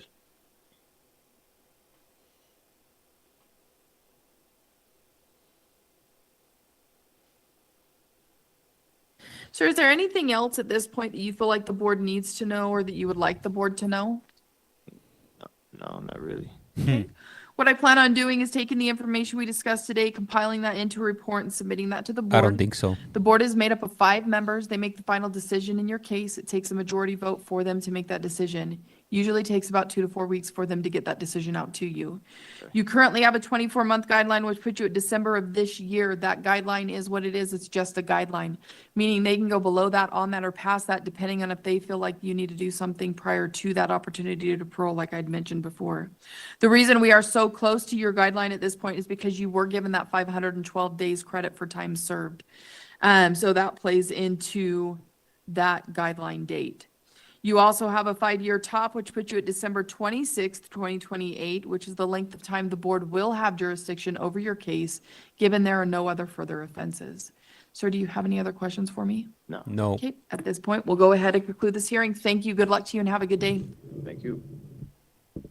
All right. So, Greg, you asked what's interstate compact. So that means that when you parole, when you get found suitable to parole out of the state, you could transfer it to a different state. So in this case, I'm assuming he wants to get his parole transferred over to Texas, and then Texas will be his. He'll be in parole. He'll be on parole in Texas, but I think if he messes up, I think he might end up in prison in Texas. I mean, I've never been in interstate compact, so I'm not sure. Let alone I've never been to prison, so I'm not sure. That's just an assumption on my side. And let me see. Make money puts only if the state accepts you. That is correct. Yeah, that's true. Kilo put don't do it, laughing out loud. All right, and I see we got 128 people in here to 129. If you do like these type of hearings, if you guys wouldn't mind subscribing to this TikTok channel, help us get closer to that 20,000 follower mark, if you will. We also have a thank you, Kilo, appreciate it. Let me see, Duggan, highly appreciate it. We also run a simultaneous stream. Simone. From we also running a stream on YouTube. We run it at the same time as the one on TikTok. So if for whatever reason, if this stream does get disconnected, This is the time and place set for an original hearing for Derek O'Donnell, inmate 251961. Is that you, sir? Yes. I'm Kathleen. I'm a hearing officer with the Board of Pardons and Parole. I'll be conducting your hearing today. Because I'll be taking testimony from you, I'm going to have you raise your right hand for me so I can place you under oath. Do you swear and affirm the testimony you're about to give is the truth, the whole truth, and nothing but the truth? Yes. Thank you. Sir, did you receive 7 days notice of this hearing along with your blue packet? Yes, I did. Did you have a chance to review that? I have, yes. Did you have any questions on it? No. You, there was a sex offender assessment that was also conducted, which I just barely received as of last night. Oh, bad. I understand that the therapist that conducted the assessment went over that assessment with you. Is that accurate? Yes. You will go over the recommendations as well? no bueno. You will yup. receive a copy of that as soon as they send it out to you. More than likely, they'll send it out to your case manager and they'll disclose that information to you. Okay. I do want to make note that we do have victim support here who will be making a statement a little bit later at the time. He's cooked. I will turn the time over to you at some point during this hearing, more than likely toward the end of the hearing, to allow you to give that statement, okay? Don't forget to cast your vote on the upper left. We are taking a poll. Should he be found suitable for parole? Yes or no? I just went over a lot of stuff and I forgot. What I plan on doing is going over your current committing offenses, and then we'll see what you've been up to. We'll get some victim testimony at some point, and then we'll talk a little bit about that and then move forward. Case 181911241, you were convicted of a first-degree felony rape, first-degree felony attempted aggravated sexual abuse of a child, a first-degree felony attempted aggravated sexual abuse of a child, and another Damn. first-degree felony attempted aggravated sexual abuse of a child.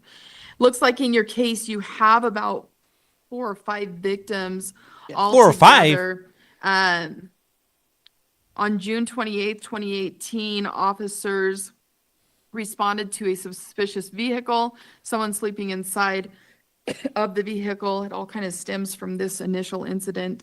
The individual who was with you at the time reported that on June 27, 2018, the defendant, you picked her up at a home in Tooele, drove her to Salt Lake City. She told the defendant when he picked her up that she was sneaking out, stated on June 28, 2018, that you and the defendant had sexual intercourse when she was 13 years old. The defendant kissed her breast with his mouth, touched her breast, vagina with his hands and fingers. The defendant put his penis in her vagina, and they had sex with her. At first, when officers contacted you, you denied that you guys had intercourse. Is that accurate, sir? Yes. How long did this go on for, With this relationship? with the first victim, the relationship was from 9/11/2016 until I think it was the 28th of November of 2017. But with this one in question, it was 2 days, 3 days. Okay. From this one that I just read? Yes. Was 2 days. 2 to 3 days, yes. On October 11th, this is information that was gathered from Facebook. It looks like officers, the Unified Police Department conducted an interview with AS, who reported that she and the defendant had sex from approximately April 11th, 2016 to November 30th, 2017, with the time she was about 13 years old. Indicated that this relationship every 2 weeks, there was intercourse that was involved, which ended in 2017 when she was 14 years old.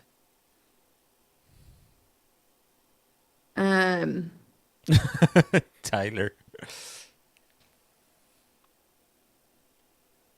Hey, may you be blessed. Thank you for the follow. AS until September of 2016. It looks like there were several different sexual acts that took place that involved several different oral sex, things like that, up to intercourse. Is that accurate, sir? Yes. And then September 27th, 2018, officers met with another victim who reported the defendant dated at the beginning of the summer when she was 14. Dating consisted of making out.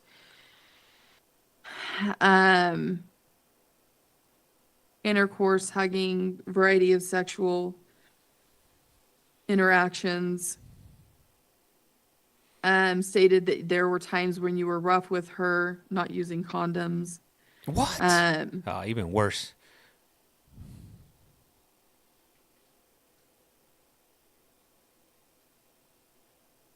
The defendant stated that she had sent you pictures. Is that accurate? Yes. Exchanging videos of each other masturbating. That you knew from the beginning that she was 17 years old, or that she was 14 years old. Detectives obtained 10 to 12 videos of sexual acts. Is that accurate, sir? Yes. February 24th, 2018, the mother of a 16-year-old called the Unified Police Department, reporting that her daughter had been dating the defendant, you, from December 2017 to mid-February 2018, stating that there was both non-consensual and consensual intercourse. When speaking with the victim in this case, she had stated that the defendant she did not want to have sex, but the defendant took off her pants and underwear and told her that he was going to have sex whether she wanted to or not. And it sounds like that there were a few different instances when it came to the non-consensual where you forced yourself on her. To the extent at one point where you caused this individual to bleed vaginally, causing damage. Is that accurate, sir? Yes. Originally, I thought she had started her period. I didn't realize that it was actually blood until I read the report in my blue packet. Anything you wanted to add to any of these, sir? No, everything's about accurate. So tell me a little bit about what was going on during these times. What point did you feel like it was okay to have sexual relations with such young girls? At the time, I was a rather depressed individual. I wanted to feel wanted. I wanted to feel cared about. And I hadn't really anticipated or even thought of anything. I was under the influence of a lot of drugs and just kind of lost myself. Aside from these victims, how many victims do you have prior to this? I'm not asking for names, just a number that have never been reported. Now that you kind of understand your sexual predatory ways, I guess is the only way really to describe it. None. Liar. He's not being truthful. He's lying. Sure, if there's restitution owing in your case, are you willing to pay that? Absolutely. Have you started any type of sex offender programming? Did you do pre-treatment? Are you in pre-treatment? They keep telling me, I keep writing to them and they keep telling me that they're waiting on the board's recommendation. I have looked, so we have tablets and I have looked through the tablets and it is stated in there that they do hold them in CCCs. And I feel personally that there would be greater resources are available to me in a CCC than in the prison system. Again, that is to the discretion of the board. I will tell you right now, I don't make the decisions. Right, The right. board makes the decisions. Yeah. But I will tell you right now, I would be shocked and awed if the board sent you to a CCC. Right. They're more than like, and I'm telling you this now so you can get in this mindset before you leave this room, Yeah. that more than likely they're going to want you to complete, especially with the severity of the crimes. You have 4 Right. felony offenses, not for the same victim, for multiple victims. Right. There's no way they're going to have you do programming in a CCC. Right. They will have you do all of their programming here prior to the potential of a parole. Right. I just don't want you to delude yourself thinking No, that that's an option, Absolutely. because Yeah. I don't see that happening. I'm aware. Thank you. Um, I'm not sure so what you haven't CCC started is. pre-treatment at all. No. And I know like programming does typically say that it's up to the board's decision. That's not necessarily true. There are times that people will get into programming prior. I'm just wondering what efforts you've made. I'm constantly writing them. Okay. Have you done any other programming since I'm you've been here? currently Close in custody? Solid right now. Okay. I've done the 12-step addiction recovery from through LDS Family Services. I do have certificates for each. I would have had a phase 2 certificate from Solid today, but they had not done the phase up prior to this meeting. Tell me about your drug history. Marijuana, coke, LSD, mushrooms, MDMA, and that's really all there is.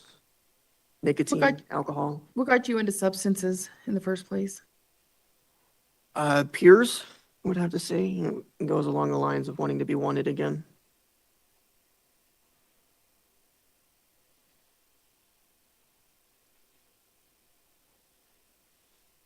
When did you start using? My first sip of alcohol, I was 8. I didn't start smoking marijuana until I was about 13, although the first time I had used, I was 8 as like an accident. Okay. kind of thing. 8 as an accident. Acid, I was 15. LSD, I was 15. MDMA, I was 15. Coke, I was 16. Yeah, he was using all the party drugs. What's your drug of choice? Marijuana. Liar. You're a liar. Do you have an addiction? I did, yes. I am glad to say that I am over that. What is your drug addiction? What's the addiction for? Nicotine, and I would more say it's a dependency than an addiction to marijuana, but I have no control when I'm smoking marijuana. So you've never had an addiction to any of the other harder drugs? No. Okay. But you feel like you have no control when you're on marijuana? Yes. I can't control myself. I have no moderation. Okay. Is the word I'm looking for. He's no Do you have any control, mental having health no diagnoses? control. ADHD, depression, ODD, and I believe there was more, but I don't know them personally. I don't know. Are you on any medications? Yes, Do you feel like they Zoloft, help? a lot, Ritalin. actually. How do you feel like they help? They keep me from overthinking things a lot. Lithium, I'm prone to do that. And when I Seroquel, start to yup. overthink, I kind of spiral down.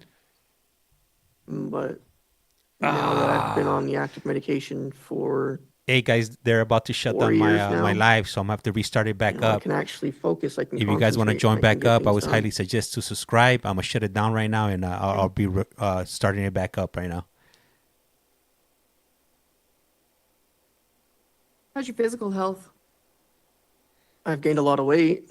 Other Okay. than that, I feel pretty well. Okay. Tell me about your two disciplinaries. You had one from March 2022, intoxicant controlled substance. I don't like pushing blame. So my cellie and I were holding fruit for somebody, and it was to the point where it had started to alcohol. I don't know what the term is. Ferment. Ferment. Thank you. It had started to ferment. So we both got hit with that. This last write-up was I had a piece of metal. I had a cane. I got in a fight right before we came out here and ended up getting really hurt. So I had a cane, and inside the cane, I had a piece of metal. I originally intended to turn it into screwdrivers to take apart the electronics, but seeing as the suspicion of, there's a long piece of metal, I didn't fight the fact that it was a potential weapon or could be used as a potential weapon. What was your fight for? I'm a sex offender.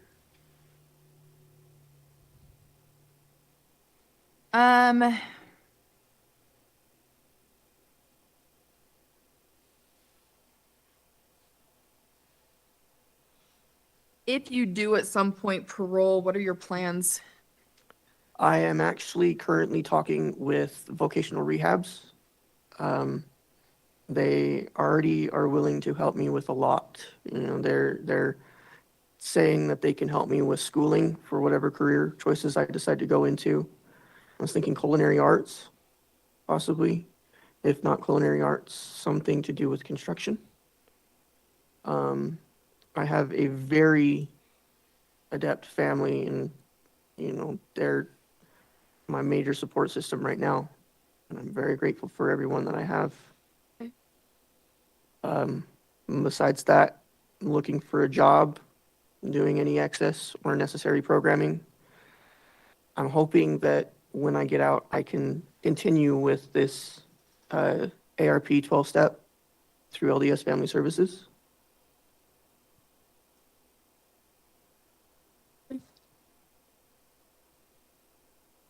Okay, I'm going to talk to victim. If you want to sit in that desk, I'm going to have you raise your right hand. Just state your name for the record.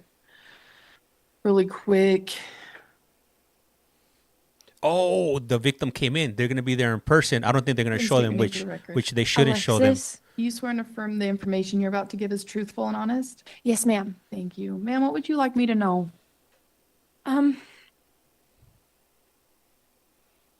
Sorry. You're fine. Take your time.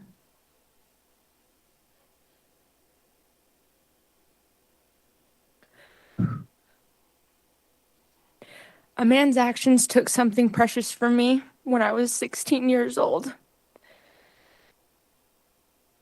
But I've tried to take my life back the best way that I possibly could. It's been very difficult.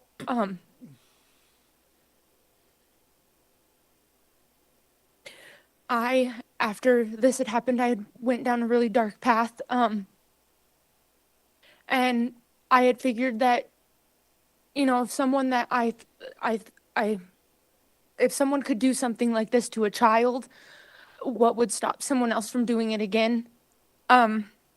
So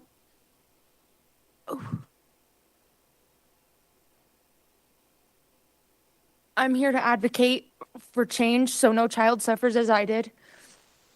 I'm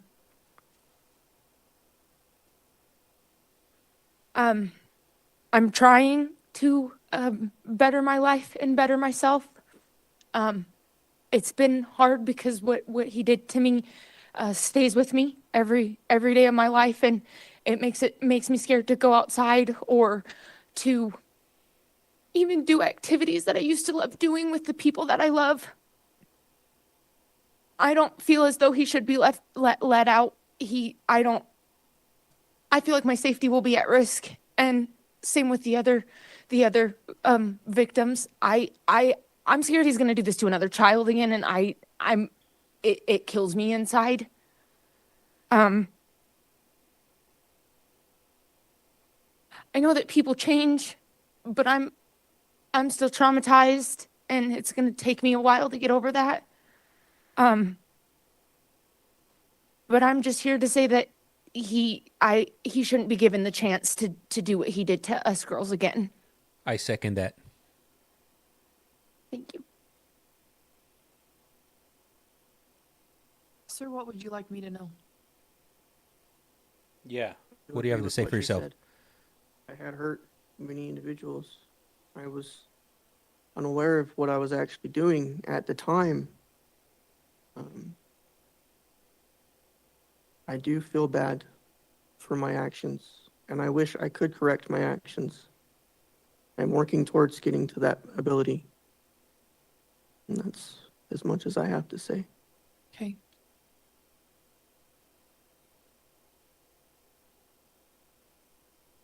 Is there anything else you want the board to know at this point? Only that I am currently working to better myself. Okay. In the assessment, the recommendations for your case were to complete sex offender assessment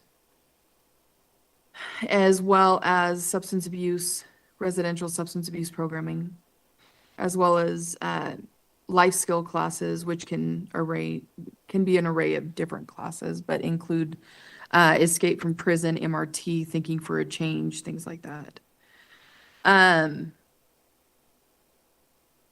What I plan on doing is taking the information we discussed today, compiling that into a report and submitting that to the board. Board is the one who makes the final decision in these cases. Usually takes about 2 to 4 weeks for them to get a decision out to you. There are 5 members. It takes a majority for them to make that decision. If you are wanting to see that decision, as far as you guys go, you can go on the Board of Pardons website, bop.utah.gov. When that decision is made, you guys will probably see that first because it's uploaded electronically. You will receive a copy of that, which takes longer, which is why it takes longer to get to you. Like I mentioned before, it's up to the board on what happens in your case. Absolutely. Don't plan on a parole. No. At this point. Like I Hell yeah. mentioned, they're more than likely going to want you to complete the program as outlined in this, especially given the amount of victims that were in this case on each one of these charges. I don't know how long that's going to be, but I would more than likely guess that you will be seeing a rehearing in the future. Absolutely. Not a parole date in the future as of now. You have a 73-month guideline, which puts you at November 24th, 2024. That guideline is just a guideline. Absolutely. Meaning they can go below that on there or past that, depending on if you want to see if they want to see you complete something prior to parole. Absolutely. Because we are so close to that, the reason for that guideline being so close is because you were given 1,078 days credit for time served at your court hearing. However, you have a 200-year top in your case. Hell yeah, that's what I'm talking about. about. October 24th of 2218, which is the length of time the Board of Pardons can have jurisdiction over your case, given there are no other further offenses. Do you have any questions for me at this point? Do you guys have documentation of my certificates from both Solid and from ARP? If they're uploaded in UDACA, they will. If you have them with you, you can leave those here. They can make copies of that and send them to me so I can get those uploaded. If you don't have those here, you can also send a copy of those to the board. Okay. Any other questions? Nope. Okay. With that, we will go ahead and conclude this hearing. They're going to want you to remain seated so these guys can exit. Oh, okay. So they the I guess the other people that are in there with him, they're gonna make them exit first before before they take him along. They probably have to escort him by himself because they but he probably he probably is in fear for his safety. I'm definitely sure he has some safety concerns, especially on what he was convicted on. It was that's all bad. What do you guys think? Do you think people like that have those type of charges? Do they have any redeemable qualities? Are they redeemable? What's his name? You know what? I would have to go back to the beginning of the video to check what it is. I didn't catch it. He was he had some bad charges. Was it 4 or 5 different bad charges? He should have gotten 100 years per charge.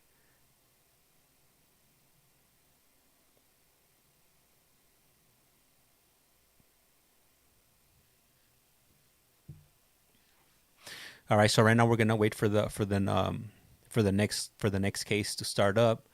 Once they start, so they mute the audio on their end. I have no control over it. Once they started, they'll unmute it and we'll be able to hear them. And also, I don't have any control over the camera. They're the ones that select the camera as it switches in between the scenes and whatnot. We're just here to watch and hear the hearing. They can't hear us. They can't read any of our comments. It's just us here either on TikTok or on YouTube that could read these comments.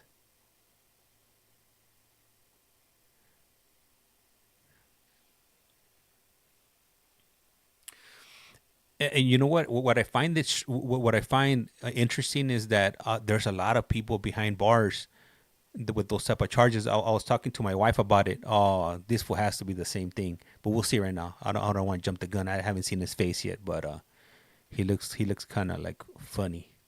What I was telling my wife was that imagine like how many people come to these parole hearings with those type of charges. Just imagine the ones that don't get caught, the ones we don't know about.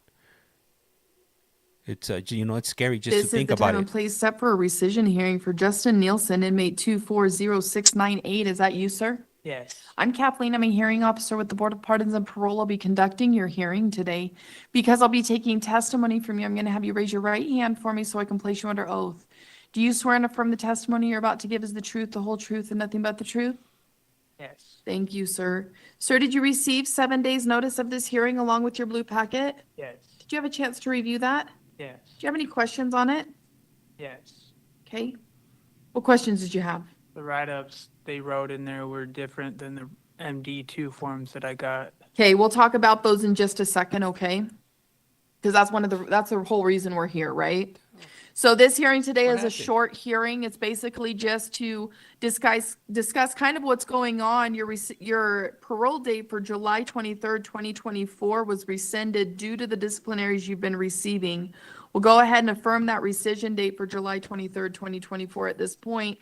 And let's talk a little bit about the disciplinaries. Now you have 5 that are pending. So we won't talk about those because they are pending. So they're still going through the process to where you can appeal and things like that.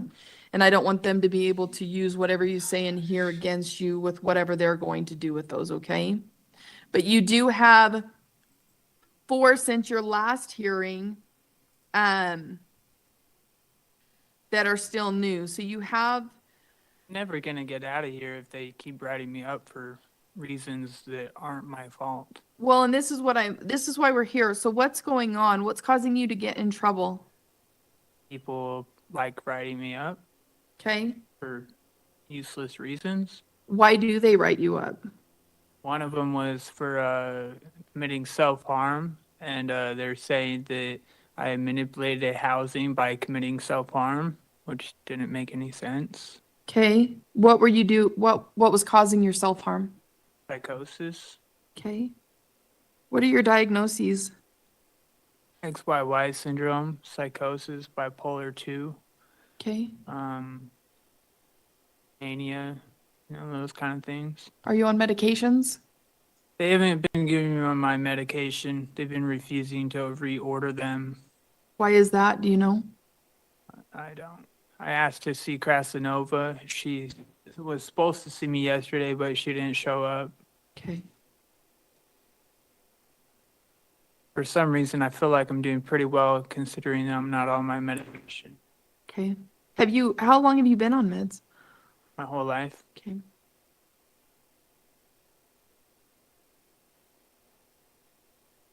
Hello, hello. Are you pretty consistent taking your meds in general? Yes. Okay. See, where's my camera at? My camera.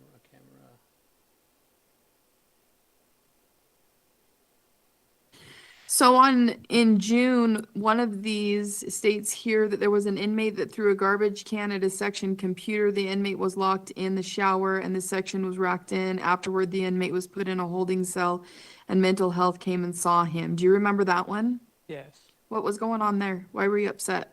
I asked to talk to an officer and he told me he didn't have time to talk to me, so I tried to get his attention in other ways, Do you feel like that other way was appropriate? considering my circumstances, yes. Okay. In a second one in July, during breakfast preparation, an individual approached the officer if he was banned from the chow hall. I consulted the day sergeant who confirmed he had no knowledge of a ban. The offender explained that during dinner on July 5th, 2024, he threw a tray and was cautioned not to repeat it. He was allowed to proceed in the breakfast without issue. What'd you throw the tray for? I got kicked off my table Why? because they said it wasn't my table. Was it your table? I was sitting there the longest. Okay.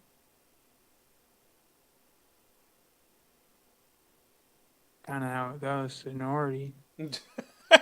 Okay. And then another one that same day, while working my assigned post, an inmate was acting disorderly. The inmate was restrained and placed in a holding cell. Medical was notified and the inmate was moved to the psych hall. Do you remember that one? Can you repeat that?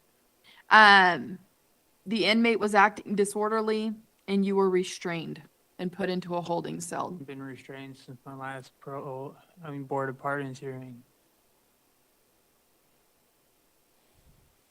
Okay. Been in handcuffs for saying that I'm suicidal, but that's not like disorderly, I think. Okay. And then another one in July, and this will be the last one because then the other ones are pending still. While working my assigned post on Bear 1, section officer inmate was making threats and broke a TV remote out of anger. Do you remember that? Yeah. Why were you angry? Because the people that were watching TV weren't actually watching the TV. And when I went to go change the channel, they asked for the remote, and I said, "Here, you can have it." I threw it at the ground. Okay. Do you feel like that was appropriate? I shouldn't be in prison. I should What? be in a mental hospital. Okay. Prison's just more torment for me. Okay. There's a place you need to be. I've tried to ask to go to current, but they were refusing to send me to the mental section, I guess. Okay. Mental health section. I've also asked to move out of Bear 1. They've refused that request as well. And then I also asked to remove myself from section 4. They refused to move me as well. So do you feel the best place for you while you're in prison is the mental health section then? Well, this is what I don't get. They paroled me from max last time, but they won't parole me from general population. Okay. I've had the same amount of write-ups in max that I did here. And Okay. they paroled me last time in October, but they won't parole me from general population. Okay. I feel like I'm more stable in general population than I was in max.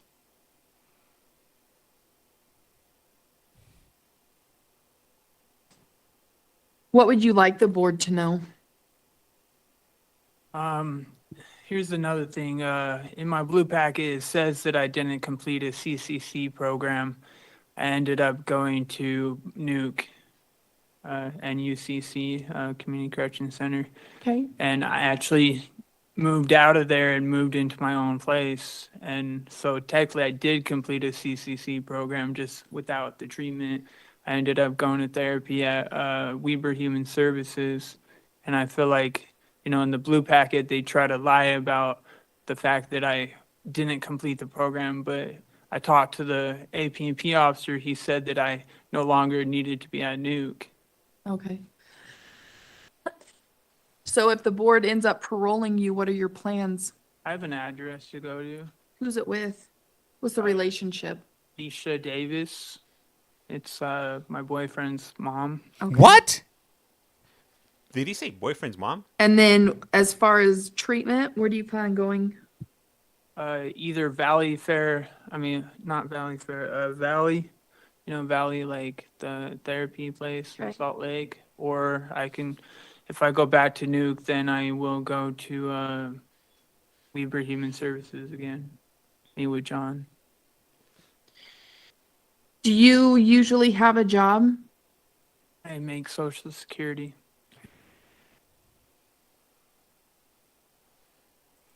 Is there anything else you want the board to know? Maybe the address. We don't dictate where you guys go or where you guys get paroled. That's with transition, the transition team here in APMP. So the Board of Pardons, LDS.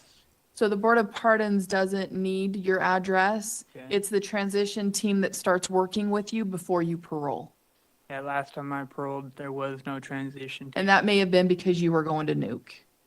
So if you end up going to the address, the mom will have to submit the address to UDC somehow. So she'll They probably have to already call. submitted it, but they denied it. Okay. So then Because you they- might have to go to Nuke before you can transition there. But I don't know. That's all up to the prison and APMP. So I can't go to a halfway house in Salt Lake. No, that means that you would potentially go to one of the halfway houses if they denied that address. 'Cause if I go to Salt Lake, then I can be closer to my family. Okay. And that's something that you would talk with them about. Okay. Anything else, sir? Did anybody catch the charges? I didn't. I I feel missed like it. I did pretty well on parole. Okay. I mean, I lasted 5 months. That's longer than some people. It was longer than my first parole. I feel like if I get some stable housing, like I'm being offered by Jeremy's mom, you know, I can last out there, you know. Okay. That's all. Well, sir, what I plan on doing is taking the information we discussed today, compiling that into a report and submitting that to the board. You're well aware the board is the one who has the final say in your case. They're the ones that make the final decision. You do have that 5-year top, which puts you at November 14th, 2025, which is the length of time the board will have jurisdiction over your case, given you have no other further offenses, okay? There's also the early termination if I don't catch any new charges. Yeah. And then April. the board will make their decision and you'll get that decision in a couple of weeks, okay? Thank you. Yep. Good luck to you. Have a good day.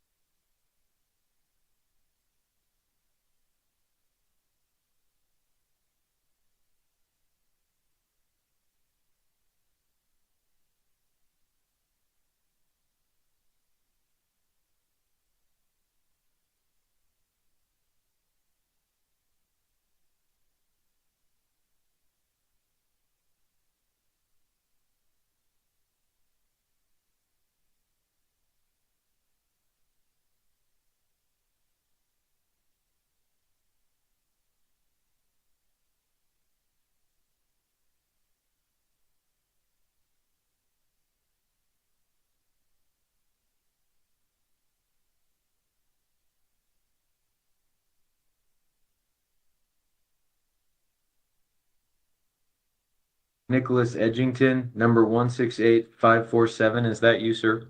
Yes, sir, it is. My name's Scott Manning. I'm a hearing officer with the Utah Board of Pardons and Parole. I'll be conducting today. I'm going to be taking testimony from you. If you'd raise your right hand, I'll swear you in. Do you swear that the testimony you provide today will be truthful and accurate? Yes, I do. Thank you. I know, so 2 days ago, we received an acceptance letter from Renaissance Ranch. I've put a summary of that letter into my report that I'll be submitting to the board after today's hearing. I also note, I read your letter from June of this year discussing the issues with your case manager, the substance use treatment program.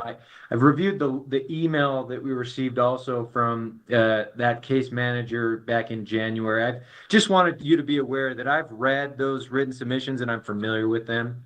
But did you receive your blue disclosure packet for today's hearing and get notice, 7 days notice of the hearing? Yes, I did. Are there, I'm going to go over what's led to today and give kind of a procedural review. Maybe I'll do that real quickly and then I'll ask you if you have input for the disclosure because that kind of talks about it. So the purpose of today's hearing is to discuss why your parole date was rescinded. I think this is the second rescission. The past rescission was for disciplinaries and then not meeting the substance use treatment contingency. At that point, there was the input from the case manager, which was discussed at your previous hearing. This most recent, so it looks like the most recent parole was granted after your January 2024 rescission hearing. It was a parole for March 25th of 2025. The board made it contingent on completing the same contingencies, substance use treatment, and having no disciplinaries. In July of this year, the board received a report noting it said 4 new disciplinaries. It said after consulting with the substance use treatment team, it was determined that you would not be able to fulfill the treatment requirement as well due to the disciplinaries. The next day, the board rescinded the parole date due to that report. So that's the procedural history. What I'm wanting to do today is talk about each of the new disciplinaries to the extent you're willing to provide a statement as to what happened, check in on your programming situation. But before we get going on that, are there any errors or inaccuracies with your disclosure that you'd like to discuss at this time? No, not yet. Okay. And you do technically have the right to receive a copy of that acceptance letter from Renaissance Ranch. We had it sent to your case manager today. Have you received that? I haven't yet, but Are you comfortable waiving disclosure? We could postpone the hearing and do it later if you want to, so you can receive that. You're comfortable waiving? Yeah, I don't want to postpone it. But I've got other letters. I've got other letters to other programs too. I've got one for Ardu. I've got one for Jaywalker. I've got one for Wasatch Recovery Therapy. So I've got 3 beds available at JRI approved programs. Okay. That was, because I read your letter. You said 3 programs. It didn't. So it's the Renaissance Ranch that we received yesterday, ARDV, which is the ARDU, which is the same one from the last hearing, and then also Wasatch Recovery. Okay, I'll note that as well for the board. Ardu as well. Yeah, we've got that already on. We've had that. Okay, yeah, the Jaywalker, I got that 2 days ago. We've had the ARDU for about a year now. So the new acceptance, and I'll note the Wasatch Recovery as well. Yeah, thank you. So I want to quickly go over the write-ups and then check in on status of treatment, and then I'll give you the final word and you can state anything else you'd like to. So since your most recent hearing in January 2024, it was contingent on no disciplinaries. I count there's been 5 incidents leading to 7 disciplinaries. So 5 convictions and 2 are pending as of today. The first was May 14th, 2024. It was an A15 evidence tampering. There was an interaction and you ended up flushing something in the toilet in the cell. The report says the officer suspected it was drugs. What did you flush in this incident? It was a note. It was a piece of paper with a note. Why did you flush it? I mean, he didn't ask for it. He asked for me to come out of the cell or out of the living. It was a dorm area, and I was right there next to the toilet, and I had a piece of paper. I was on my way to throw it away anyways. He said, "Hey, come talk to me." I flushed it. It's cost me $200 on a fine, and there's no, I mean, it says clearly there's no evidence of anything, no, that he didn't know what it There's was. certainly evidence of you flush. Flushed. I noticed an inmate cutting a thin substance on the table in the dorm. The substance appeared to be drugs or contraband. I called for the inmate to leave the cell, and he went to the bathroom and flushed those items. So, yes, certainly, they were not able to see that substance, but you did flush that. So that's the evidence that is before the board. I will note your statement that this was not drugs, that it was a note of some kind, and that you flushed it because you were going to throw it away. I will note that statement for you. Anything else you'd like to add about that incident? No, that's it. Okay, the next incident, May 16th, 2024, it was a B13, an A13, and a B07. I think you had a syringe on your person. I think CERT was required to respond to this. I think the report said you started acting disorderly during a pat-down search, and then eventually they found a syringe on your person. Why did you have the syringe?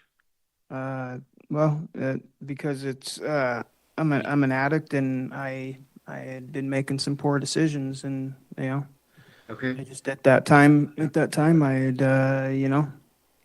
Carga. bad decisions, and had the syringe to use substances. Yeah. I thought he was gonna say that he was diabetic. Thank you for your honesty. I think that you can't really address things until you talk about what it is that you're addressing. So thank you for discussing that with me. I'd encourage you to continue to find ways to address this and change your behavior, because that ultimately is what the board is looking at, is evidence of positive change. So thank you for that statement. The next incident, June 15th, 2024, B11. I think it said homemade alcohol was found in your cell. Was this homemade alcohol yours? it wasn't. I was living in a dorm living. I lived with 7 other active gang members. There's an 8-man dorm. I was the 8th person. There's 7 active gang members. I had no choice. They decided it was mine. Okay. Yeah. And you denied drinking alcohol at that time? I wasn't. There was nobody drinking. None of us were drinking. There was brew in the back part of the dorm living, and Okay. the When's the officer last time you conducted- used drugs or alcohol? Right before I maybe came into the 2 hearing? months ago. Okay. No, What did you use? Yeah, ish. Suboxone. Okay. Thank you. There are 2 pending incidents, so they're pending. You don't need to make a statement if you don't want to, but I'll provide you the opportunity to make a statement. I think the first said you were talking to another inmate in a section in which you didn't live. So you were in a section that you weren't assigned to, talking to someone. Would you like to provide a statement about that incident? I don't even know quite what they're talking about. Like, I think they're talking about maybe I walked over the red line. I'm not sure. Like, I think they're saying I walked past the line. Like, there's red lines by the doorway, and I Yeah. was a couple feet past it trying to talk to someone. Okay. So I And the mean, next incident. that's what I think sorry. they're talking about. Okay, I'll note that statement. September 11th, 24, it says you stole something outside the staff office door. Staff saw it on cameras, and they said you gave it back to them when confronted. Do you want to make Yeah. a statement about this incident? Yeah, it was some paper. It was some paper, and yeah, I grabbed some paper and Like the came and paper, asked-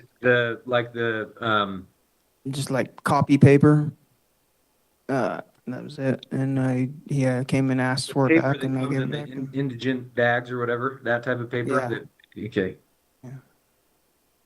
Okay. And you took more than you was given to you or you were entitled to have? Right. Okay. Well, thank you for your statements on those. I do note, the past 2 hearings, the board has granted paroles contingent on completing substance use treatment. I'll note your acceptance letters to the various programs and also your desire to be allowed to do that in the community. That's been expressed also at the past hearings as well, and the board certainly will consider that along with the additional time that you've served up to this point. But what's the status of getting into substance use treatment as of now? Dude, it's pretty like, I don't know, man.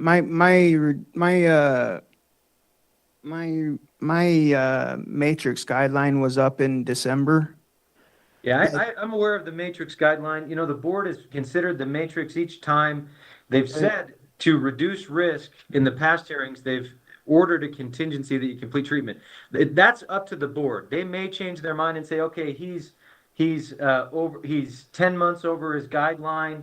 We'll allow him to do it in the community. That they may do that. They'll also consider these write-ups, etc. But my question is, are you trying to get into it, or are you willing to do it? Okay. Yes, I've got an answer for you. So I went to OMR 2 weeks ago and I asked him what's going on with it. I begged him to move me over there. I mean, obviously, you see, I got a pretty cool looking black eye. Oh, it's not there it like is. I'm not a tough guy. I'm not a gang member. I don't fit in over here.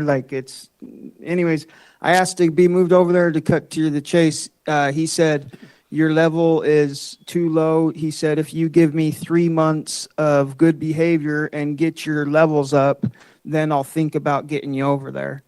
Okay. So as of 2 weeks ago, 3 months of good behavior would allow you the levels to get over to green, because you're currently in Gen Pop, but you need some levels to get to green. Am I understanding that correctly? Yeah, that's what the Lieutenant Roberts told me. Said 3 months of good behavior, and he would think about trying to pull some strings to get me over there. Okay.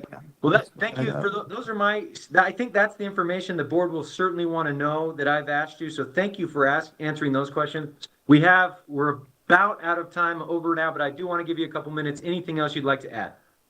Yeah, I would like to add that I sincerely want to better myself and seek do this treatment stuff.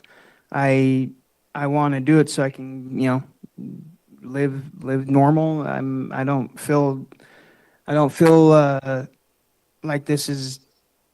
I feel like this is living hell. I feel like this is overkill. I've been down going on 3 years now. I mean, 2.5 years, 3 years. I've got treatment lined up, and my paper says that they want me to do residential substance abuse treatment that's appropriate and available. And I'm just asking for you to push for me to get a chance to go do this out there on the streets. I'll note your preference to do it in the streets. The board has now twice decided that based on a holistic review of your case, that they wanted you to reduce risk through treatment while incarcerated. But they obviously could change their mind on that. You've done some extra time at this point. Unfortunately, your disciplinaries and that concerning behavior has continued.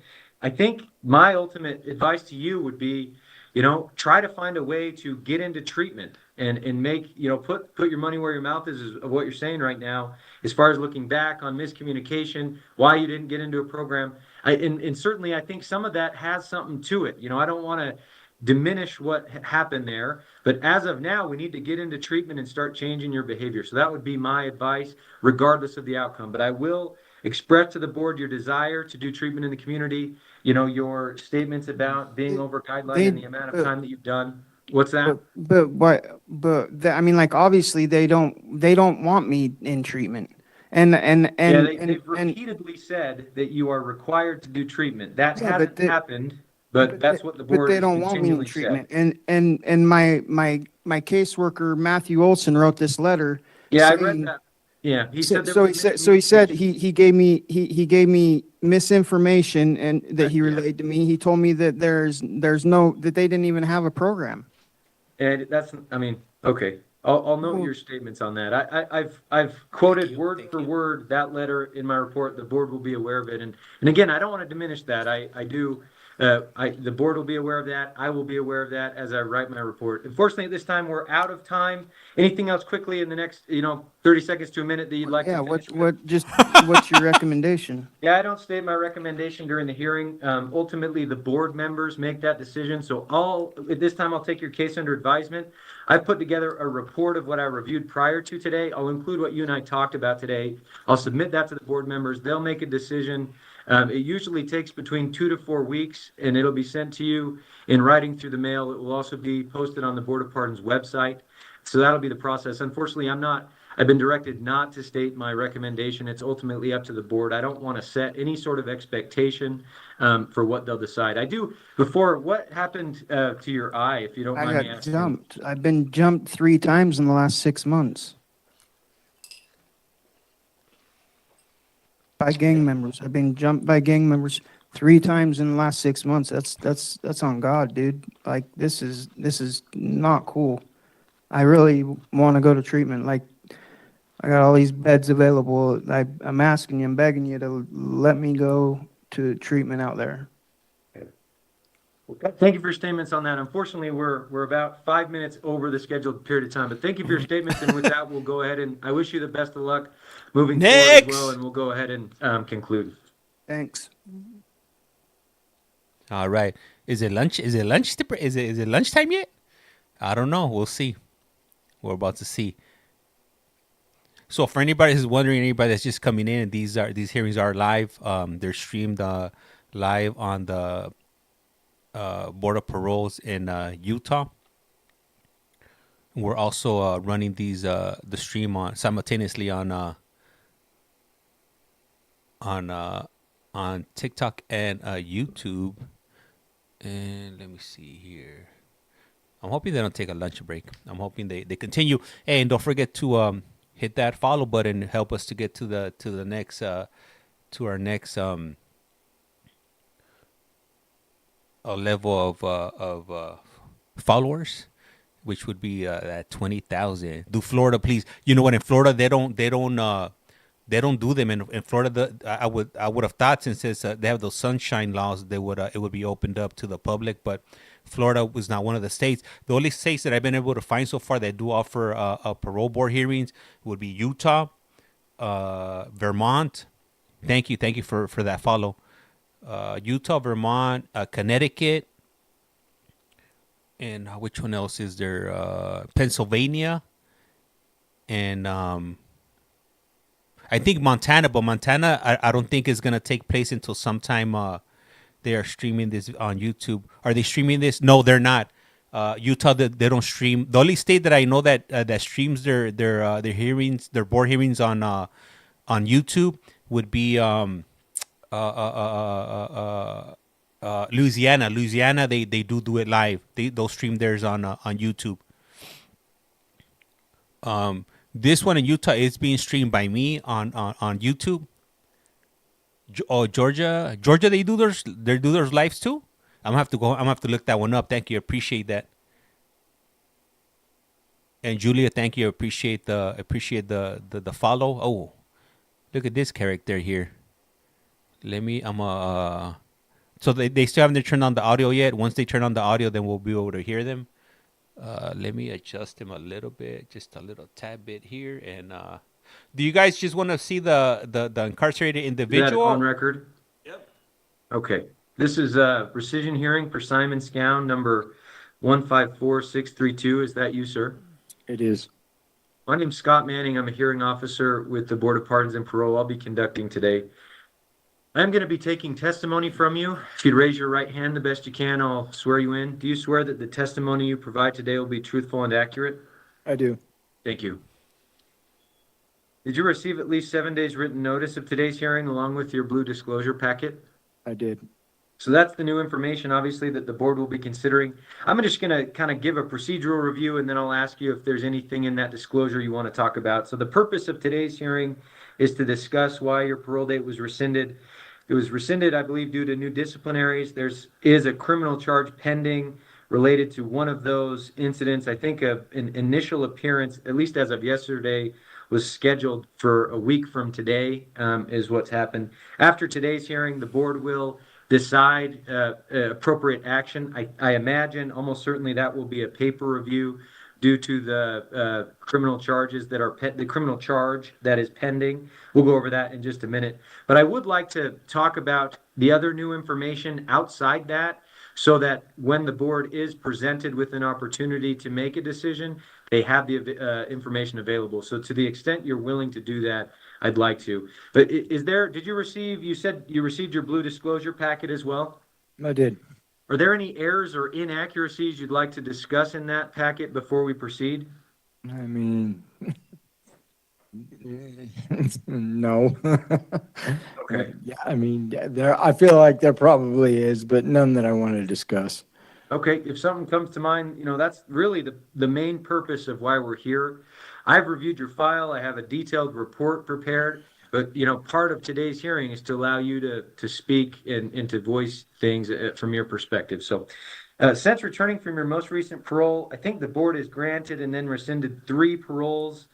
You're familiar with, what happened in each of those cases. Since the most recent hearing, it was in May of 2024. I think there's 4 incidents leading to disciplinary convictions. And then last time I checked, I believe yesterday afternoon, 3 were pending. So the criminal charge, assault by peace officer related to the July 5th, 2024 incident, that's pending in case 2419-10862. What's that? Which, the write-up was actually dismissed. Yeah, so it shows as a conviction on my end. I can double check and look and see if something wasn't There was a triggered over. conviction It of shows as a conviction. a disorderly conduct. So I show an A21 assault against correctional officer, B13 disorderly conduct, reckless endangerment.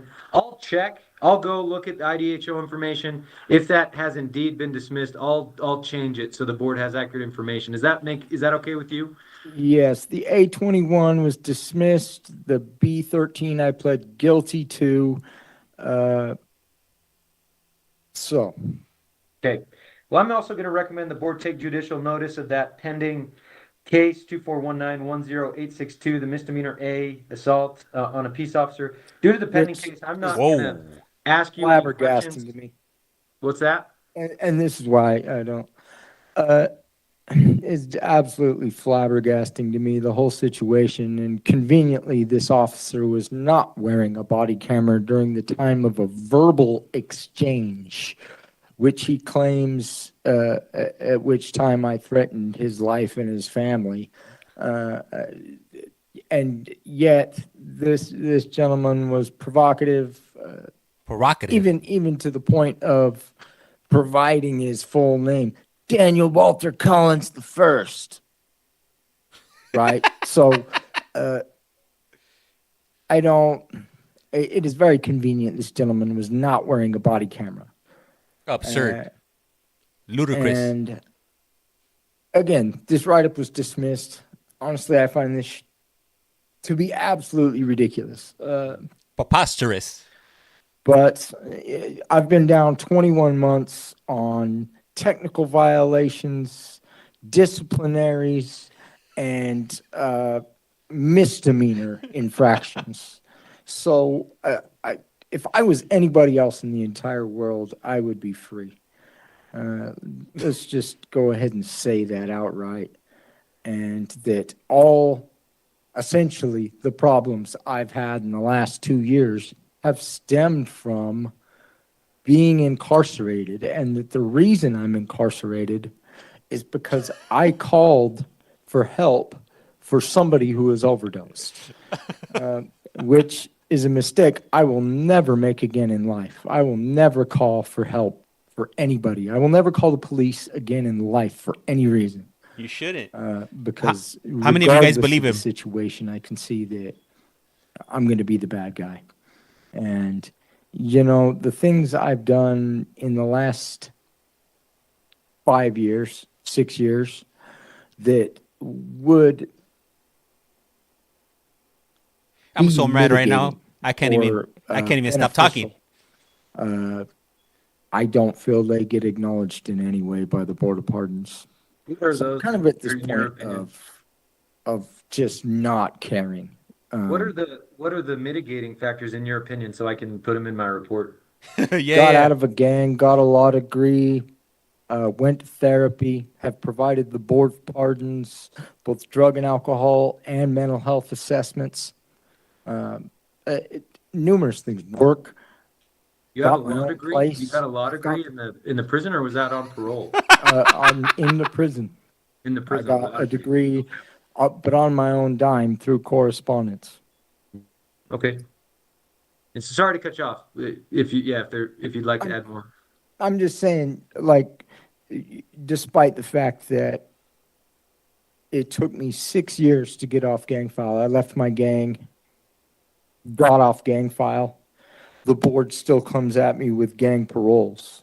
To me, that's not acknowledging any kind of progress. To me, that's the opposite. To me, that's saying your progress doesn't matter and the things you do don't matter. Yeah, he is handcuffed. Provided evidence that I was receiving MAT treatment and going to therapy on the street, substance abuse therapy. And yet I don't see any recognition of that. I have not felt any recognition from the board. In fact, I don't feel like I've received recognition from the board over basic human matters. I feel like calling the board hypocrites right now, because the board asks that people have empathy, right?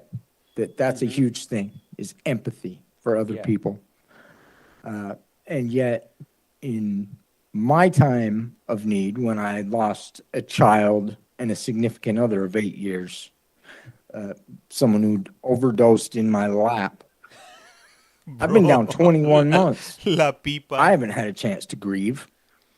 You know, I've got all this unprocessed grief and anger over this whole situation that has not been acknowledged in any way. And to me, that is a total lack of empathy. You would only treat a monster like that. You would only not acknowledge the death of someone's family member, that a child and their wife. It's beyond monstrous not to acknowledge that. And it's certainly a lack of empathy. And I'm at this place now where I am kind of just like, whatever. And the board are masters of making mountains out of molehills, because it's clear and obvious the law enforcement community doesn't want me on the street due to my past criminal history. And, okay, I'm not following all the rules. I'm making minor mischief. Again, technical violations, disciplinary infractions, and misdemeanors have been the total of what has kept me incarcerated for the last 2 years. We are at this point out of time. I do want to quickly note, I'm going to recommend the board take judicial notice of pending case 2419-10862. Of course it will. We didn't talk about there's also a June 11th, 2024 B13 disorderly, June 19th, 2024 B16 tattooing, then a June 29th, 2024 B02 fighting assault. Those were the convictions. There's a pending incident from August 25th, 2024, and a pending incident from September 3rd, 2024. At this point, what I'm going to do is take your case under advisement. Covering my window and refusing a urinalysis are the pending ones. Yeah. Yeah, the one says refuse a UA, the other covered window and cell. Looks like the CERT team responded because you refused an order. A search was conducted after that. There was the fighting. It looks like you were seen on camera punching another inmate in the main yard. The B16 tattooing, officer walked past the cell. You and another inmate were tattooing at that time. The disorderly is actually very similar in nature to the pending criminal charge, so I won't bring that up with you as well. At this point, we're out of time. I'm going to, I think almost certainly the board will be setting a paper review to track the pending case. There's potential for a Board of Pardons jurisdiction over that case. So depending on the outcome, the board would take appropriate action. That could be set an original hearing. If Board of Pardons jurisdiction results, they could reach the disposition or the release decision. If no jurisdiction results, they could also schedule another hearing to talk about further issues if they'd like to. Anything else quickly you'd like to mention before we conclude? Yeah, I wonder if giving me more time was a death sentence, if the Board of Pardons would care. I don't think they would. Have a great day. Gracias. Okay. Well, with that, we'll go ahead and conclude today's hearing. Hey, so for those of you wondering why I'm over here busting up is because of the comments, not because of what he's saying. Uh, you had me laughing on the one about the pipa and saca la bolsita. Maybe some of the people that are on here don't understand or read Spanish, so maybe that's why some of these jokes are going over their heads. But that's why I'm busting up in the background. Let me go ahead and adjust this camera here. Oh no, it's good. So we got the next person coming up. Kilo, come on, Kilo, you over here. You got me cracking up over here. People are gonna be listening on YouTube. Like, what is this guy laughing at? He's Original James. hearing for Christopher Carey, number 227263. Is that you, sir? Yes, sir. My name's Scott Manning. I'm a hearing officer with the Utah Board of Pardons and Parole. I'll be conducting today. I'm going to be taking testimony from you. If you'd raise your right hand, I'll swear you in. Do you swear that the testimony you provide today will be truthful and accurate? I do. Thank you. Give me 1 second here. Did you receive at least 7 days written notice of today's hearing along with your blue disclosure packet? Yes, sir. So that disclosure packet contains the information that the board will be considering as they make a decision in your case. I've reviewed that. I've prepared some questions and things to review from that packet. But part of the purpose of today's hearing is to give you an opportunity to point out any errors or inaccuracies in there. Is there anything that you'd like to discuss as far as errors or inaccuracies? No, sir. Okay, so how I'm going to proceed, give an overview of your case to start, conviction, sentence, a little bit about how today's hearing works. From there, there's one case in which you were committed to prison. We'll briefly talk about what happened in that case. From there, I've prepared some questions for you about what's brought us here, what you've been doing, and your plans moving forward. And then at the end of the hearing, I'll give you the final word, and you can state anything else you'd like to. All right, thank you. Your commitment offenses are 10 counts of sexual exploitation of a minor, felony 2.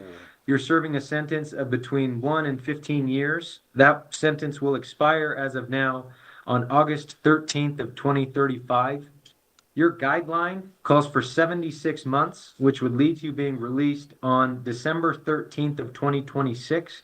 The board is not bound by that guideline. They can release you before then or after that date, and they'll consider all relevant factors as they make that decision. I do note in October of 2021, the board scheduled today's hearing with the Sex Offender Treatment Program memo. We'll talk about that in just a minute.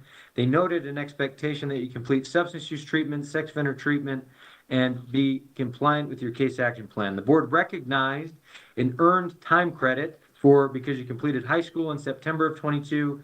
They recognized a second earned time credit because you completed the Kane County Substance Use Treatment Program in April of 23.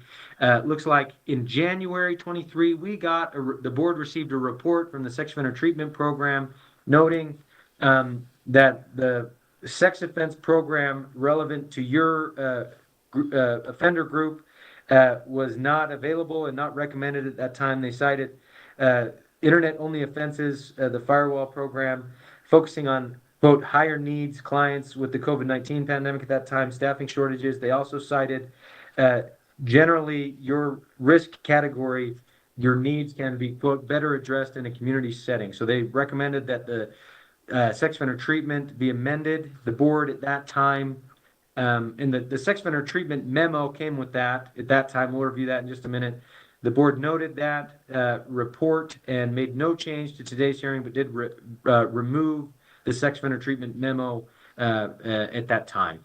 So the case we need to talk about is case 2019-01764. It's like in June of 2020, your romantic partner reported that you had images of child sexual abuse material on your phone. I think she had screenshots, things had been uploaded to different accounts. There were computers, hard drives, etc., containing that material. She also noted you had an app disguised as a calculator that had a, quote, photo vault for some of the images. Police accessed 5 of your accounts. I believe there were various different types of pornography, one of which contained, let's see,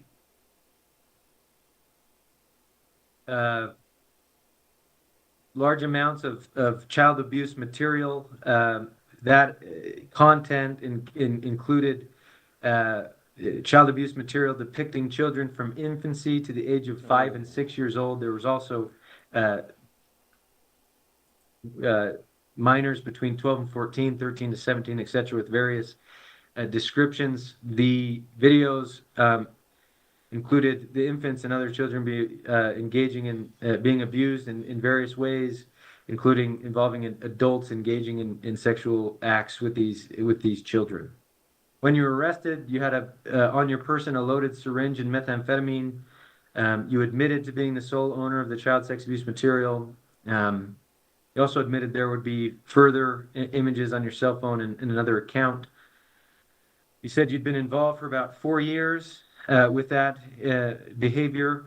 You talked about you downloaded them, felt that there was an inexplicable attraction to child pornography. You admitted that you had masturbated to the sexual abuse material. You did deny that you had abused your own children or any other minors in that report. I've read your pre-sentence report statement as well as your Board of Pardons packet statement about what occurred. Is that summary that I just provided, is that accurate as to what happened in the case? Yes. So you possessed and used the child sex abuse material described in the pre-sentence report. You possessed and used that for your own sexual gratification? Yes. And what led to you engaging in that behavior? A lot of it led to my drug abuse. I had a lot of at the time I was in denial about it, but I had sexual abuse from a child, and then over the loss of my daughter when she was when I had my rights stripped as a parent and she was adopted. Those just led like deeper into my drug addiction, and at that time like I didn't care what was happening or what I did, and I failed to think of consequences that could happen from that, and so I think that's what led to a lot of it. You were involved in the child sex abuse material for about 4 years. Is that still your statement? I'm sorry, what was that? You were involved in this for how long? 4 years, you said previously. How long were you involved in it? Yeah, about 4 years before my arrest. And were you involved in distributing this material, or did you use it for your own sexual gratification use only? I just had it. Okay. Looks like, so as far as your criminal history, retail theft in 2008 and 2009, child endangerment in 2015, that seemed to be a drug-related case. Yes. Domestic violence protective order in 2017, and then these cases. I think it said, the report said you had been in family drug court from 2015, but unsuccessful after about a year. It also discussed private probations early in 2017 and then 2018 violations, failing to complete treatment, not submitting to urine analysis tests, absconding, using methamphetamine. In the commitment case, you were sentenced and committed to prison without probation. So you had chances at probation in the past. Why do you think you weren't able to comply with supervision and change your behavior? I think at the time I didn't want to. I was still involved really heavily with drugs, and for a while that's all I cared about, and it was my crutch and my coping mechanism. And so I was scared to give it up.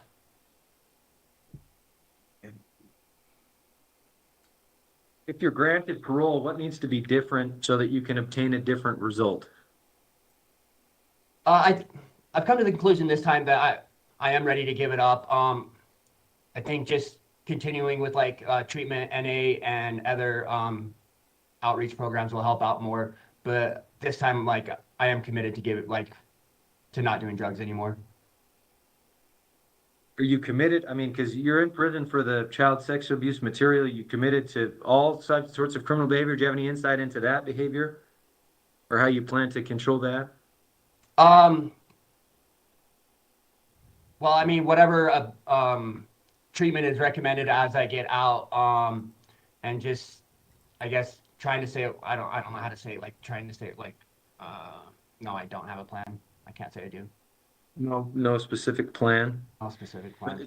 If I'm understanding your statement, you feel at least substance use was a semi-risk factor or a contributing factor into your lifestyle as well. Would you say that that's a risk factor related to the sexual deviancy aspect? Yes, I would say that.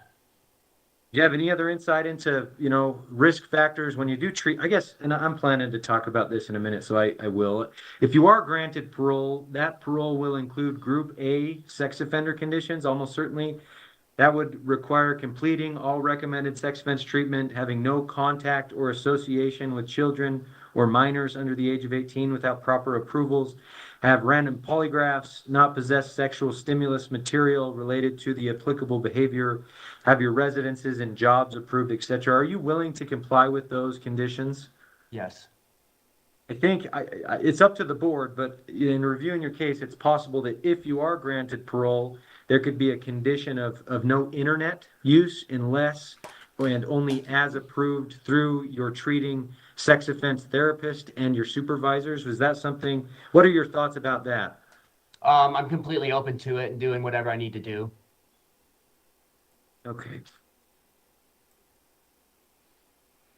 Looks like, so since arriving at the prison, you completed leisure classes, looks like substance use treatment twice, if I'm understanding correctly, life skills, thinking errors, alcohol and drug education, relationships, financial literacy, parenting, ideas for communication. You've done quite a bit of treatment. You haven't done the sex offender treatment specific programming because it hasn't been offered to you, but what have you learned? What insight have you gained into your past behavior, risk factors, plans to change, etc.? One of the biggest things I've learned is just struggling with boundaries and thinking errors and my accountability. And so, be it like before, I was really closed off to him, and even trying to talk about any kind of abuse or anything that's happened would lead me to like just withdraw and want to use and just not confront him. So now that I'm able to talk about him and be open about him, I think that really helps me move forward of completing treatment and stuff. Okay. It sounds like so past traumatic experiences that you experienced, you feel possibly could be a contributing factor to some things, some unresolved issues with that. Have you worked on that at all in these classes or done treatment with that? I mean, I've talked to therapists, and I was in a therapeutic community for the program, and that's what helped like bring them to a head and be more comfortable at talking to them. But since completing the drug program, I haven't seen a therapist or anything for that to continue gaining momentum on that. Okay. Hey, don't forget if you're watching the to board, follow. Received a December 20th, 2022 risk assessment memo by M. Leslie, a certified psychology resident. I assume, did you receive and review that document? I did. Do you have any questions or concerns about it? I'm going to go over some of the information, but do you have any questions or concerns before I do that? No, go ahead. All right, so it says this, the general static 99 R, so revised, and the stable 2007 assessment tools are not appropriate for your case. Instead, the CPORT, or the Child Pornography Offender Risk Tool, was designed to address cases involving, the convictions your convictions. It says, let's see. It gives quite a bit of detail about that, what that is. It says your score was a 2 on the CPORT, so it's equal to the average score. Says in routine samples, quote, roughly 23% of individuals obtained that same score, 46% had a lower score, and 31 had a higher score. It says the average there, the level 2, in a group of 100 individuals, 23, would have had the same score. It says that differently. So average risk based on that CPORT as compared to other individuals that fall within that. As far as recommendations, it says based on your history, quote, involving convictions for child sex abuse material only, quote, it is not recommended for treatment while incarcerated as your risk level and associated treatment needs would be more appropriately addressed in a community setting. So if you're granted parole, what is your understanding of where you would do that or what that would look like? I really don't have any ideas of what's going to happen right now. Like my mom wants me to go stay with her, but she is in the middle of trying to get her own place right now. So I'm assuming I'd probably just end up in a halfway house. I do have plenty of work-related experience, so I should have an easy time getting a job and then getting my own place after that. Like even before I was arrested, I was pretty sufficient as far as having a job, my own place, and everything else. You worked in like restaurant industry, correct? And you're maybe wanting to get a culinary arts degree while you do that. Am I understanding that correctly? Yeah. Okay. obviously it's up to the board about what will happen. I think it's possible they could, allow you to do recommended sex offender treatment while you're a resident of a halfway house. They could also allow you to arrange that through a private provider. Am I understanding correctly that you're willing and anxious to do the treatment? You don't have any problem with doing the treatment? You're willing to do that? Yes, sir. Okay. And then, I mean, in treatment generally, you kind of talk about a lot of things, but part of that is risk factors. So things that risky situations that put you at risk of falling back and relapsing into behaviors. Also a success plan, ways to deal with those things, ways to live a healthy lifestyle, not fall back into those behaviors. What in your mind as of now would those things look like? Some of the biggest risk factors are probably are going to just be like old people I know, which I really don't talk to a lot of people anymore. Being around drug paraphernalia and drugs are some of my biggest ones, and then just isolation is going to be a big thing for me. So just having a healthy support group outside, whether that's NA or other people in the halfway house or whatever, I think that'll be a big help for me. And do you experience an attraction to children, a sexual No. attraction to children? No. Liar. Filthy liar. Sickening. Sickening. And I guess do you have any further insight into what led to using sexual abuse material involving infants, very young children? What, if you don't have a sexual attraction to children, what led to that? Or if you have any further comment on that? So the way I was trying to explain, like, I should have explained it better at the time I was arrested, but I was in a denial and a lot of other things. But the way it is like, so while I was high and stuff, I was looking for, I can't lie, I've had a porn addiction for a while. But I was looking for something more exciting for me. And eventually I started looking for a little bit younger stuff, and it just, it's hard to explain at the same time. So I think it was just looking for more riskier stuff at the time when I was high is what led me to finding that stuff. And then. Oh, you got some risky stuff, all right. They got you hopefully a life sentence. Okay. Well, thank you for your comments. I'll include these to the board so that they can consider your statements and what you've said today. You did have one disciplinary. It was back in 2021. It was an A13. Looks like homemade alcohol was found in your cell. Were you drinking alcohol at that time? I did have some at that time, yeah. I had a case of the sorry to say, diabetes. I was new into prison. I was just making stupid mistakes. I think the drug program when I went there, opened my eyes a lot and helped me out. When's the last time you used alcohol or drugs? It was I think the day or 2 days before I got that write-up was the last time I drank. Okay. And I haven't used drugs. So, it says the day of my arrest, I'm sorry. You used drugs the day of your arrest, but alcohol the day of the write-up? Yes. Okay. You've not had a write-up for about 3.5 years. The prison report lists jobs, so culinary, support services, jail kitchen, currently as well, all with good ratings. I'll note that. Housing staff gives a positive report of your behavior and attitude, says, quote, you seems to be doing very well with your kitchen job as well. We've talked a bit about your release plan. I've taken pretty thorough notes from your written submissions regarding treatment, your living plans that we've discussed a little bit more now, as well as your work plans. Anything else you'd like to add as far as your release plan? No, and it's hard to say because I don't know like whether it's going to be soon or anything. So I haven't really tried to make plans about where I'm going to go or what to do after I get released. So. Yeah.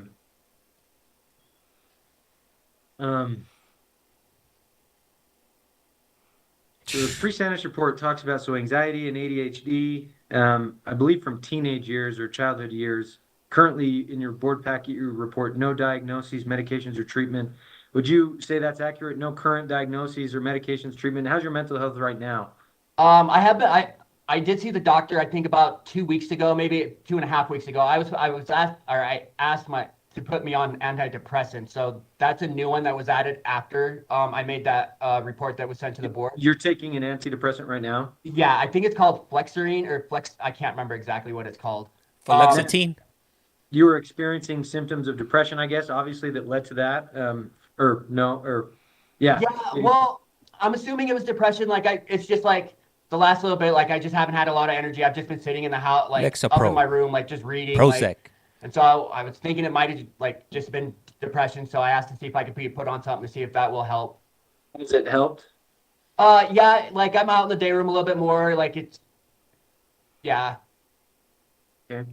Now, do you view mental health, symptoms, depression, anxiety, etc., as a risk factor related to your criminogenic needs? I guess, in the history, in your past, it's been drug use, the domestic violence incident, obviously the child abuse, sexual abuse material. Do you view that, having mental health symptoms, those feelings, as a risk factor in your case? I think it could be. I've never really been addressed for mental health. I had a evaluation when I first came into the drug court thing, but nothing ever evolved from that. So, I mean, I've never really been treated or diagnosed for anything. So, but it could very well be. Okay.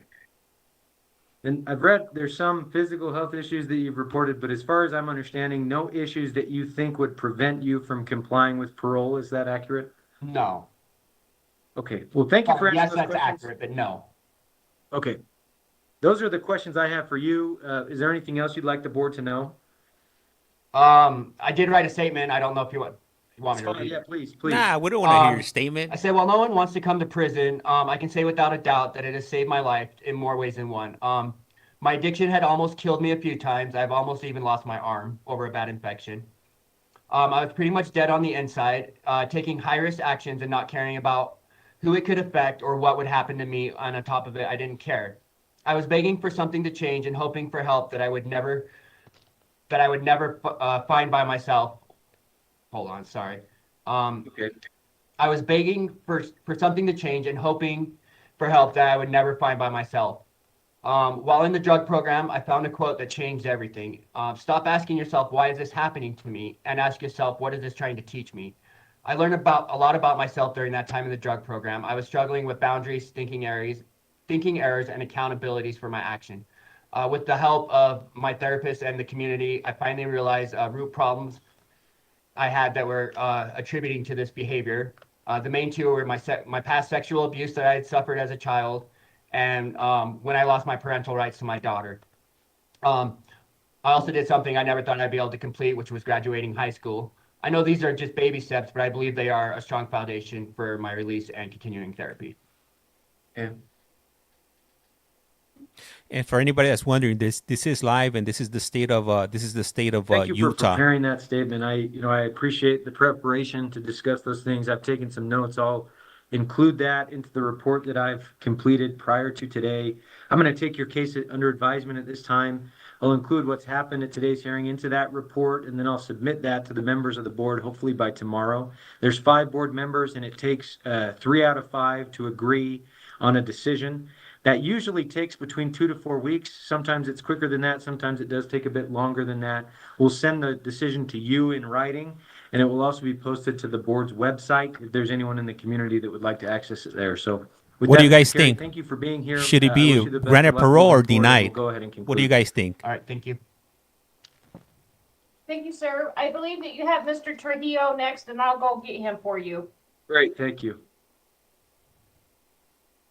All right, so we're gonna be doing the next one right now, and if you find this type of stream educational, hey, don't forget to hit that subscribe button. It's a real eye opener on the type of acts some of these individuals do, and real disgusting, to say the least.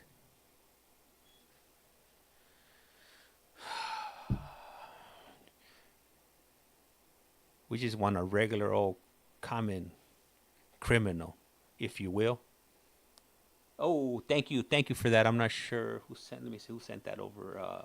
Was that Patricia or Jimmy Perry? Thank you, appreciate it for sending that bracelet and that heart. Highly appreciate it. In Louisiana, there's no more parole. Yeah, you know what? That's not true. Louisiana does have they have a live stream on parole hearings. Maybe it's from individuals that went into the system when they did have parole, but they do still hold the parole hearings for Louisiana. As a matter of fact, I saw them running one this morning. Laughing out loud, my husband was in for selling, and he had it harder than him. That's disgusting. Yup. Yeah, he had a lot of counts as of August. Mackenzie, thank you. Highly appreciate the follow.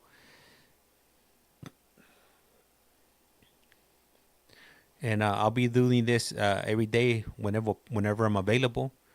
Different states and the different states and at different times. Drew, thank you for the follow. Let me see who else. Stacy, Rosa, thank you for the follow. Daisy, it's going kind of quick. Amber, thank you for the follow. Hustle, thank you for the follow. User, thank you for the follow. Man, I can't even blink. Jonathan, thank you for the follow. Steve, thank you. Steve 007, thank you for the follow. Rebecca, thank you for the follow. Sam, thank you for the follow. Shell, thank you for the follow. Jake, not loud, thank you for the follow. Whitney, thank you for the follow. Ashton, thank you for the follow. Sam, thank you for the follow. Lena D, thank you for the follow. Christy, thank you for the follow. Let me see. Thank you for the share, Melissa. Let me see. Lydia, thank you for the follow. All right, and they're just getting ready. I'm assuming that they're waiting for Shawana. Thank you for the follow. Kilo, I'm going to unfollow and follow again so you can say my name. That's right, Kilo El Checo. You see, Amy, thank you for the follow. Thank you, Cece, for the share. Love Child Gypsy, thank you for the follow. Charismatic Enigma, thank you for the follow. Molly, thank you for the follow. And I apologize if I missed your name. It's just moving so fast. Sal, thank you for the follow. T-Bo, thank you for the follow. Hala Boy Records Inc., thank you for the follow. 451, thank you for the follow. I am the... Thank you for the follow. Stacy, thank you for the follow. Coco, thank you for the follow. Number All right. 253038. Is that you, sir? Yeah, yes, sir. Yes, sir. My name's Scott Manning. I'm a hearing officer with the Utah Board of Pardons and Parole. I'll be conducting today. I'm going to be taking testimony from you. If you'd raise your right hand, I'll swear you in. Okay. All right, this one. Okay. Do you swear that the testimony you provide today will be truthful and accurate? Yes, sir. Thank you. You can Do you lower guys- your hand. Do you guys think he's going to get paroled? Written notice of today's hearing along with your blue disclosure packet? Yes, sir. So that disclosure packet contains the information that the Board of Pardons will consider as they're making a decision in your case. I've prepared some questions and some things to go over from that information, but part of the purpose of today's hearing is to allow you to point out any errors or inaccuracies or mistakes in there. Are there any errors that you'd like to discuss before we start? No, sir. Okay.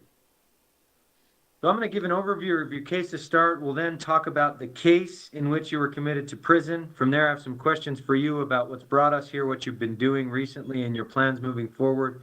And then at the end of the hearing, I'll give you the final word, and you can state anything further you'd like to on the record.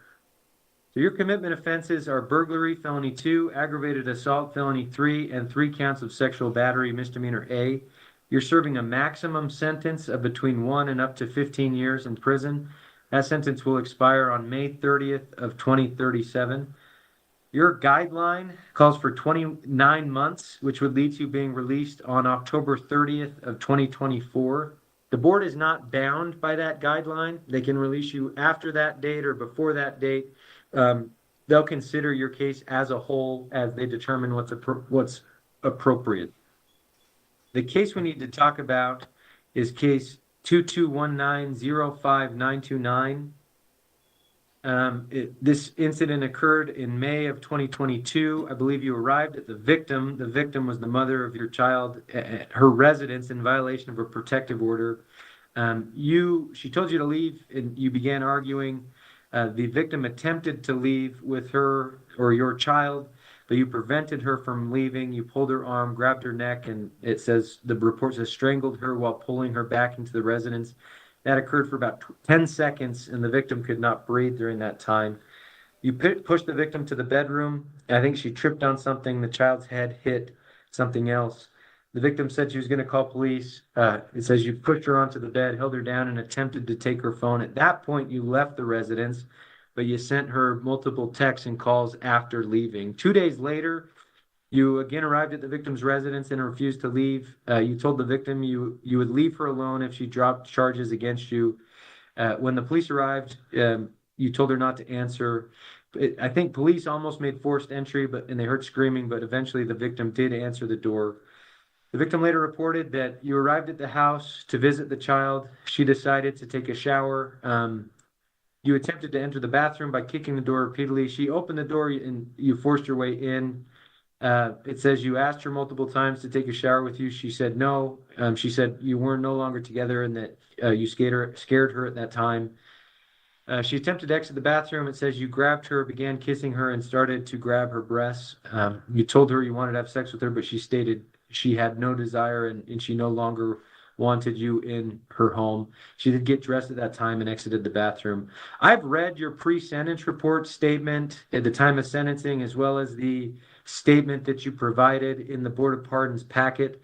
But is that summary that I just reviewed, is that accurate as to what happened in the case? Sounds accurate, sir. It is accurate.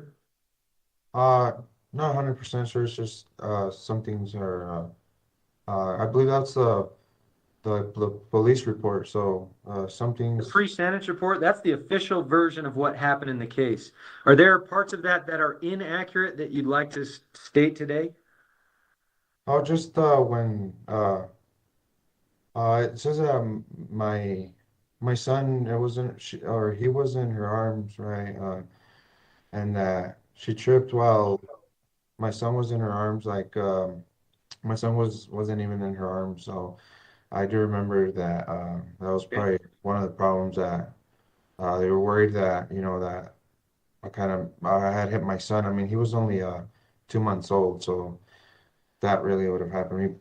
Maybe maybe he would have been dead or something. He was laying in bed, and so just So your statement is that the child was not in her arms. So you did arrive at her house multiple times against a protective order violation, refused to leave, choked her for 10 seconds approximately the first time, then the second time forced your way into that bathroom and touched her breast without her permission, obviously. That all of that, as I reviewed, is that all correct? Yeah, I'll tell that correct, sir. Just not the choking part. I just tossed her, and she flew to our son's stroller. Okay, so you deny the choking part of the details, as well as the fact that you deny that your son was in her arms when you were pushing her. Is there anything else that you'd like to deny or state about the case? Uh, I think that's good, sir. Okay. I do, that's why we're having the hearing today, is to go over these things and have the board receive a statement from you. So please, anything that you'd like to state, now's the time to do it. Anything else you'd like to say about that case? No, sir, no, sir. What caused you to continue in this cycle of domestic violence, protective orders, violations, and sexual assault against the victim? What have you learned about that? What led to this behavior? Oh, so absolutely, sir. I just really, well, I really just wanted to be in my son's life. Like I said, he was a baby at the time. Everything happened so fast. I had only known her for a little bit of time, I met her like in May of 21, and probably like she was already pregnant, maybe like 4 months later, and so like everything happened so fast. I had my own place at the time. She had hers, and she wanted me to kind of live with her right away, and we didn't get to know each other the proper way. And I have a daughter that's she's 11 now, and she wasn't really in my life, sir. So with that being said, like I was actually happy with my son Roman coming, and I wanted to take, the opportunity to be a dad because I didn't have that opportunity the first time. So I was really excited. And so with the DVs, you know, and I understand, there's a protective order that was in place, but all I wanted to do was just show that I cared for my boy, really. I didn't want to feel like again, that I had let down like another child of mine. So that's what it was, sir. Okay. Well, I'll note your comments. In that note, so if you are granted parole, if the board decides to grant parole, it will almost certainly include an order, a condition of no contact with the victim.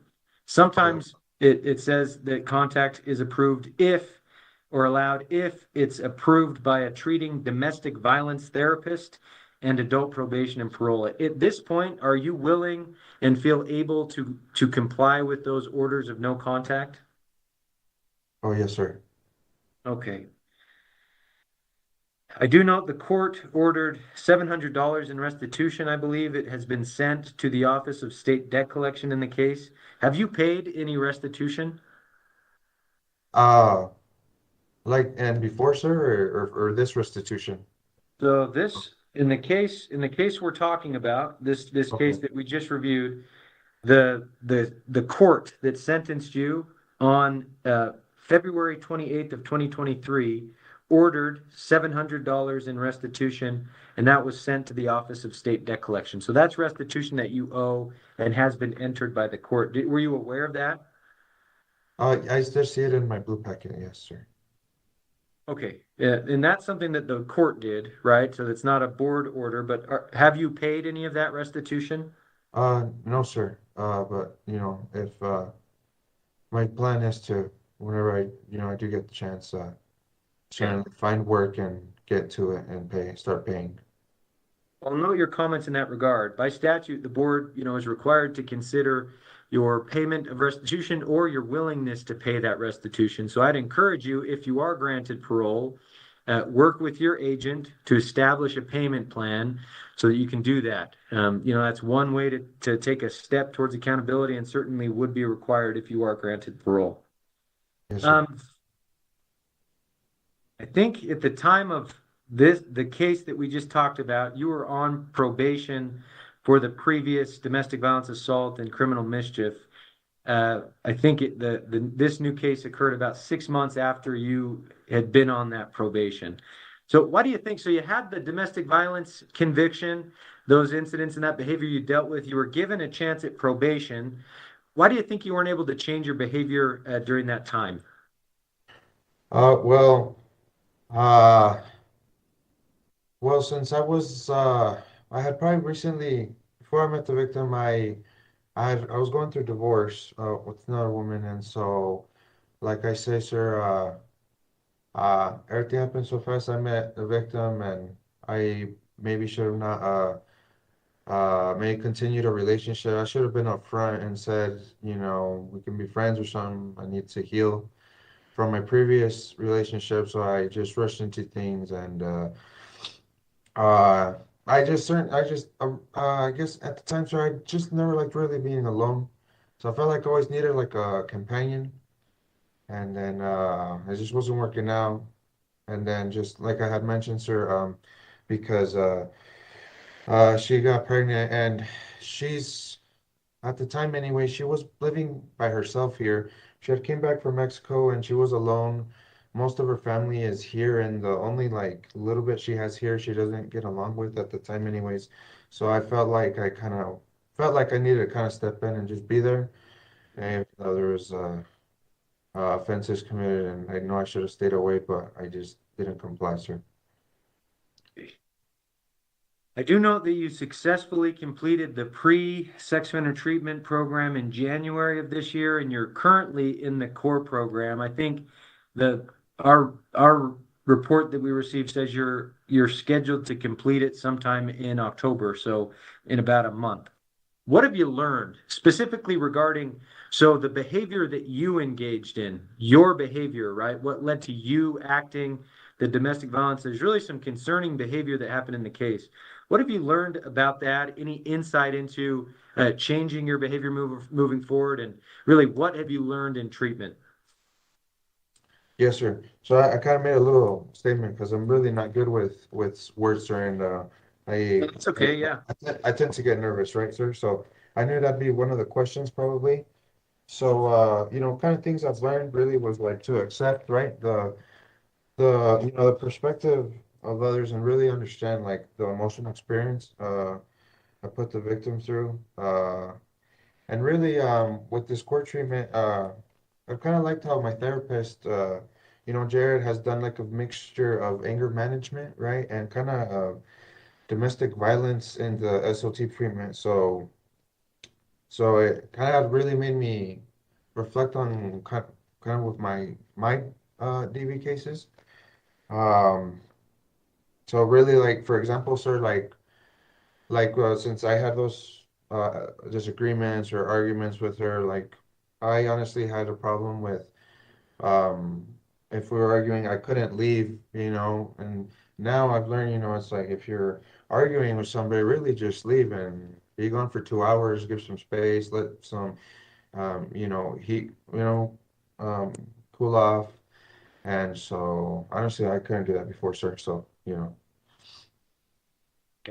really simple. Well, thank you for preparing that statement. I appreciate that, coming with something to talk about, and certainly being engaged in your treatment to learn those things that's why you're in there. So thank you for preparing that. We did receive a August 23rd, 2024 sex offender treatment summary. It identified an average risk using the standard sex offender treatment risk assessment tools. It talks about your progress in treatment. It says you demonstrated appropriate accountability for your crimes, participated well in the classes. It talks about risk factors that you've identified. It says no deviant sexual interest was identified during the testing or treatment. It says you'd benefit from continued care if you are granted parole. It talks a little bit about your release plan as well. It recommends ultimately that you be given time to complete the sex offender treatment program, sex offense treatment program, before you're given an opportunity at parole. It says you are scheduled to complete that by the 3rd week of October of this year. Jeff, what are your thoughts about that information? Do you agree with the recommendations the assessment makes? Any thoughts on that? Yeah,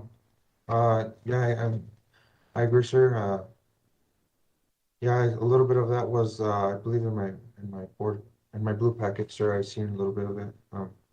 And then I got a kind of a little piece of a missing blue packet that my therapist has submitted from. That may be the assessment. When did you receive that one? So I got the whole packet was like a month ago, but like maybe like 2 weeks ago, I got another part that my therapist did because he wasn't aware that I was having this hearing today, sir.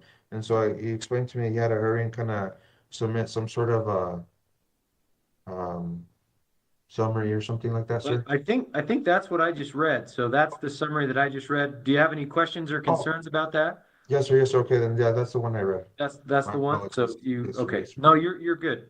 You agree with that? You're willing to do what the treatment that it recommends? So continued care treatment if you're granted parole, and then also finish the program there at the facility. You're willing to do that? Oh, yes, sir. Okay.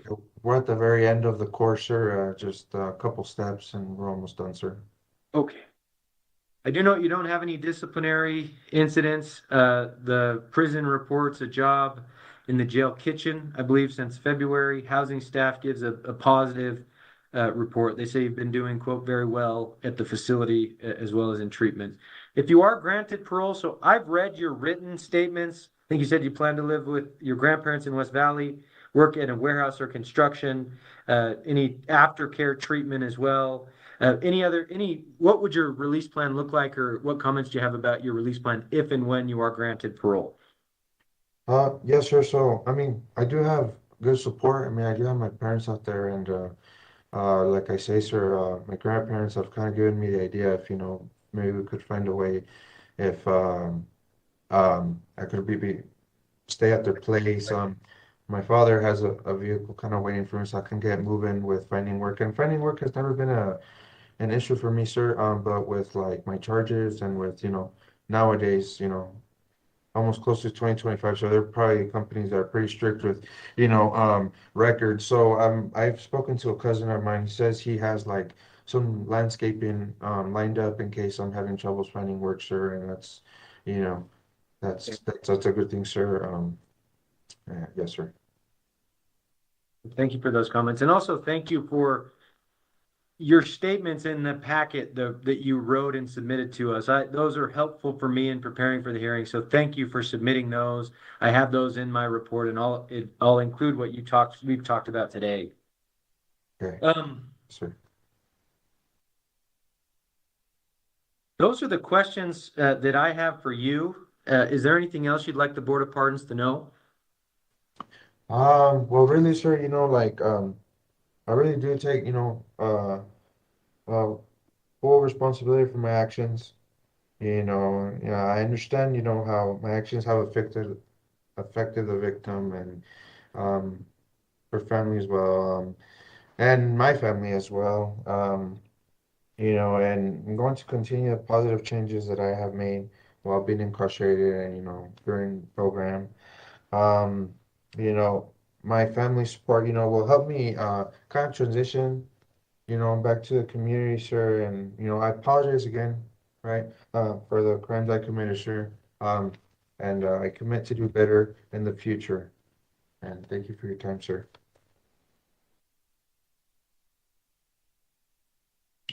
Okay.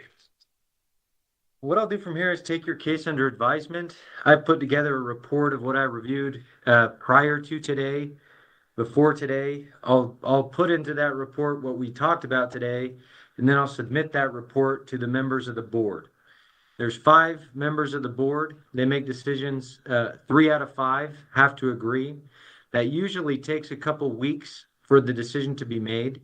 Once that decision is made, we'll send it to you in writing through the mail, and it will also be posted to the Board of Pardons website if there's anyone in the community that would like to access it there. So with that, Mr. Trujillo, thank you for being here and answering my questions. I wish you the best of luck moving forward, and we'll go ahead and conclude today's hearing. Thank you, sir. Thank you, Mr. Manning. Thanks. Have a good one. You too.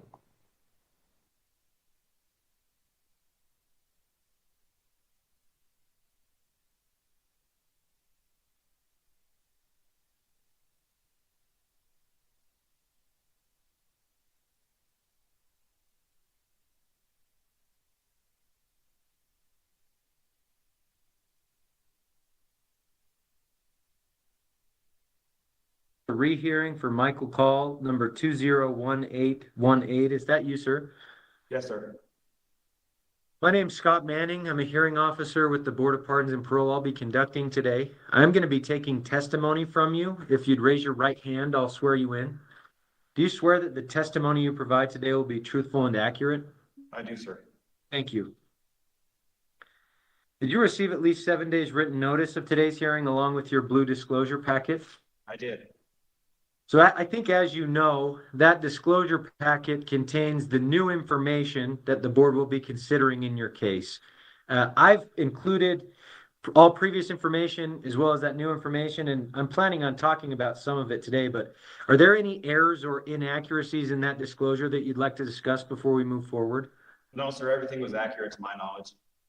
Okay, so I'm going to give a quick review of what's happened leading up to today. After that, I have some questions prepared for you. And then at the end of the hearing, I'll let you have the final word and you can state anything you'd like to on the record. So it looks like you arrived at the prison in April of 2014. At that time, there was only the one case, the 2014 case. You had an original hearing in May of 2017. After that hearing, the board scheduled a June 2022 rehearing with various assessments at that time. The board noted an expectation that you avoid disciplinary issues, complete MRT and RSAT prior to that hearing. You had that rehearing in June of 2022. At that time, there were 2 new cases for behavior that occurred within the facility. So that was an original hearing for those cases and a rehearing for the other case.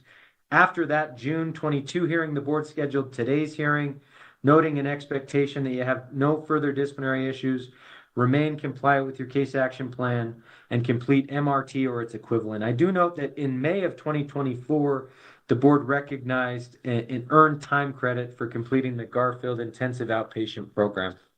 Just to review, as things stand, you're serving a maximum sentence of life in prison. I think the 2014 case was a minimum 5, maximum life.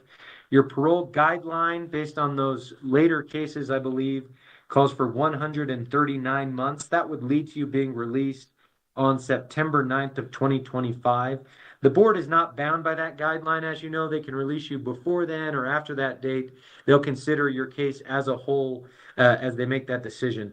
And just so you're aware, the board will consider all facts of the case as well as the 2014 case, the 2019 cases. I'm familiar with that information. I've put it into a report, but my prepared questions today are going to generally be about information that's new since your most recent hearing, but certainly everything will be considered. And if you have comments about anything from the past, certainly, I'd like to hear those and feel free to make them. So I have some questions for you about what's new, but wanted to give you the opportunity to speak first. What would you like the board to know? And I guess I read your letter that you submitted to us. It was attached to the letter from Mr. Draper. So thank you for submitting that. And I've put a summary, but wanted to give you an opportunity out of the gate to anything you'd like the board to know. Well, sir, I would just like the board to consider, I have made mistakes. I take accountability for those mistakes, and I apologize for the things that I had to do and that I had to do to grow. I was actually just discussing it with one of the officers waiting for this hearing. I'm more of a student of life, and I hurt and I victimized people in order to learn, and it was wrong. It was very wrong of me. But within the last 2 years since this last hearing, I feel like the growth and development has been exponential. As you said, there were 2 new cases in between my original hearing and my first rehearing. And you can see that was indicative of me perpetuating a cycle of violence and continuing to live a negative lifestyle and a gang lifestyle. Since that last rehearing, I've come to a place where I feel like I can thrive. I've taken advantage of all of the opportunities that were allotted to me, and I feel like that's indicative of someone who wants a better life. I feel like there is still a debt to society that I owe, but I feel like as of right now, the things that I can accomplish in my current circumstances have been accomplished. That being said, I would like to give back to the community if given the privilege to parole.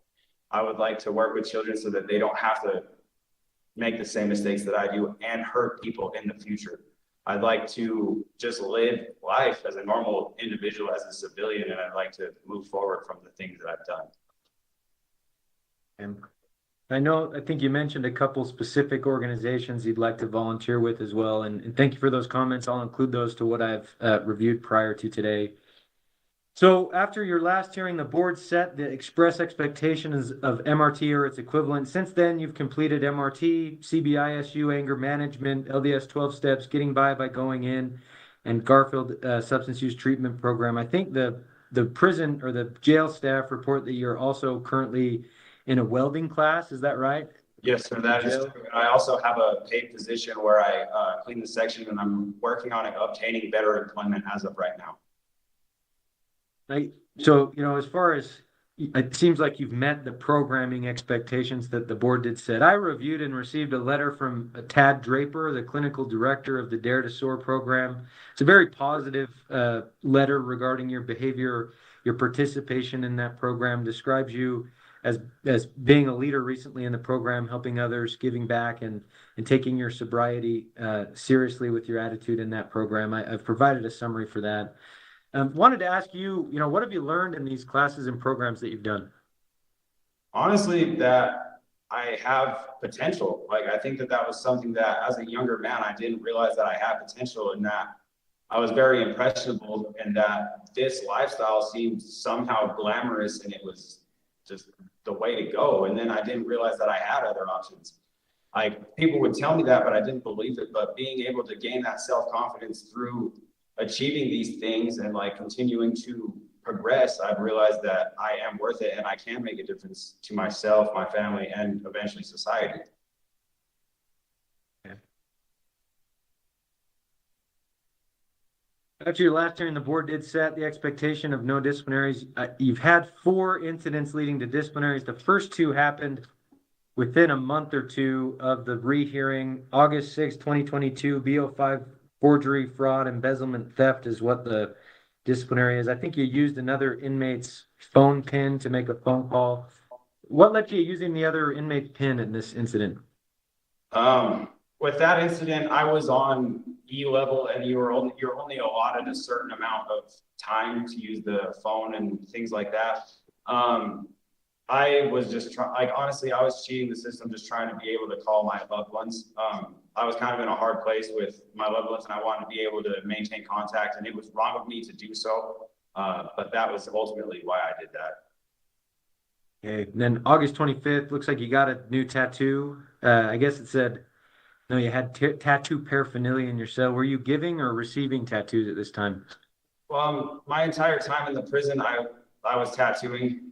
So I was generally giving tattoos at those times. And just recently, so April 26, 24, there was a BO9 violating a contract. The report says a visitor exposed herself to you during a visit. What happened with this incident? With that, I don't know how to say this without making it sound like it's a justifiable thing. I've recently met a woman that's very important to me in my life, and navigating a healthy relationship is difficult, especially over the phone visits and things like that. And we may have gotten carried away during a visit, so it's still wrong. I take accountability for that. I don't really know how to explain myself on that one. In 2 months, so June 3rd, 24, this one is a BO9. It says violated video visit rules. Was this a similar incident, or what happened with this one? It's a similar incident. How do you plan to address these things? Certainly, because I'm looking, these are B disciplinaries. You had about 2 years, almost 2 years without disciplinary, but your prior, disciplinary history is quite concerning. There were concerning behaviors involved in that. What do you need to do to avoid these things and moving forward? Because it's possible the board could say a release date with no disciplinaries. Considering your history, they'll look at it as a whole. What insight do you have into establishing evidence that you're ready to comply, right? Because there's not a half comply, there's a comply. So what thoughts do you have on that? With that, like, honestly, at this point, nothing is worth risking my success, my future, my release, like anything like that. So as of right now, like, I'm just laying low. I'm doing I'm following everything to a T, and I'm trying to overachieve in like aspects of, like I said, I'm trying to further my employment here. I'm trying to find like the best housing situations here. Like, I am consistently trying to move forward and progress at this point. There's no room for failure and there's no room for digression. If I'm not progressing, then I'm digressing. And that's kind of where I'm at. I do want to highlight, though, you avoided disciplinaries for almost 2 years prior to these 2 recent incidents. That, in reviewing your file, prior to the 22 hearing, multiple very concerning incidents, gang-related activity, assaults, weapons, riot-type behavior. To a certain extent, positive change in that regard. What's helped you with those changes? That was another thing. I believe that it's really the change of scenery, not having to live in an environment where it's either victimize someone or be the victim of whatever type of violence or activity is going on. Being in a place where I can show myself that I can thrive, and also show my loved ones I can thrive. And the positive reinforcement here is actually like a very big thing. Like, not like being in the prison, it seems like it's a lot of negative reinforcement. Here, the positive reinforcement really allows yourself to grow and soar. Okay. I've read your written submissions about release plan. I also reviewed the letters of support from your mother, grandmother, and grandfather, and your father. They're quite detailed about, I think, the work plans that are there for you, plans for support. I think in reading the specific statements that some of your family members have written, I think they nailed some things right on the head as far as the details of what's important with the release plan. I prepared a report of what I reviewed regarding the release plan, but if you're granted parole, just as far as statements today, what would your release plan look like? As of right now, I mean, really, I'm probably going to take a week, 2 weeks to be able to get my PATER, voc rehab, get my license reinstated and all those type of things. And after that, I'm just planning on going right to work. I don't know how long it takes to get all of those types of things in motion, but after that, I'm planning on just going to work. And then, as we stated, we're looking at a home to where me and my younger brother can live and refurbish at the same time. So, I mean, even on my weekends, that's really what it's looking like. It's looking like I'm going to be spending time with family and loved ones and working. Okay.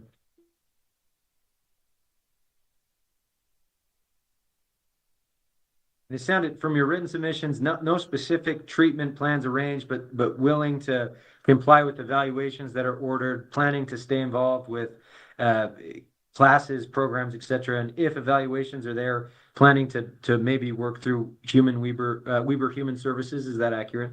Yes, sir. Okay.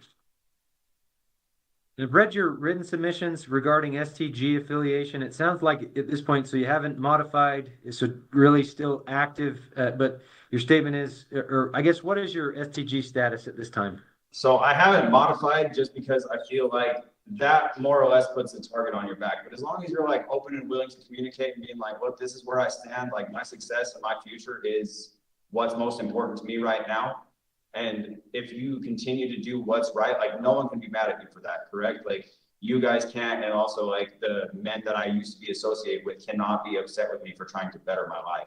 So as of right now, I consider myself non-active. I just like, I'm not modified or anything like that. I just do my own thing and I try and better myself.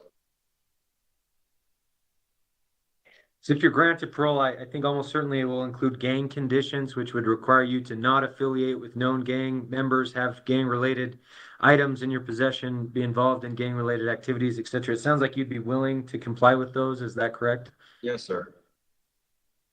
I know you owe a large sum of restitution. I think about $4,000 in relation to the 2019 case, and I think about $31,500 or so in relation to the 2014 case. Have you paid on that restitution at this time? I have not. I've made inquiries into how to go about that, and it seems like no one's really sure on how to go about all of that. But I have made inquiries like in my OTRAC, and I've also made grammar requests inquiring about that.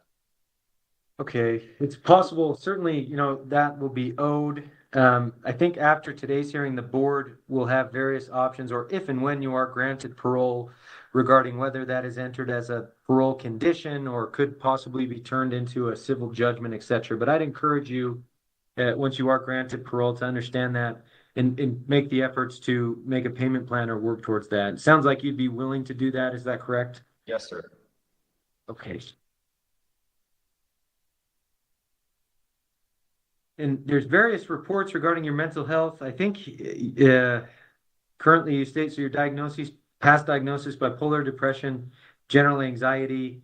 Are you currently taking any medications or doing mental health treatment at all? No, sir, I'm not. And how would you describe your mental health right now? Great. Honestly, this is probably the best I've done in years and years. If you're granted parole, sometimes the board will include like mental health conditions, requires a mental health evaluation, doing recommended treatment. I guess if you're granted parole, what do you plan to do to manage any symptoms or mental health issues that may present themselves? I feel like it's going to be a harder transition. So I already am planning on trying to get into like just one-on-one therapy sessions. I'm not sure if I'm going to necessarily need medication for any of that, but I am definitely going to enroll myself into some type of one-on-one therapy sessions, because with the amount of time that I've done down, the type of time that I did up until these last 2 years that I've been in Garfield County, they were high stress situations. And so I feel like there may be underlying anxiety, post-traumatic stress, things like that. So I'm most definitely going to take advantage of anything I can get my hands on. Okay. Well, those are the questions I have for you. Is there anything else you'd like the board to know? No, sir. Based on your questions, I feel like we've covered everything. Okay, well, what I'll do from here is take your case under advisement. I've put together a report of what I reviewed prior to today. I'll include what we've talked about today in that report, and then I'll submit that to the members of the board, hopefully by tomorrow. There's 5 board members. They make decisions by majority vote.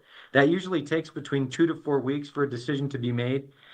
Sometimes it can be quicker than that. Sometimes it takes a bit longer. Once the decision is made, we'll send it to you in writing through the mail, and it will also be posted to the board's website if there's anyone in the community that would like to access it there. So with that, thank you for being here and answering my questions. I wish you the best of luck moving forward, and we'll go ahead and conclude.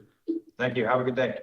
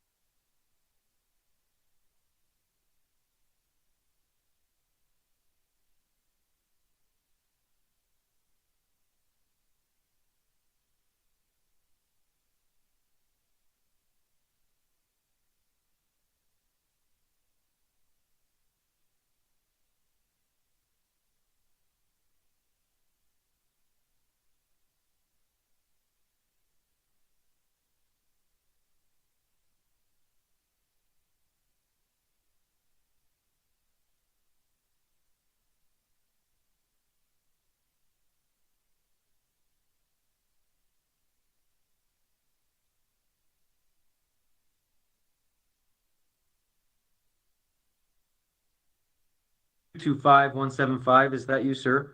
Yes, it is.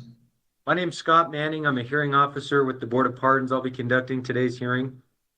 I'm going to be taking testimony from you. If you'd raise your right hand, I'll swear you in. Excuse me. Do you swear that the testimony you provide today will be truthful and accurate? Yes. Thank you. Yeah, you can lower your hand if you'd like. Did you receive at least 7 days written notice of today's hearing along with your blue disclosure packet? Yes, I did. Okay, that information is the new information since your last hearing. I conducted your last hearing, I believe, but that's the new information the board will be considering as they make a decision after today's hearing.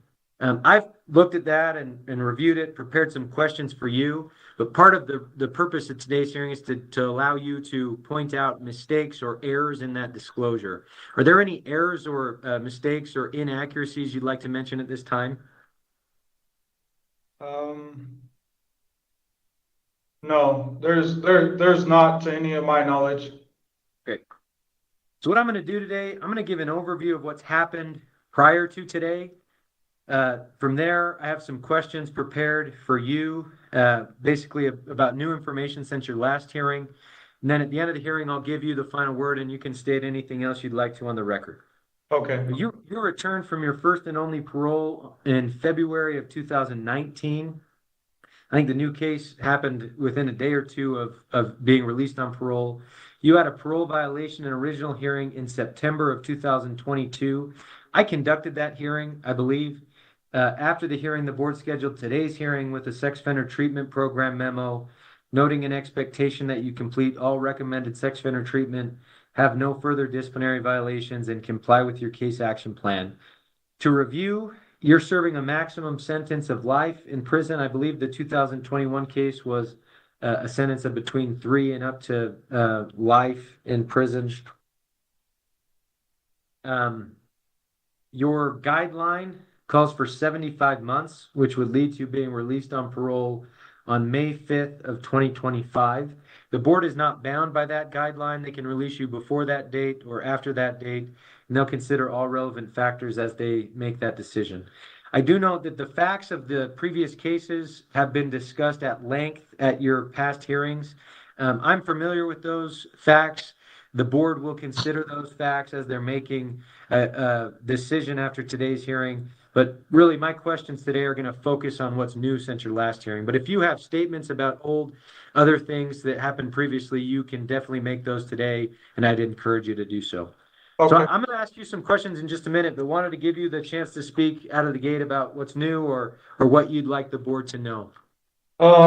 So there was a letter that you were supposed to receive from one of the therapists in this SOTP Resolve program. And that basically states that I'm currently over in the housing of the SOTP program. Obviously, I'm not a part of the program because I haven't been admitted yet. But to get an idea of that is they don't really take anybody outside of who's not in their program. So you kind of have to be really productive and proactive and kind of a good inmate. I guess it's kind of like some kind of good thing, And they've housed me over there, and I'm a mentor over there, and I've basically been living like if I was in the program already for the last several months. And to be honest, I'm just ready to get this program ready for myself and start working on some of these behaviors that I've demonstrated in the past and really get some life goals set out for myself. And that's basically what this community promotes and stuff. And it's really a good place for me right now. Okay. Well, thank you for mentioning that. I'll talk about your current housing situation, your statements about the program. And we're going to go over we got an assessment, I think, from a Mr. Rugg. So we'll talk about that in just a few minutes. But I do know you successfully completed the pre-SOTP program. I think it was your second try After that, you also completed Timeout for Men. What have you learned in the programming that you've done so far? So, I mean, I've definitely identified that I do have these problems that have been reoccurring in my past, and obviously I've been coming to prison or jail or just been getting in trouble throughout my life, and I haven't really scratched the surface with trying to figure out why that is the case. But it's definitely like this type of program is definitely challenging me in a different type of way, and I'm able to identify these things that has basically created this pattern throughout my life. And through the pre-SOTP, it was a hard pill to swallow at first because I've never really associated myself with being a sex offender or anything like that. And I had a lot of bad feelings about what I did, negative feelings. I really didn't want to own up to it, but now I'm really challenging that mindset, and I understand. You know, I take full accountability of what I did, and I'm trying to get past that and you know, work on those problems. Yeah. We did receive the assessment from Mr. Gregory Rugg. Did you receive and review that assessment document? The SOTP offender status report, I think is what it says. If not, I'm planning on kind of talking about it, but do you have any questions or concerns about it? Actually, yeah, I think I did. I know what you're talking. It's in the blue packet, right? Yeah, it's in the blue packet. It kind of talks about your case. I think it talks about your risk assessment. I think it puts you, it talks about an average risk assessment. It recommends that you complete the core program, talks about future evaluation for substance use, etc. It kind of just talks about those things. Does that sound familiar? Yes, it does. Okay. And did you have comments or questions or thoughts on that? So the one thing that I didn't understand at first, and I think someone kind of explained it to me, is like the risk assessment. I didn't understand like why I pointed so high without it like being an assessment that I did with somebody, but somebody said that like through my history, that's what they based it off of. I think if my understanding is correct, so this assessment was done based on like static factors. So your criminal history, the conviction, like the demographic of the victim, of yourself, right? So things that are on paper. And I think in the assessment, it gives the recommendation that as you progress into treatment, you can work with your therapist and evaluator about the what we call dynamic factors. So your thoughts on things, your perceptions of things, etc. So is that kind of what you were talking about? A little bit. I just was confused a little bit of how like they got. I thought it was like some assessment that they would do like in person with me. That's what I was confused about. But yeah, I understand it now. Okay. Yeah, and based on those assessment tools, so the static 99R and the static 202R, which are both, you know, like I said, demographic factors, not based on an interaction with you. Based on those factors, it identified an above average risk of reoffense. Right. Based on that, let's see, it talks about your history of it did say you participated well in the pre-treatment portion the second time around, took it more seriously, seemed to kind of take in some of the concepts better. Talks about history of substance abuse, which the sexual crime involved substance abuse. It mentions talks about you could potentially in the future benefit from substance use treatment as well, to reduce the risk of sexual reoffense. Talked about kind of managing impulsivity, regulating emotions, developing healthy relationships as things to work on. It did give the recommendation that later, after you're kind of more engaged in the core program, that another assessment be done to kind of get a more accurate read of things. It did recommend that you complete the core program while incarcerated, and then also undergo a substance use screening or assessment to look into future substance use treatment as well. So what are your thoughts on that information? Yeah, I totally understood everything that it was saying when it with that part in my blue pack. I was kind of questioning the substance abuse, just because I had talked to one of the therapists here and kind of got his perspective on that.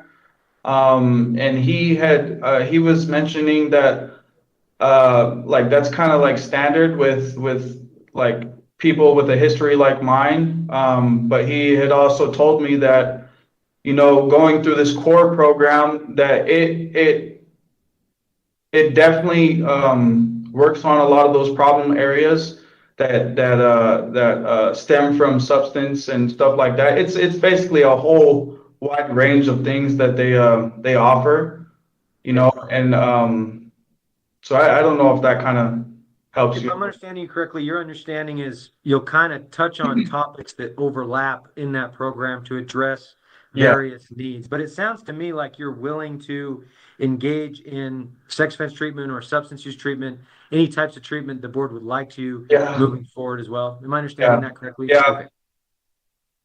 I do note the board set the expectation of no disciplinaries. I think you had one disciplinary in 2023 in July.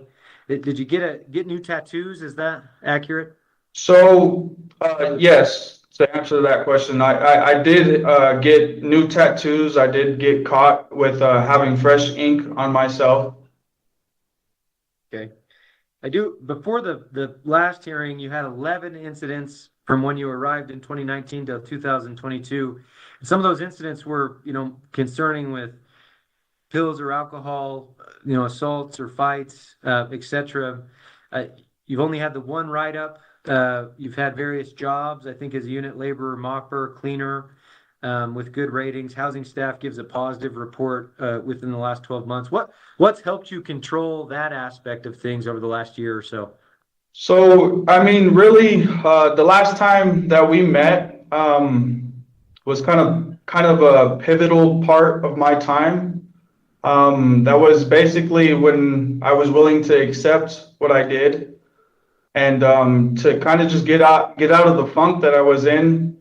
And as I voiced that I was willing to start this programming, they had moved me out to this county. And that's really the mindset that I brought here. But obviously, I have had some times in my prison incarceration where I haven't made the best judgment of things, and that's where what came up with the tattoo incident. Obviously, I didn't shake off some of those old mentalities, and that's what happened there. And really, after that, I wanted to take a restart and really challenge myself, and that's why I haven't really gotten in trouble since. I've really tried to do a lot better than something that I've been doing before, because I haven't really ever taken my time seriously. I mean, I've never really done any programs before, but now I'm really trying to put my best foot forward when it comes to this programming stuff. Now, I've read your written submissions about a potential release. I think you said possibly transition through a halfway house or live with a friend if you can get the address approved. It says plan to look, I guess, delivering glass or potentially construction. And then willing to do any treatment that the board orders. I think you said, you know, aftercare, SO related or substance use treatment you'd be willing to do. Anything else you'd like to add as far as a potential release plan? I know no one didn't really show up for me, but that was kind of on my part. I really do have like a lot of people that are backing me. I have the mother of my kids, my kids themselves, her family, and some family members of my own that have my support, and that's my support system on the streets. And as far as like goals and everything, like I'm really focused on my program first when it comes to here and completing this. but also taking that to the streets as well, because I'm not trying to create any more victims, and I'm not really trying to keep living in the same cycle, the same pattern that I've been living throughout like my whole life, basically. I'm really trying to be more positive and keep that mentality that I have right now. And so I definitely have a solid plan when it comes to that, and I'm definitely going to progress that plan and build it more as I actually get into this core program here. Okay. We talked about mental health at the last hearing, I believe. Have some notes from there. How's your mental health currently? It's good. Or you're not taking meds or doing specific mental health treatment, but feel like you're coping by being involved in classes, programs, etc. Yeah, like I said before, I haven't really ever done programming, but it's really helped me be proactive in that type of environment, and I'm sure it will progress too when I get in front of these therapists and have my one-on-ones. Okay. Well, those are the questions I have for you. Is there anything else you'd like the board to know? So I don't know if I mentioned this last time at my last board hearing, but as far as my victim goes, I just really want to show that I've taken a long time to sit here and gather my thoughts about the crime that I came back on, and I really feel like I'm in a good place to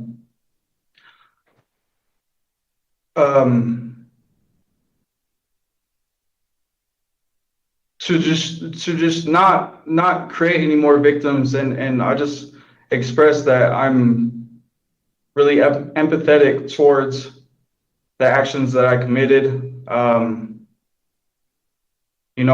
can't assume what she feels, and I just, going forward, I really want to express that I don't want to do that to anybody else, So I'm going to take a really active role in shifting these patterns that I've created in my life, and really challenging myself when it comes to this type of behavior. And I don't want to do anything like that again.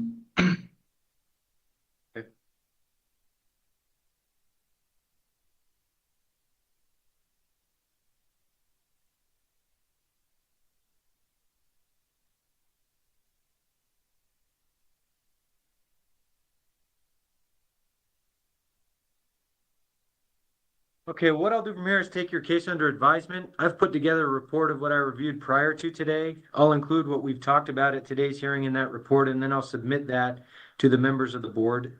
There's 5 board members, as you know. They make decisions by majority vote.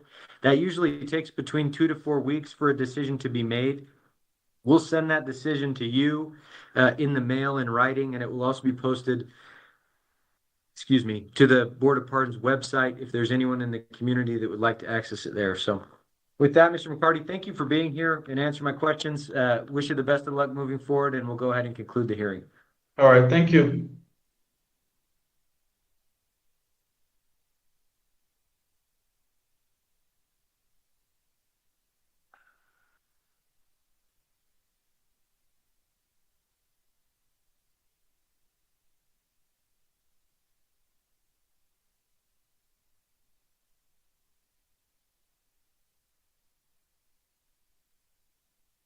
We've got the translator case. We don't need a translator until it's one more hearing, so in 20 minutes or so, I believe. Is that why we're...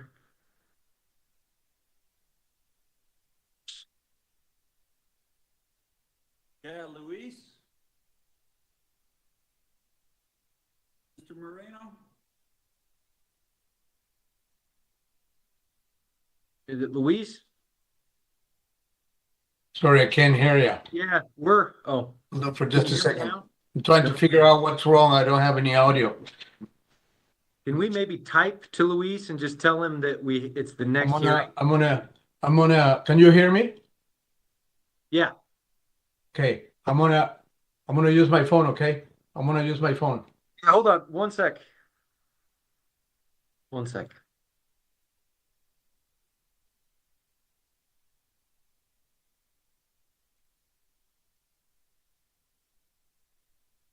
One more. Let me We have call, another hearing.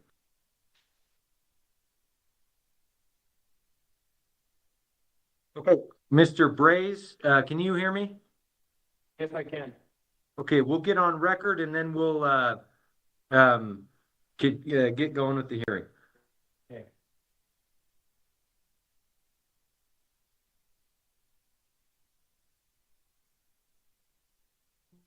I think I heard someone say on record, is that, yeah, so this is an original hearing for Connor Braze, number 251478. Is that you, sir? Yes, it is.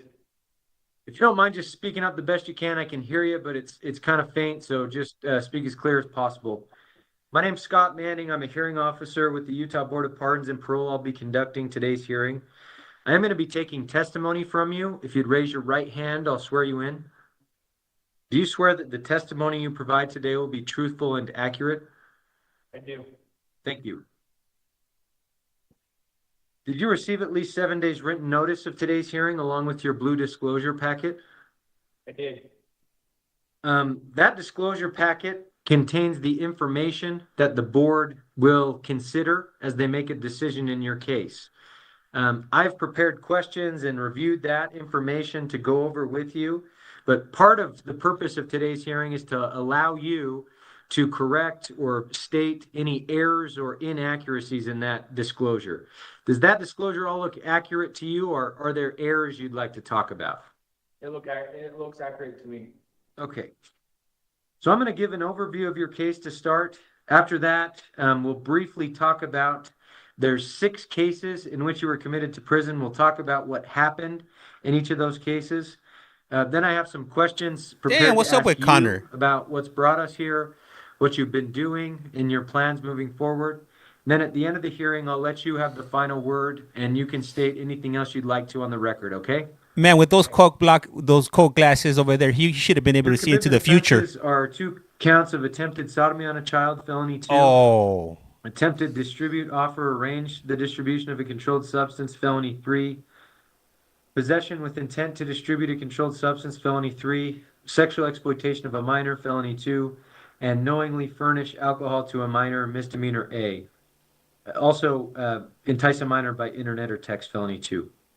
You're serving a maximum sentence of between 1 and up to 15 years in prison. That sentence, as of now, will expire on April 7th of 2036. Your guideline calls for 54 months, which would lead to you being released on October 6th of 2025. The board is not bound by that guideline. They can release you before that date or after that date. What they'll do after today's hearing is consider your case as a whole to determine what's appropriate from there. I do note that the board in July of 2022 recognized and earned time credit because you completed the Conquest program. And in August of 2022, the board scheduled today's hearing, noting an expectation that you complete the sex offender treatment program and comply with your case action plan. The first case we need to talk about is case 201500196. In this case, in late 2018 and early 2019, you were 20 years old at the time. You engaged in oral sex with the 14-year-old female victim. Is that accurate as to what happened in the case? Yes, it is. Case 201500126. Around April 2020, you were 21 years old at the time. You engaged in oral sex with the 14-year-old victim. Is that accurate as to what happened? Yes, it is. Connor. Case 201500137. In March of 2020, you were driving with 3 juveniles in the vehicle. Inside the car, officers found marijuana dabs. It said about 6 user-sized chunks in the car. Is that accurate as to what happened? Yes. Case 201500198. In 2020, when you were 21 years old, you provided alcohol and marijuana to the victim, who was age 17. You also had sexual intercourse with this victim. The report says the victim felt obligated to engage in sexual activity with you because you provided her with alcohol and marijuana. You also requested nude photos of this victim. I believe it said 3 images were saved on your phone. and you sent the victim explicit photos of yourself. Is that accurate as to what happened? Yes. The next case, 2015-00197. In 2020, you provided alcohol to a 15-year-old female while she was intoxicated. The pre-sentence report says, quote, while the victim was, quote, blacked out, you kissed her, helped her remove her pants, and touched her breasts over the clothing. Is that accurate as to what occurred? Yes. Case 2015-00199. In 2019, according to the docket in this case, the date of offense was 2019. On 3 occasions, you asked the victim, who was age 15, to engage in sexual activity with you in exchange for, quote, puff bars. I believe these are vaping devices. The report says that the victim told police that you, quote, were well known by her friends to exchange puff bars, alcohol, and marijuana for sexual favors. It does note that this victim declined those requests. Is that accurate as to what happened? Yes. Okay. Hey, so it looks like in what the hell reviewing your are puff history, bars? in 2018, you entered a plea in abeyance for a possession or use of a controlled substance. These cases that we just discussed occurred between late 2018 and 2020. In those cases, you were committed to prison without probation in them, but I think you were released pre-trial with conditions. I think a warrant was issued at least once. And then after pleading guilty, arrived at the prison 2 months later. Just wanted to ask, what led to this behavior occurring, this cycle, really, predatory behavior directed towards minors with furnishing alcohol or marijuana Yeah, this is live. This in is live. exchange for sexual favors and the sexual abuse and sexual assault that occurred. What in your mind led to that behavior happening? Yeah, Just Connor. thinking out Speak on up. top of the world. My behaviors were predatory before, but coming to prison, I've learned that You became the prey. not only did it damage the victims, and I don't know what they've been going through, and also I've damaged my friends, their family, and also my community. So I just feel like not caring about the rules that are labeled, just thinking I'm above them.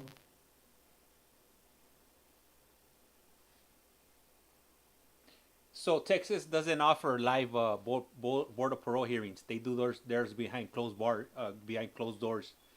Hey, don't forget to How follow. long was this going on? So it was about 2 or 3 years that you were engaging in this behavior. Is that accurate? Yeah.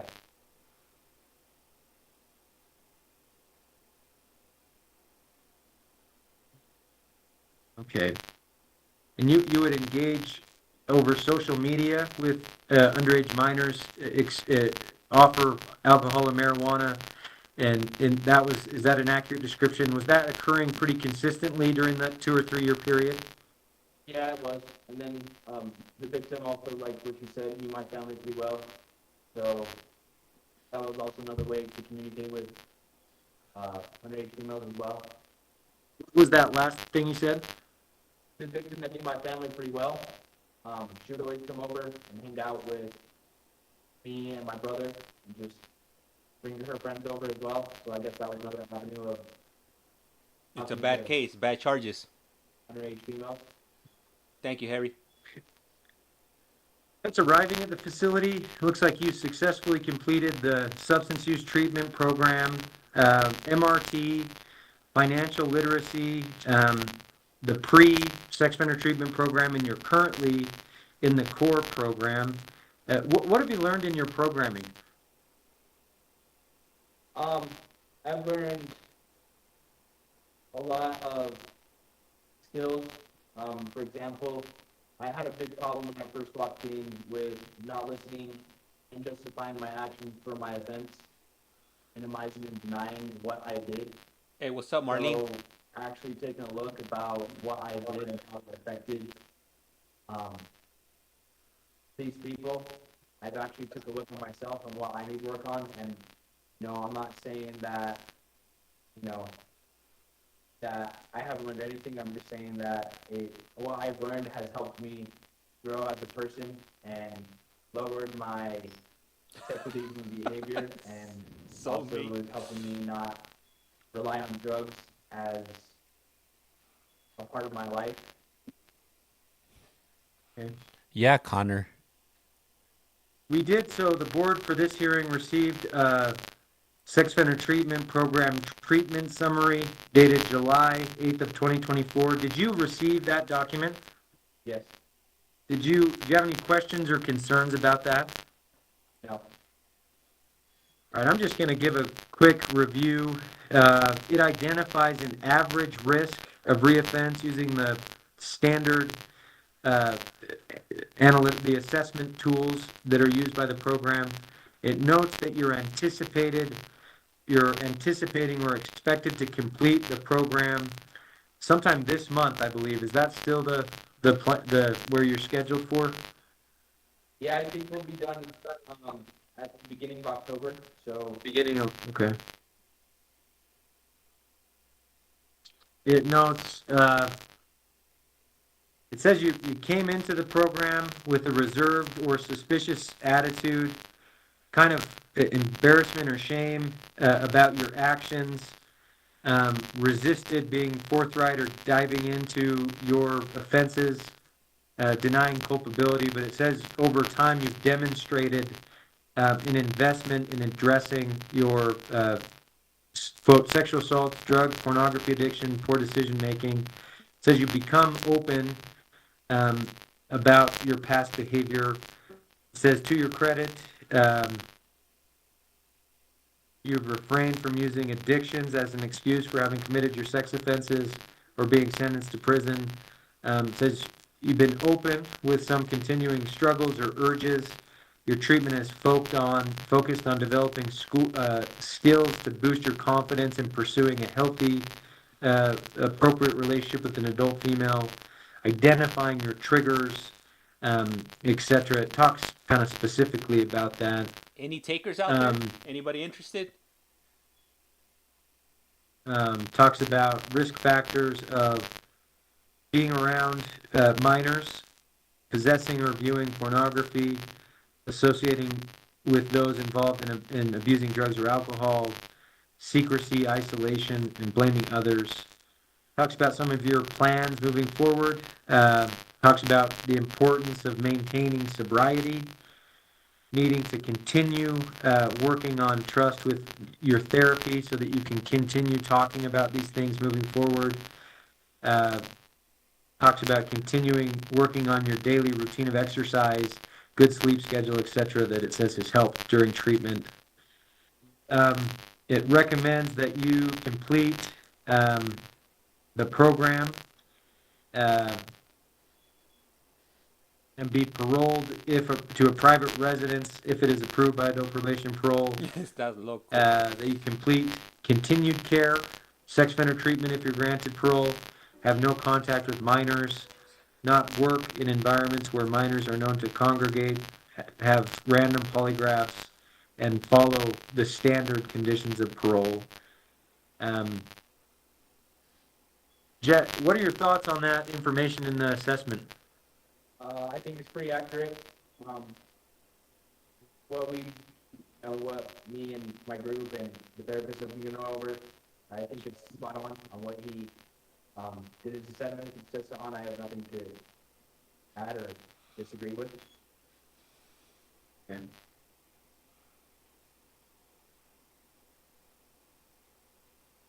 I do note you don't have any disciplinaries.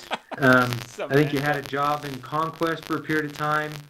And then you worked in the jail kitchen as well with good ratings.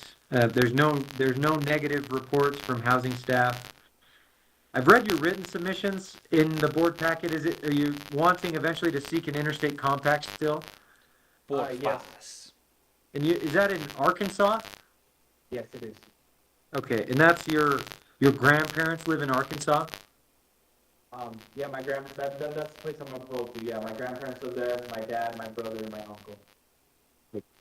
Obviously, if you're seeking an interstate compact, I'd encourage you to talk with your case manager, or if you're granted parole, your adult probation and parole agent, There are just applications that need to be submitted for that, etc. So they would be your contact, but I'll note your plans. What other thoughts do you have about your release plan if you're granted parole, what you plan to do? Hey, if he ends up in Arkansas, they're gonna run through him. Due to my crime, I wanted to become a nurse, but with my crime, that's not viable. I'm planning to run a trade, either become an electrician or do auto mechanics. But other than that, I'm seeking, that's my plan for parole, but also with my grandparents in a sober living environment, which will just help me stay away from drugs, alcohol, and also underage females. I'm trying to also go to college too to get some extra knowledge as well. Get some college you won't get, some knowledge you won't get in That's pretty much college. Okay. It sounds like you're willing to do all recommended treatment, but probably will need to work with your Connor. supervisors to arrange that. Is that accurate? Yes, that is. Connor, I didn't catch his last name though. Did anybody catch And Connor's last name? you've never been diagnosed with a mental illness or taken mental health medications in the past? Never have been diagnosed. How's your mental health currently? Stable. Good. Okay. And no physical health issues, correct? No physical. Okay. Let me make sure I talked about everything I wanted to.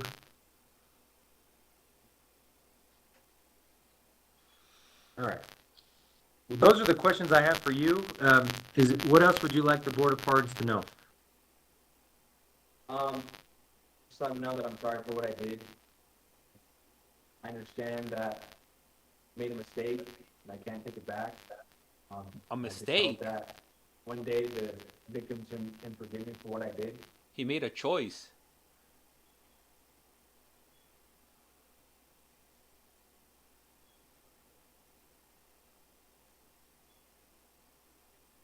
Come on, Connor, what, crickets? You got nothing else? That's it? That's all you got? I don't think so. I think restitution was returned to the sentencing court, but the pre-sentence report, I believe, stated that no restitution had been requested at that time. Are there, if restitution is ordered, would you be willing to pay that? Yes. You don't have a big word agenda. What I'll do from here is take your case under advisement. I've put together a report of what I reviewed before today's hearing. I'll include what you and I talked about today at the hearing into that report, and then I'll submit that report to the board members, hopefully by tomorrow. There's 5 members of the board. They make decisions by majority vote. Usually that takes between 2 to 4 weeks for a decision to be made.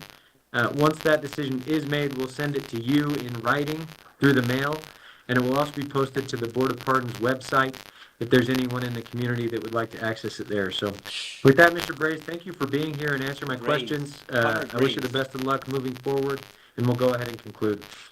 Okay, thank you. All right, so Luis is gonna. I think Luis or Jose is gonna be up next. He needs an interpreter. Hey, so Trip, these interpreters, they don't be interpreting correctly.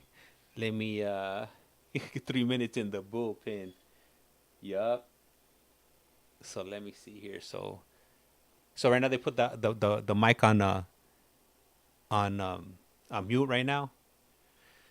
What do you guys think? Do you think he's fit to be paroled, or should he do his whole time? And he got a pretty short sentence compared to other guys. There was that one guy that got the 100 years, and then there was that other dude that got like 200 years. So man, they let Connor off pretty easily, you know, for the amount of victims that he had.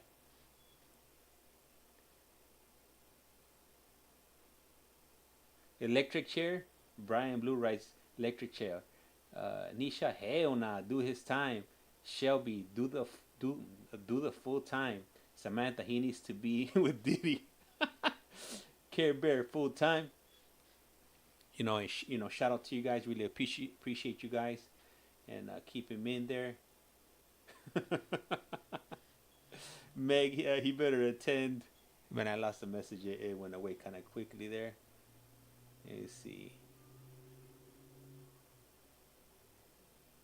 Guantanamo Bay will take him. Zero remorse is in the live. Sammy's in the live.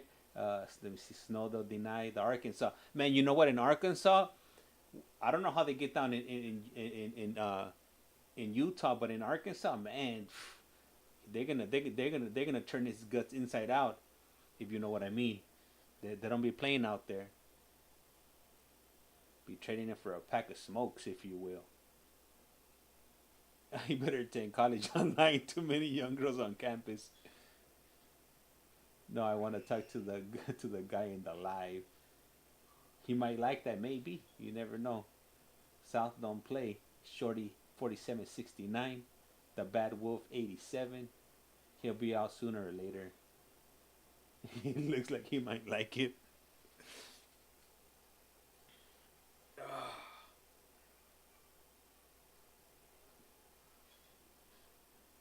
I'm confused. I'm confused. What do you mean, Arkansas? Let me see. He's gonna get out before a street hustler is wild. Yeah, and that's what a lot of people are tripping out on. That he somebody that did a theft, a robbery, or something like that will get way more time before somebody like that does. Utah's got to do better. Oh, the sheriff. Who's this vato right here? Let's see. Let me just adjust this really quick here. Oops, made it big. Here we go.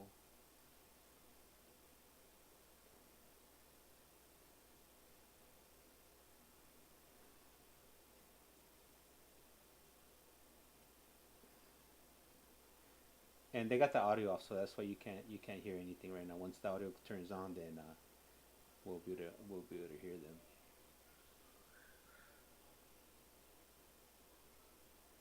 Just gotta adjust the size of the screen here.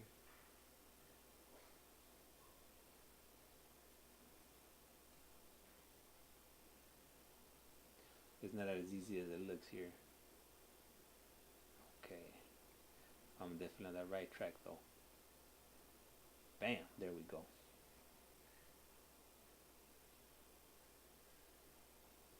Alright, they need to unmute it so we could hear. So we could hear what's going on. Let me see.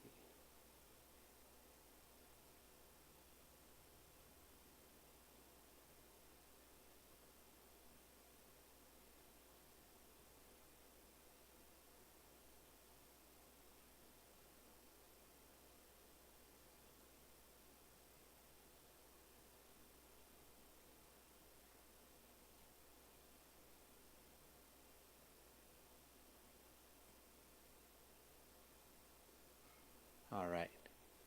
All right. So there we go. Does that work for you guys, or is it too big?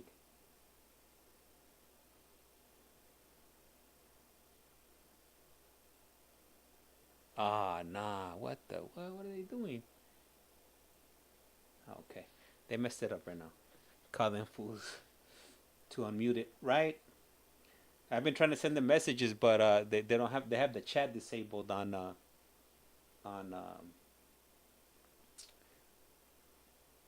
the stream. Let me see. I know what I'm gonna do now. While we wait.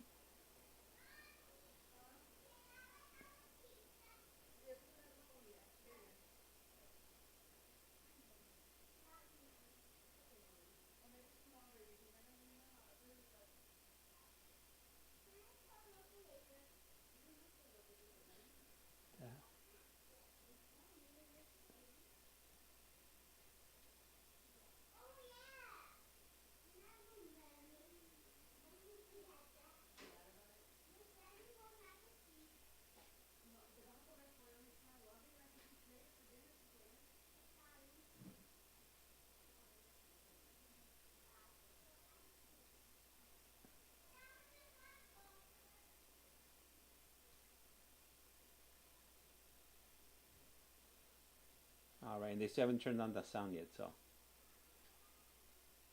here we are. Oh, okay. They're doing a double screen here. Let me just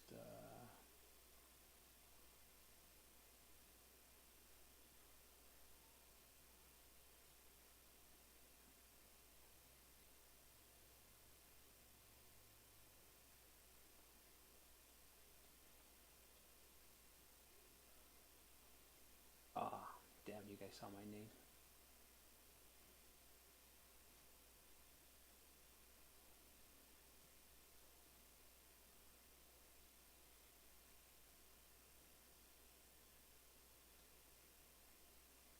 He's thirsty.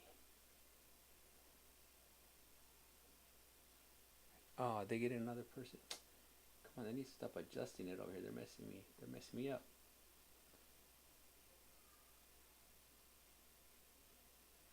Still no sound, so we're just here, we're just waiting.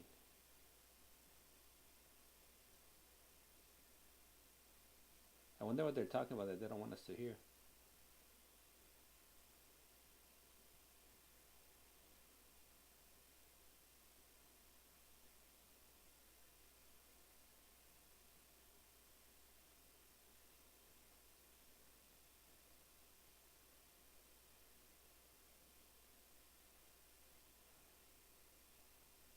I'll just wait till the sound comes back, and once they get everything out, yeah. So I'm not sure whether they haven't turned on the sound. So once they turn on the sound, we should be able to start hearing them. Right now, it'll just be me. And for those of you watching right now, if you guys like watching this, if you guys wouldn't mind subscribing to our TikTok channel. Your name, fool. Damn, you guys got me. Oh man, I'm going to switch up the name. Let me see, where's the screen at over here? Let me fix the screen over here. Change the layout.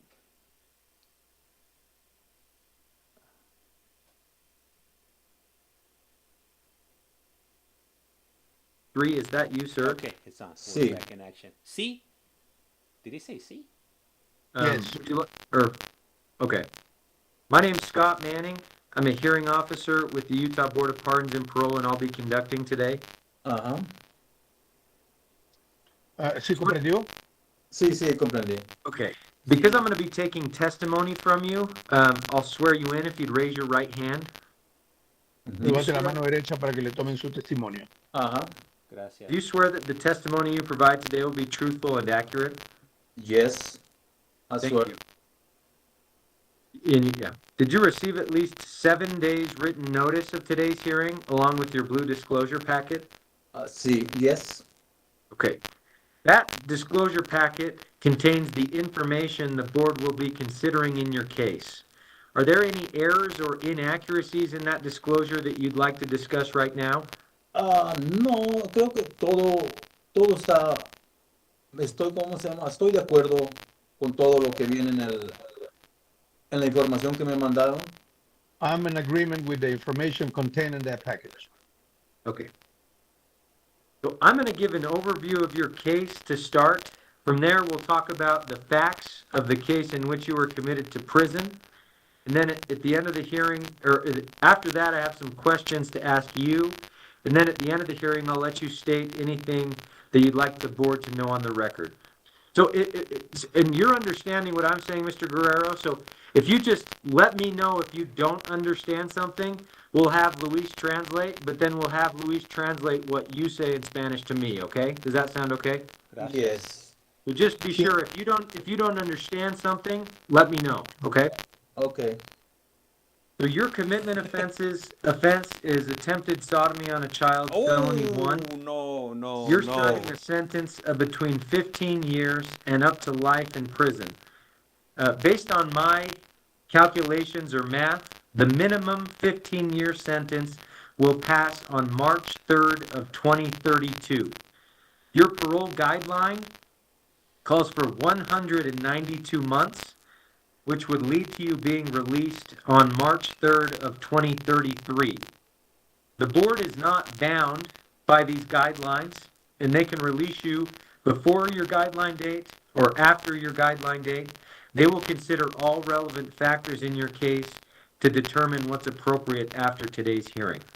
I do note that the board received an immigration detainer that says probable cause exists that you are a, quote, removable alien. So any future releases from the Department of Corrections in Utah, you will be released to the custody of the federal authorities based on that detainer. Does that all make sense to you? Yes. Okay. The case we need to talk about is case 171900228. In or around the year 2014, you sexually assaulted the victim on multiple occasions. I believe the victim was around the age of 12 at the time of the abuse. You were a close friend of the victim's father and had lived with their family. The abuse consisted of removing the victim's clothing, forced oral sex, forced kissing, and forcing the victim to engage in sexual intercourse. The report describes you acting like you were going to take the victim shopping or on other outings, but you proceeded to sexually assault the victim. The victim told police that this abuse occurred, quote, happened all the time. Is that summary accurate as to what happened in the case? Mostly, but not almost like all the time, but yeah, it's happened. I feel like many times, but not like like I don't know. I can say I accept all the stuff, against me, and I'm Basura. Remember, if you'd like to speak in Spanish, we have Luis to translate. So if you'd like to speak in Spanish, go ahead and do that. Trash. Okay. But it's up to you. Yeah, sí, le voy a decir, ¿sabe qué? Que sí, yo le digo, acepto que sí, lo que dice ahí como dices, hice lo que dice las personas. I did what you have told me. I admit that I did it. Okay. So, did the abuse consist of kissing, oral sex, and intercourse? So, el abuso consistió en besos, sexo oral y kisses, oral sex y abuso. La verdad sí, porque no, honestamente sí. Honestly, yes. And how many instances, more or less, did this abuse occur? ¿Cuántas veces ocurrió esto? La verdad, como que yo tenga así, pues son como unas de 6 a 7, tal vez 8 veces que yo tengo en cuenta. Between 6 and 8 that I can recall. And was it spread over a period of years or months, or what period of time was that happening? ¿A lo largo de cuánto tiempo? Tal vez fue tal como en lo que viví, como un año con lo que viví con las personas. During the time I lived with them, about a year. Okay. And was there only one victim? In the board pardon, you submitted to us a written statement. I think you listed 2 names in that board packet. Was there more than one victim? The other one is only like one time. Yes, it's my nephew. Pero es nomás una sola vez. I only did it one time with my nephew. When did that happen? ¿Cuándo ocurrió eso? La verdad no me acuerdo, pero no me acuerdo la verdad, ¿para qué le voy a decir? Fue también en los 9 o en el 9 o fue en el 10, pero no estoy seguro, ¿para qué le voy a echar mentiras? I'm not really sure if it happened on the 9th or on the 10th. 2009 or 2010? 2009 o 2010, ¿verdad? Ajá. Yes. Okay.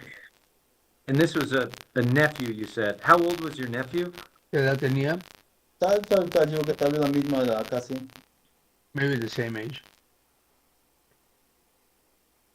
And what led to you engaging in this sexual abuse of these children? ¿Qué causó que usted incurra en este tipo de conducta con los niños? La verdad, cuando hablé con el doctor, el psicólogo, ahí yo no sé cómo, no tengo ni palabras para decir qué me llevó a cometer o a hacer lo que hice. I really have a hard time finding the words that will allow me to explain why is that I did what I did. La verdad no sé si sea una respuesta. I really don't know if I will have an answer. because no me siento, la verdad, disculpe, me siento terrible volver a estar así otra vez como aquí enfrente del señor representante. Because I really feel terrible just thinking about it in front of Como si you. estuviera en la corte, como si estuviera regresando otra vez todo para atrás, es algo que Like if I was experiencing again the experience, of being in court and in front of a judge and so on. Where do they Like- find these interpreters? me siento avergonzado, I feel ashamed. Angry with myself. I feel upset with myself. Me siento enojado y avergonzado, como digo, me siento Upset mal, de and verdad, me siento ashamed. I terriblemente. really feel bad, terribly. No sé qué más decir, nomás lo que digo es, lo siento, pido disculpas por, I am really sorry. I offer my sincere apology. I don't know what else to say. por mi conducta. Es algo. For my behavior. I do know that the court ordered restitution, I believe about $212 in restitution. Are you Pero- willing to pay any restitution that you owe or that is ordered? Pues como ahorita si yo puedo, voy a hacer la lucha, pero no tengo ayuda y aquí lo que gano, el poquito de lo que gano en mi trabajo es como para comprarme, ¿cómo se llama? Mi hygiene, mi jabón o así para bañarme. Entonces, sí quiero pagar lo que debo de la restitución.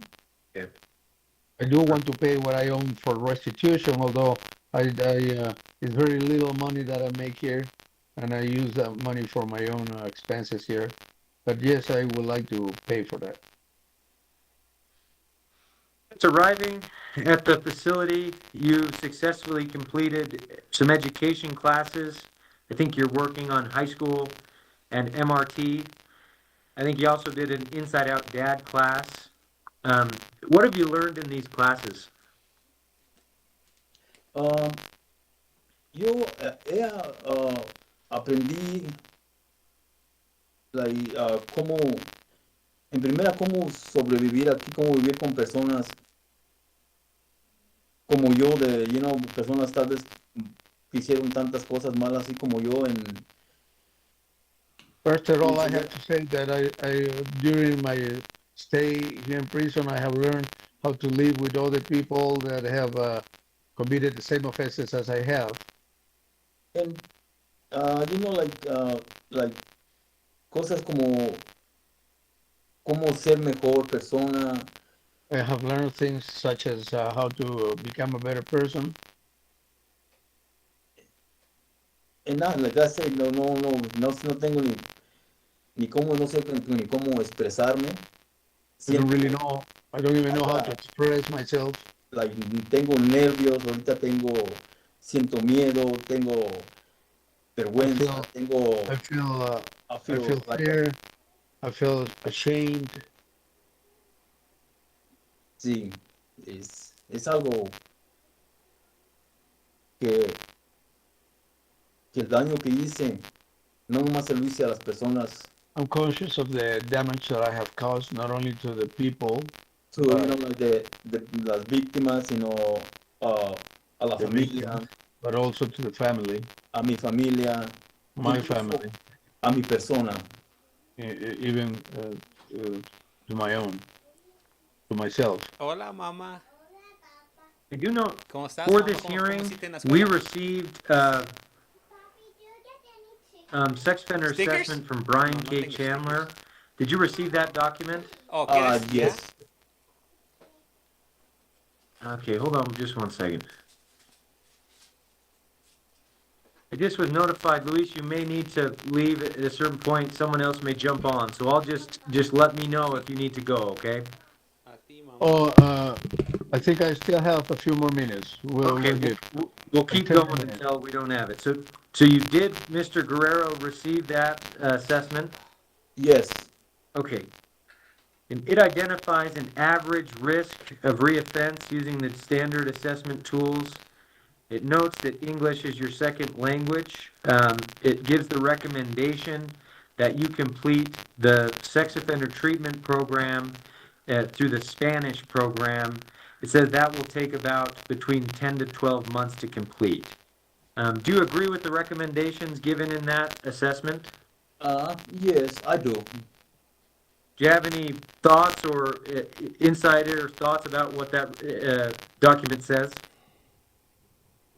Mostly lo digo en español mejor. Casi comprendí la mayoría, pero no I tengo. think I have I understood most of it. Bueno, ¿qué es? ¿Qué quiere decir thoughts? Like dudas? Pensamientos, ayudas, No, ideas. dudas. ¿Es dudas? Like thoughts? Doubts son dudas. Doubts, No, no, dudas. no tengo dudas. I don't have any doubts. You agree with what it states? You're willing to do the treatment that it recommends? ¿Está de acuerdo en hacer el tratamiento que le recomiendan? Sí. Estoy de acuerdo con lo que ustedes, señores de los del board, me recomienden, lo que me tenga yo que hacer para algún día tener una oportunidad de salir. I will abide by the decisions of the board on whatever they order me to do that will help me get released. Okay. I do know you don't have any disciplinary violations.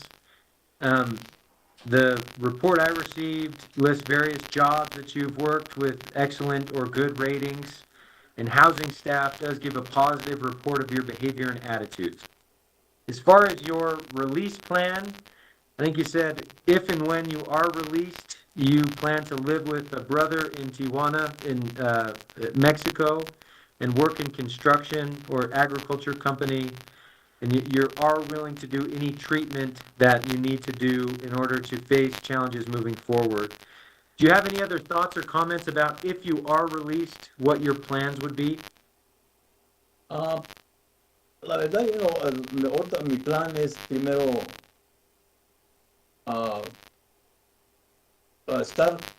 hacer el tiempo que tengo que hacer y después de cuando se acerque, si algún día, así como dice el señor representante, que va a llegar el día o si me dan mi release, el día que él dice, es cuando voy a empezar a pensar más que qué puedo hacer para. For now, I'm focused on